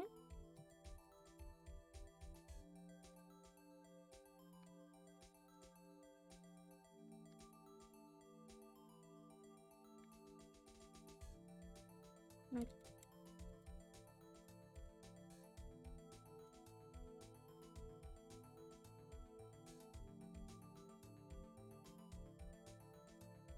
In the back? No. Okay.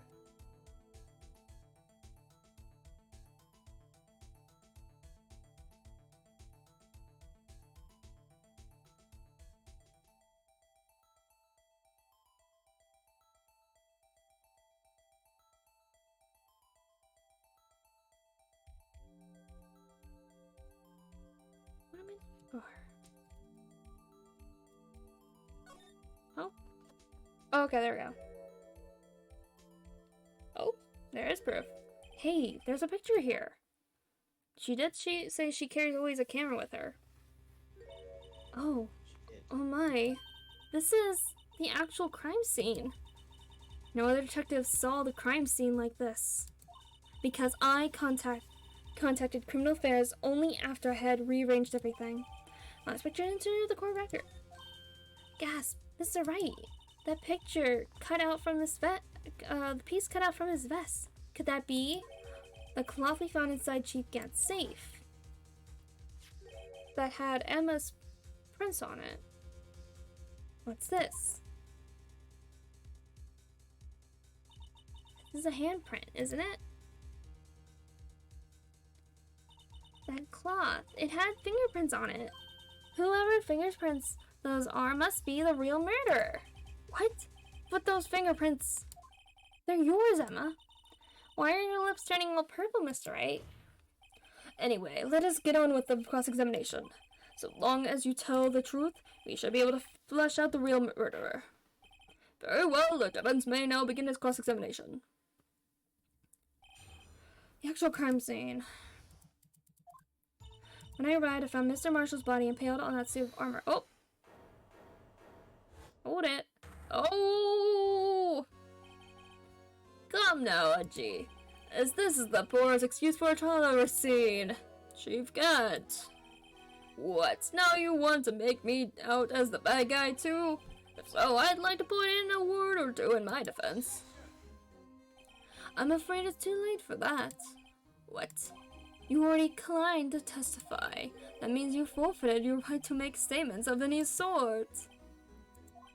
This must be that risk we were talking about earlier. Just sit back, relax, and enjoy the sound of the noose tightening around your own neck.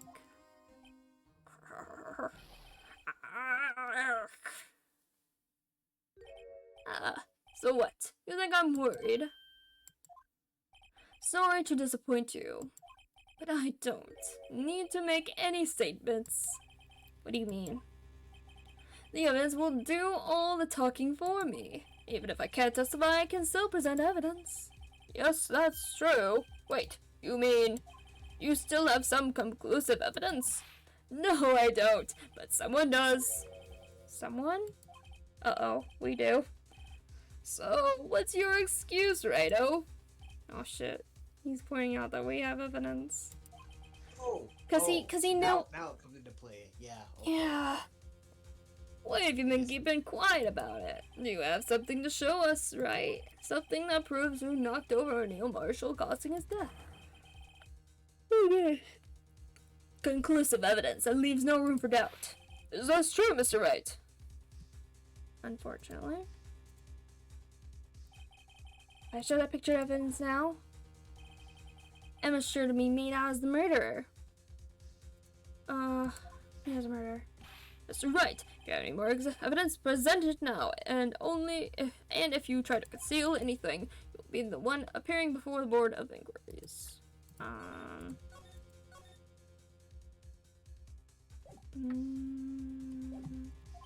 What do I do now? I'd better think this through carefully. I can't afford to make the wrong decision. Should I present that piece of evidence? The one that shows who really killed Prosecutor Marshall?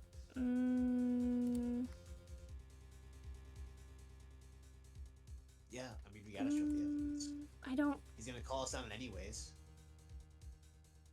But wouldn't we want that? What do you mean? Because if he knows that we have this apparent piece of evidence, how would he know that? So, what you're saying is we should force him to make it known that we have the evidence. Yes, because then he would... If he says that we're lying, and says why we're lying, and saying that this piece of evidence was in his safe. Yeah, it is in his safe. Yes. So don't. Don't. Your Honor, I don't have any evidence I can present at this point in time. What? You lie. Chief Gant? You opened my safe. I know you took what was inside. The conclusive evidence. I don't know what you're talking about. Mr. Wright, why don't you show them? We found it together. Oh, I see. It's because you know the truth, don't you? You know whose fingerprints are on it. That's why you won't present it. What are you talking about, Chief Gant? Can't you figure it out?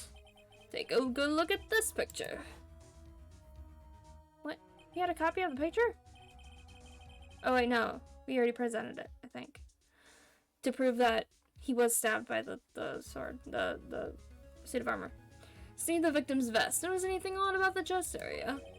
Looks like part of it's been cut out for some reason. You mean you had this in your safe? What? That means you, the chief of police, have been concealing evidence? This is going to be the biggest scandal in the history of the police department. It's worse than that. Impressive. To be honest, I didn't think you had the gall, Miss Righto. Well, I can't just let you pin me up as the murderer. I'll tell you what really happened. What? You mean you admit it? Do it? Admit to it? I was the first person to arrive at the crime scene that day.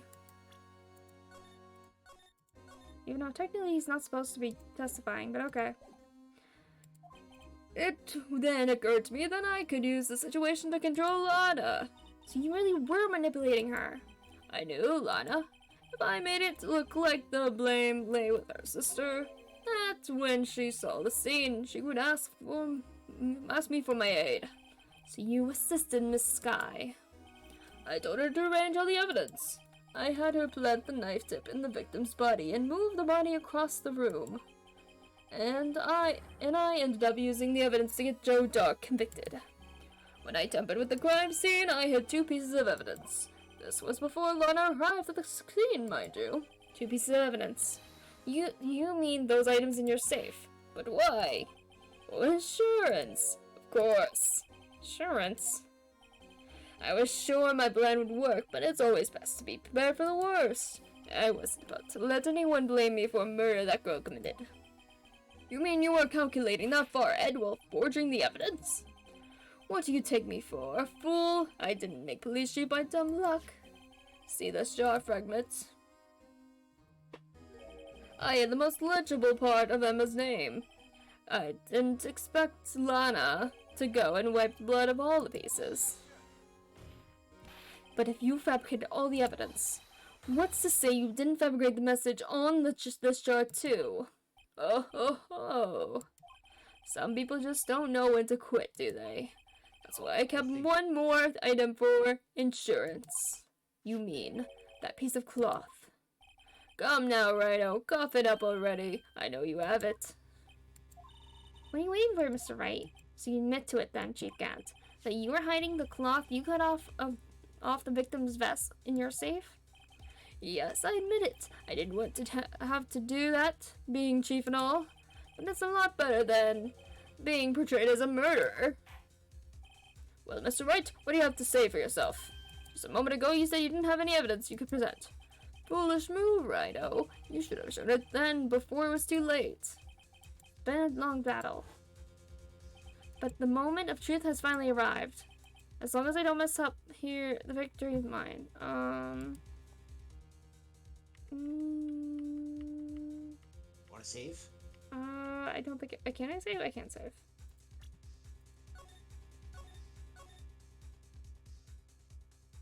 I actually can't believe he just admitted to all this. Yeah. Like, Shove it? it's he would have gotten away with it. It wasn't for his meddling ego. Yeah. But... I don't know. Okay, you're not gonna have evidence to present now. Alright then, let's say this conclusive evidence. Evidence that shows who actually murdered Prosecutor Marshall.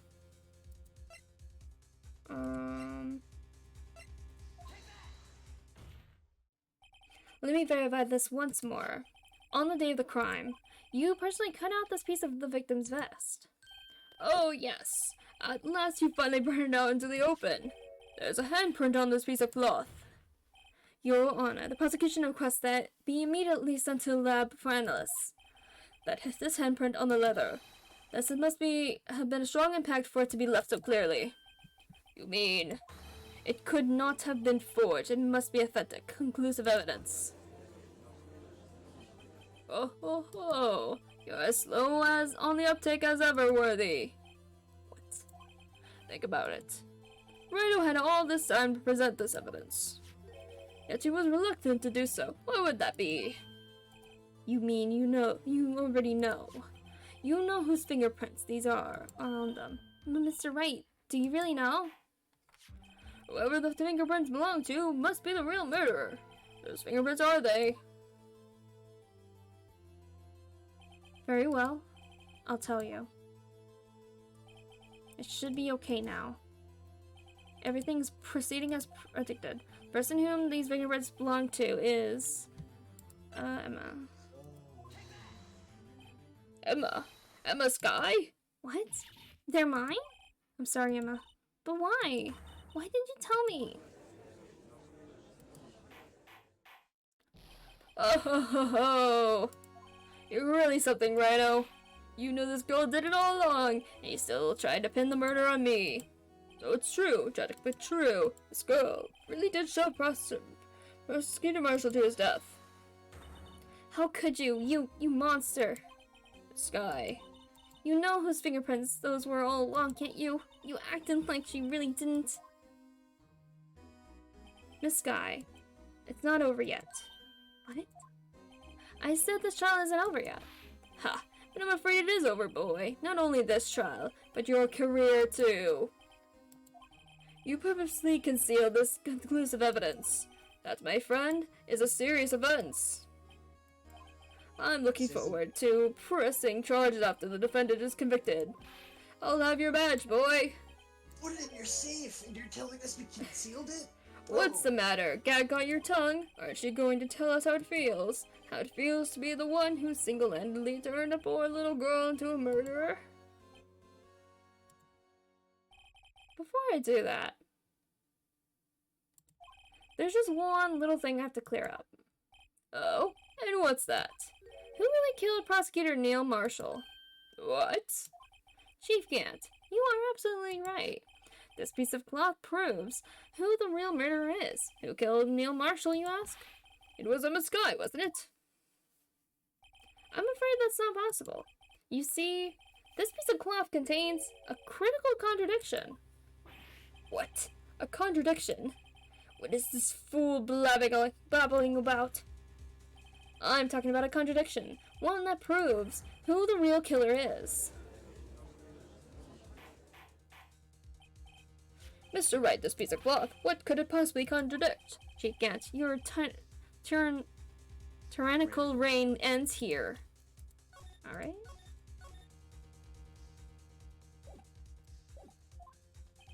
Behold, the piece of evidence contradicts this cloth.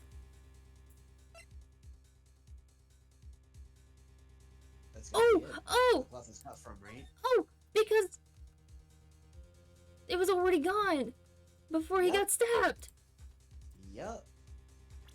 It was already gone before he was stabbed. And what exactly is this supposed to be? This is the picture Miss Sky took. Take a good look at it. See where the piece of his vest was cut out? Yes, his shirt is showing underneath. It's hard to make out with all the blood on his vest, though. Exactly my point. His chest is soaked with blood. That's only natural. His lungs no doubt were punctured. Blood poured out from his mouth. Oh, but that piece of cloth is clean. Yes. Wait, there's no blood on it.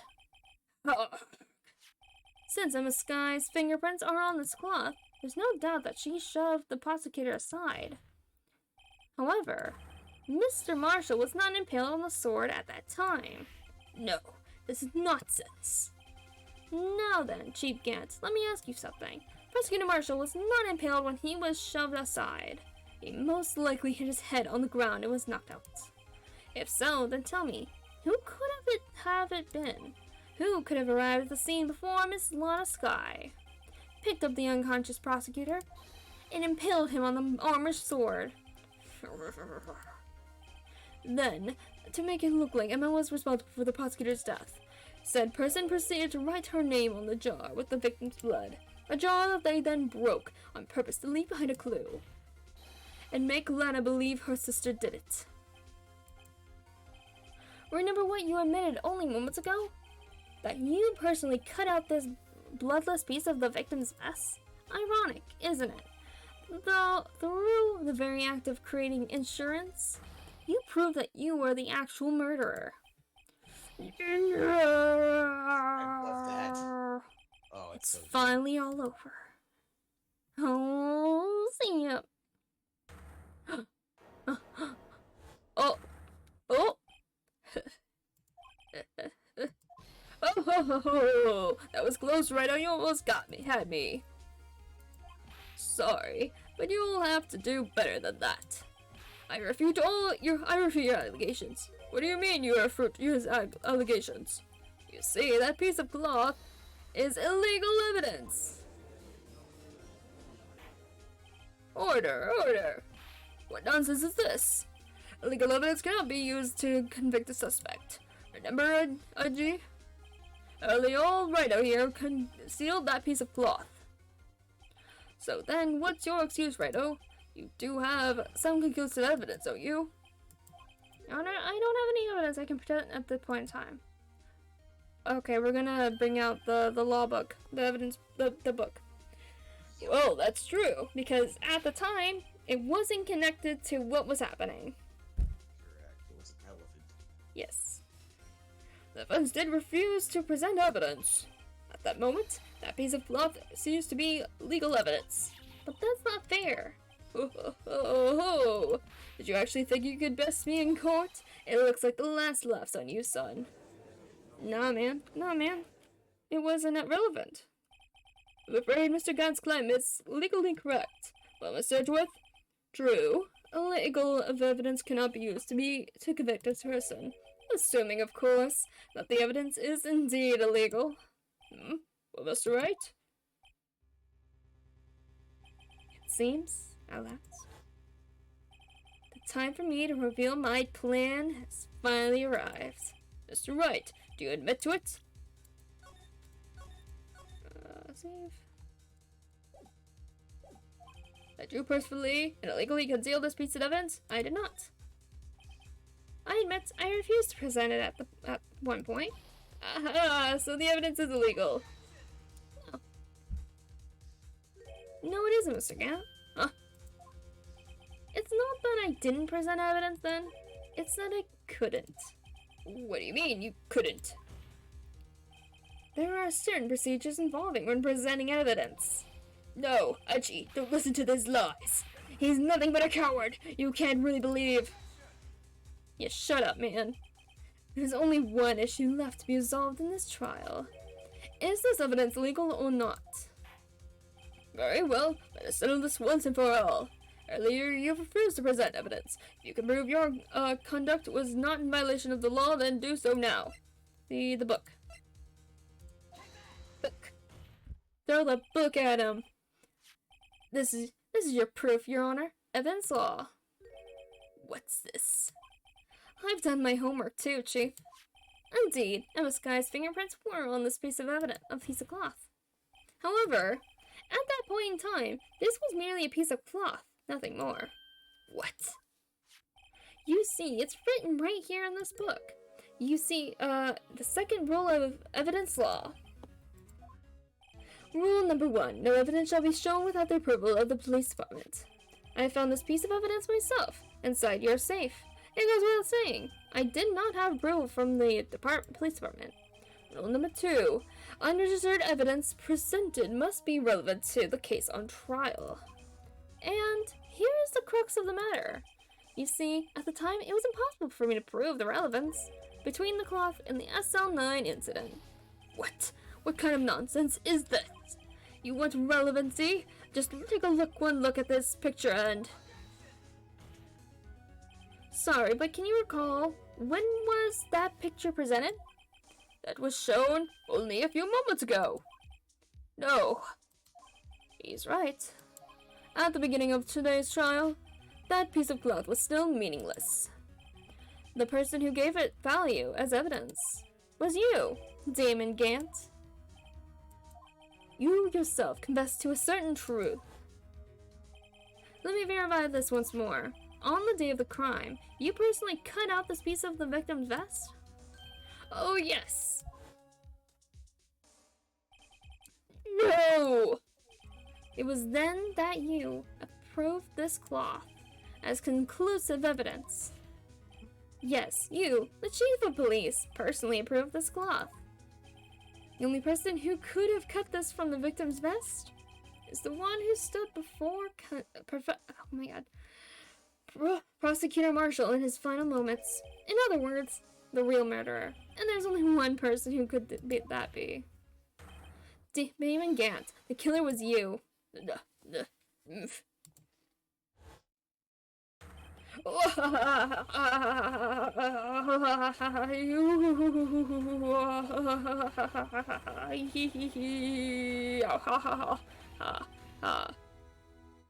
Clearly he's going for an insanity defense. I knew I should have gotten rid of him.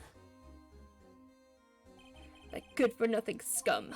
For 2 years he'd been snooping around the department trying to get something on me. Crimes are being committed every day, yet he insisted on outing me. Well, your crime wasn't exactly petty. He wanted to re-investigate the case, and he recruited Angel Star, then convinced Bruce Goodman. Detective Goodman? Yeah, that's right. If the evidence is transferred, I'll lose my own chance to find out the truth. Please, you've got to help me. Goodman turned him down, as he ought to. Still, Jake Marshall didn't know when to quit. He stole Goodman's ID card and tried to take the evidence. Goodman came to me that day. He wanted to file a lost item report. I went with him to the evidence room. Then all of a sudden he decided to speak out. What are you talking about, Goodman? Can you please reopen the investigation, Chief? We can't transfer the evidence out. There are too many questions left unanswered. He opened his evidence locker, and as he was taking the evidence out, he said, "It's not too late. I'm going to hand all this over to Marshall." Well, to be honest, I was a bit taken aback by his words. I had a bad feeling when he came to see me, but I never thought he'd bring up SF9. That's when I saw it. The accursed knife.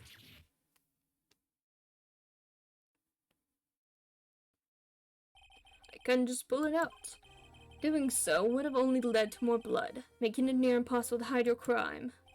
Even so, the blood was just pouring out. I didn't know who might stumble in, so I hurried to wipe it up. I was worrying so much about the floor I didn't realize my fatal mistake. The bloody handprint. Yep, on Detective Gumshoe's locker. I used to be known as the crime commuter, but everyone has to start somewhere, I guess. I was too nervous. I had no business doing any of it. Then you put the body in my car? I'm sorry, I couldn't think of any other way to move the body. I broke your trunk, but what's the big deal? You make a lot more than us detectives ever will. Leaving the prosecution's car aside, how did you get Miss Sky involved in all of this? Well, she had as much to lose as I did if the truth came out. She took the evidence from Detective Goodman's locker. I felt bad for having to do it. I also didn't have the time to pick and choose what to take. So, you left the jar fragments and the glove. Yeah. It looks like I was better off being an investigator of crimes than a committer. They all did their best to get in my way. I've got to hand it to them. They do their jobs well, much to my dismay. Fake evidence doesn't hold up very well upon close examination. You must have known that. Tell me, Worthy, why do you stand in court? Me. You despise criminals. I can feel it. You and me, we're the same. One day you'll understand. Oh, and believe me, you will. You're just one man. You'll see what it really takes to bring them down once you try to go at it alone.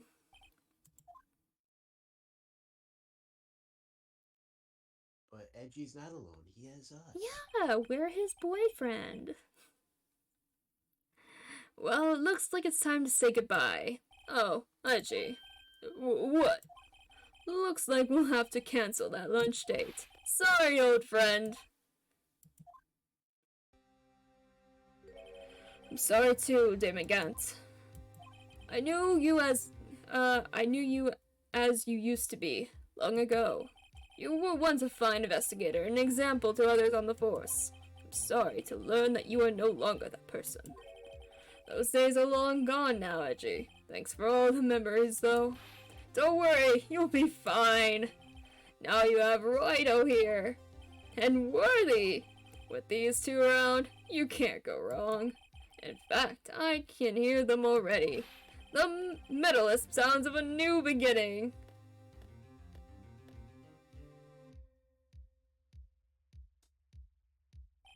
There are two things I want you to understand. Yes? First, your sister never hurt anyone. Second, Damon Gant betrayed you from the beginning. You see, Miss Sky, you no longer have any reason to keep silent. You're right. When this trial is over, I'll tell everything. All that I've done these past 2 years. From the time I had Gant help me forge evidence up until today. So, it seems all the questions raised in this trial have been answered. I'm sorry, Miss Sky. I couldn't get you out of all your trouble. My, what high standards you have for a rookie. I can see why Maya thought so highly of you. Who knows? A few years from now, you just might make it to the top. Oh. Is that a smile? It was a smile. It was a smile. I haven't seen her smile like the whole damn game. Like, Yeah. I don't think I've seen her smile once. Nope. I owe you my thanks, Mr. Wright. Miss Sky. And to you too, Mr. Edgeworth. You've suffered every bit as much as I have over these past few days. Believe me, I know how much an ordeal it's been for you. It was nothing. Liar. I was worried the pressure might break you, and yet you rose above it all and guided Mr. Wright to victory. You've done well, Mr. Edgeworth. Stop it. I only did my job. In light of this case, it seems a good self-examining is in order for all of us, Miss Skye. Yes, Your Honor. You are innocent of murder, however. Although the chief blackmailed you, the fact is you still acted as his accomplice. A trial will be scheduled for these crimes at a later date. Yes, I understand, Your Honor. Is there something amusing about all of this? Why are you smiling? It's been a long time, Your Honor. A long time since I felt free of these heavy chains.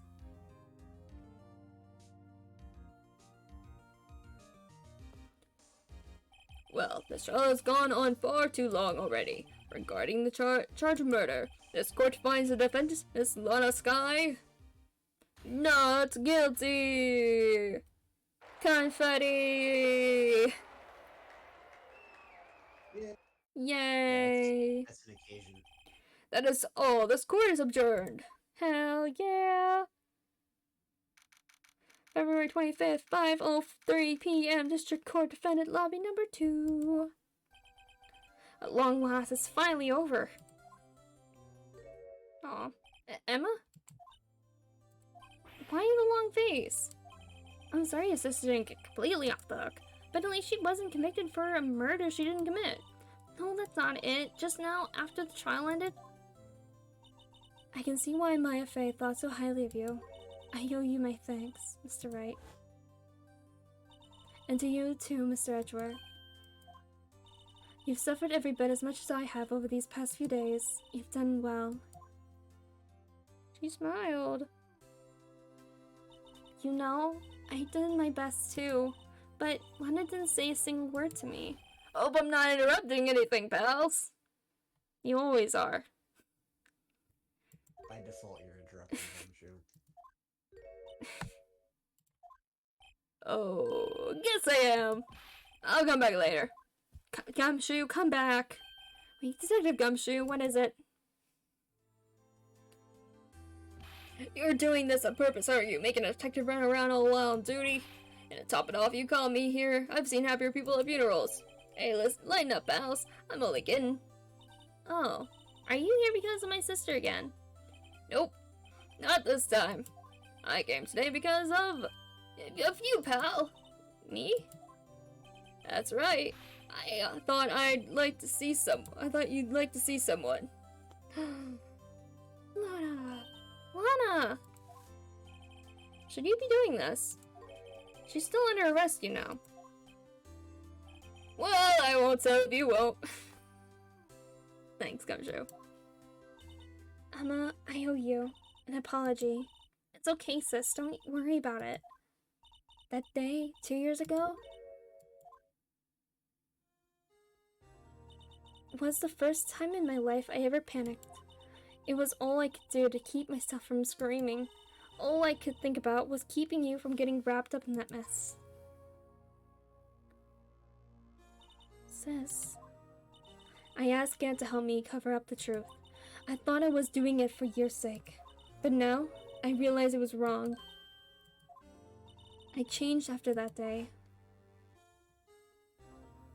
I had to. It was the only way I could make it through the past 2 years. I knew how much I was hurting you by distancing myself. I will quick save because why not? But I couldn't bring myself to tell you what I did.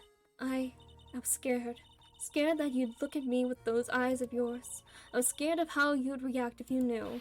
But sis, you were only doing it for me. No. Huh? I turned my back on you that day. In hiding what I believed to be the truth, I was deceiving you. Sis, I'm such a fool. It took me all this time to realize it. Emma, I'm so sorry. But sis, you don't have to apologize. I'm happy now. You're happy? Of course. You know, sis? I always knew that one day you'd come back. And now you have. Oh, Emma.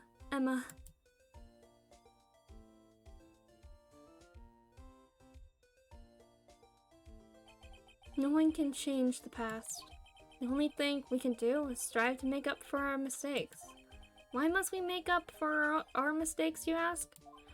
Because, in doing so, we can find the way back to our rightful path. And it is from there that we can move on toward a brighter future. At least, that's what I felt watching the two sisters make up. Mr. Wright, Mr. Gumshoe. Me? Thank you both for all that you've done. I'm sure we'll meet again someday. Isn't that right, Edgeworth? Edgeworth? Stop hiding and come over here. Oh, Edgy, what are you doing hiding? Where was he hiding? I just came to say congratulations. Thank you. Thank you, Mr. Edgeworth. Right, well, I'll be going now. Mr. Edgeworth, I hope you don't blame yourself for what happened. We were the ones who acted corruptly, not you. It's not too late for me. No matter what anyone may say, I realized today that I can't correct my mistakes. Mr. Edgeworth. Not only that, but I don't even trust myself anymore. Chief Gant was right. You despise criminals, I can feel it. You and me, we're the same. One day you'll understand. Oh, believe me, you will. You're just one man. You'll see what it really takes to bring them down once you try to go it alone. I do despise criminals. I plan to dedicate my entire life to fighting them. In order to fight crime on my own, I'd need a weapon. Scary, but I've known that to be true for quite some time now. But Edgeworth, who knows? Given enough time, I might have tried to pull something like Chief Gant did. That thought terrifies me. That's why I can't continue on as a prosecutor. Edgeworth, don't you understand? Damon Gant and your mentor, Manfred von Karma, were both the best of the best when it came to fighting crime, but they both made the same mistake. You said in order to fight crime on my own, I need a weapon. That may be true, but think back to today's trial. You weren't alone. Yeah, you had me. You had Phoenix Wright. You were working together with Mr. Wright. Because of that partnership, you were able to present evidence that otherwise would have gone undiscovered. Isn't that right, Mr. Wright? Huh? What? Oh, yeah. Yeah. What? Is this a pop quiz? Come on, Mr. Wright, show him what Lana's talking about. Oh, what did we get from Edgeworth that was evidence? It was evidence, huh? Something that neither Edgeworth nor I would have been able to find out on our own. Something we wouldn't have found out on our own. Something Gumshoe helped us with? Something that we worked together to figure out.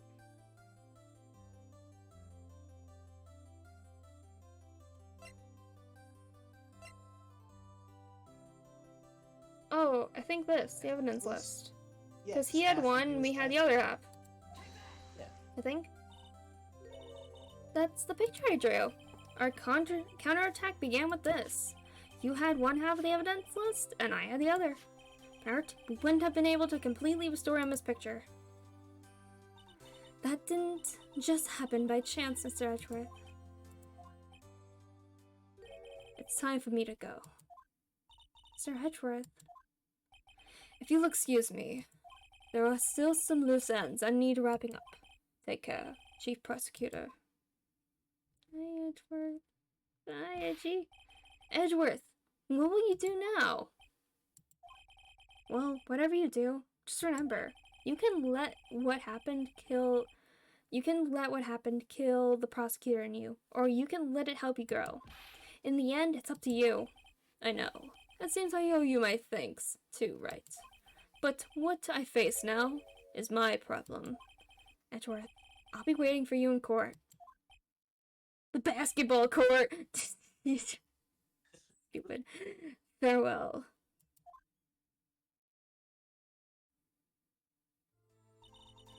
I'd better be going too. Okay. I'll be by to visit soon. It seems we both have a lot to learn and catching up to do. Here, this is a little something for you. Scientific investigation? Oh, it's the same like series of books with the little chicken, little duck. Scientific investigation? It's the first book I ever bought. Study it well. Thanks, sis. I will. There she goes smiling again. And so, another case came to a close. As for the sisters, I have faith.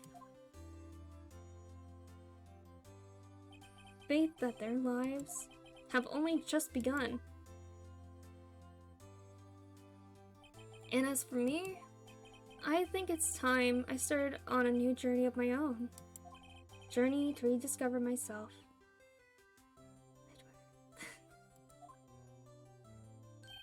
Well, don't go trekking off just yet, pal. Huh? What is the detective? There's just a little matter to be assaulted about the chief prosecutor. You see, she isn't supposed to be out of jail like this. But I thought you said it was okay. Yeah, well, it may be okay with me, but what was the prisoner? A different story. Huh? Basically had to bribe a guard in order to sneak her out here for 30 minutes. Believe me, it wasn't cheap either. You want money. Way to go, detective. I didn't know you had a wild side. Yeah, well, you see, Mr. Wright is the one who'll be footing the bill. Huh? Huh? What? You think I could afford it with my salary? You gotta be kidding me, pal. Huh? Huh? Huh? Thank you, Mr. Wright. You're the best. Why is it? I suddenly feel like I want to scream. Hey, I got an idea. Why don't we all go pay it off together? Yeah, that's a great idea. Come on, guys. Let's go. No, I didn't agree to this. And that's the end for the first game.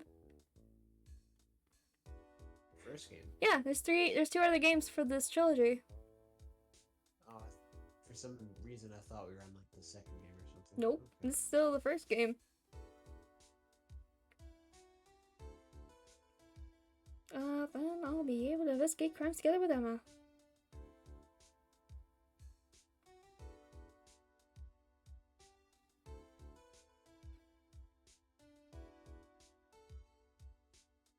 You get to see where what everybody's doing.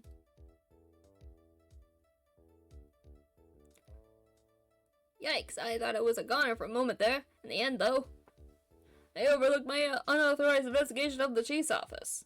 If we penalized you anymore, it'd be worse than firing you. Yep, that's what they said. It just goes to show you can't shake me off that easily. Uh-huh. Okay. I don't think that's a good thing. I think they said it earlier. If he gets docked any more pay, he's gonna have to pay to work. Yeah. Oh boy. Gumshoe. Meekins! He's the security now. My new mission is to guard the main entrance and take care of Billy. Can you believe it? I've been demoted to a security guard. My partner's keeping an eye on the entrance for me today. I'll show them, though. Someday I'm gonna make detective. Yes, sir. Then I can just be like that Dick Gumshoe. You want to be like Dick Gumshoe? Oh boy. And you're in charge of Billy, the cactus.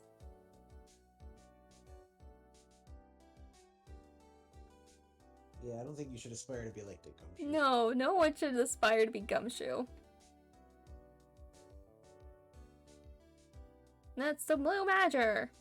Hello, Blue Badger. How are you?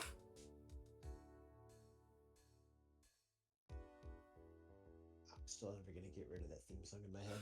Do, do, do. Oh, do, it broke. Do. Good. nothing of value was lost.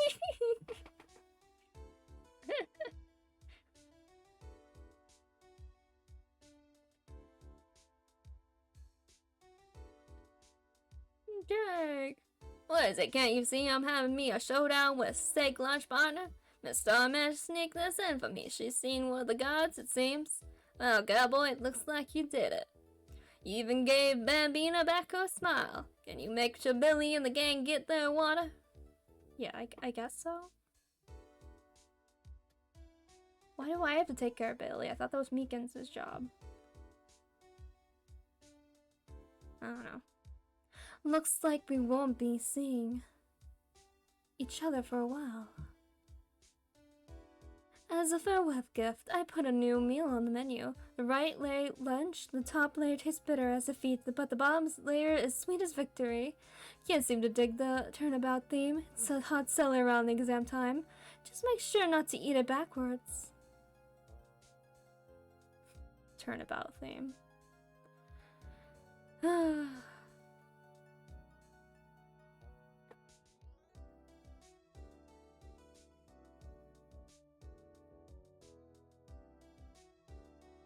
Oh, gee. I'll never forget that young defense lawyer said after the trial. Let's see, what was his name again? Mr. Left? Yeah. Anyway, Yeah. he said he's been doing her something or other for, how many years? Well, anyway, I've got another trial to get to, so I better be... Oh no, I forgot my gavel. Sorry, gotta go. Good job.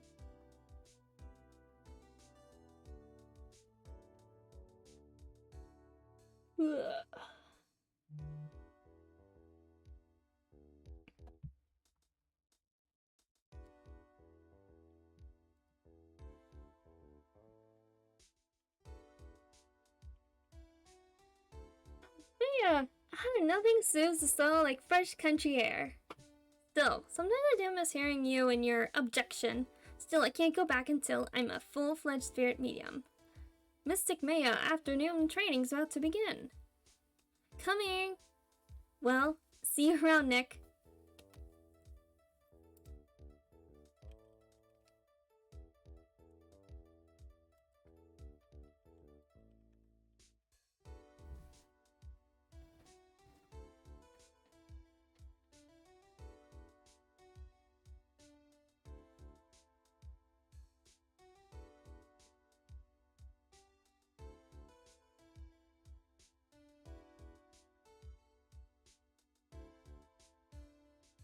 Mr. Edgeworth. Oh, this guy. Oh, Mr. Edgeworth? I brought you your tea. Hmm? What's going on? Edgeworth? Where's Edgeworth? Where's Edgy? Where's Edgy? Where'd he go? Where'd he go?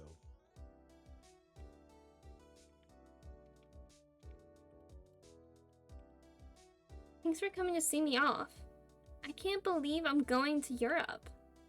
Thank you, Mr. Wright. Thank you so much for everything. I'm a little sad, but I'll be alright. Whenever I want to see Lana, all I have to do is open this book.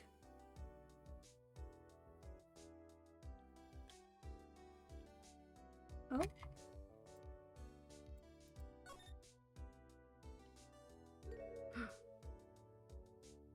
Aww. Aww. It's so cute. It's nostalgia, huh? It is. That's super cute. Cheap no luck. To rise from the ashes.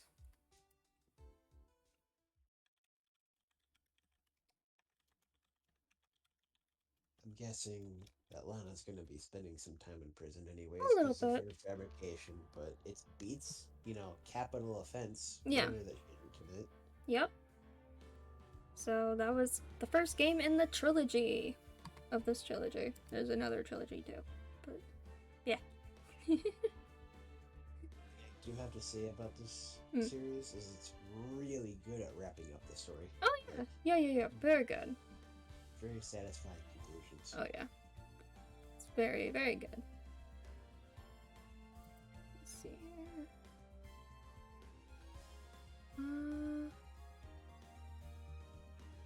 Okay.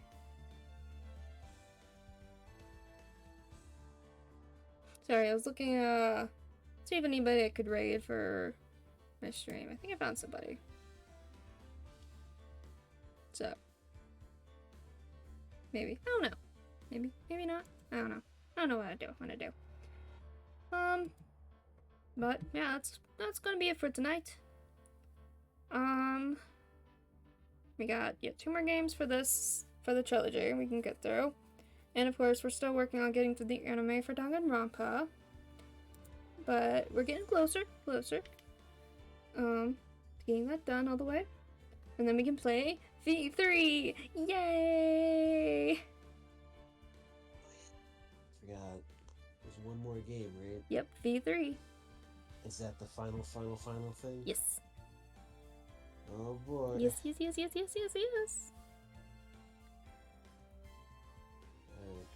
Alright. Past my bedtime. Okay. Alright. I'll see you later this week, I guess. Yep, see you later. Alrighty. So, I was thinking of rating someone, but I don't know. Maybe not. I don't know. Need to make more friends. That's a goal I need to do, is make more stream friends. But I'm not good at that. So, plus I only stream like once a week, so it's like, doesn't help at all. Let me see. Nah, I think I'll just end it for here tonight. I am pretty tired and I need to get some stuff done before tomorrow, so. Thanks for hanging out and watching. It was very fun. We finally got through that final chapter. Oh, that was a long one, but it's a very good chapter, that one. The next game's also fun. Yay! We get to meet a new prosecutor. We get a new prosecutor. Hooray! And lots of fun, interesting, and weird, wacky adventures to be found. Yeah, that's it for tonight. See you guys all next week for more Ace Attorney, Phoenix Wright Trilogy. Bye-byes. Good nights.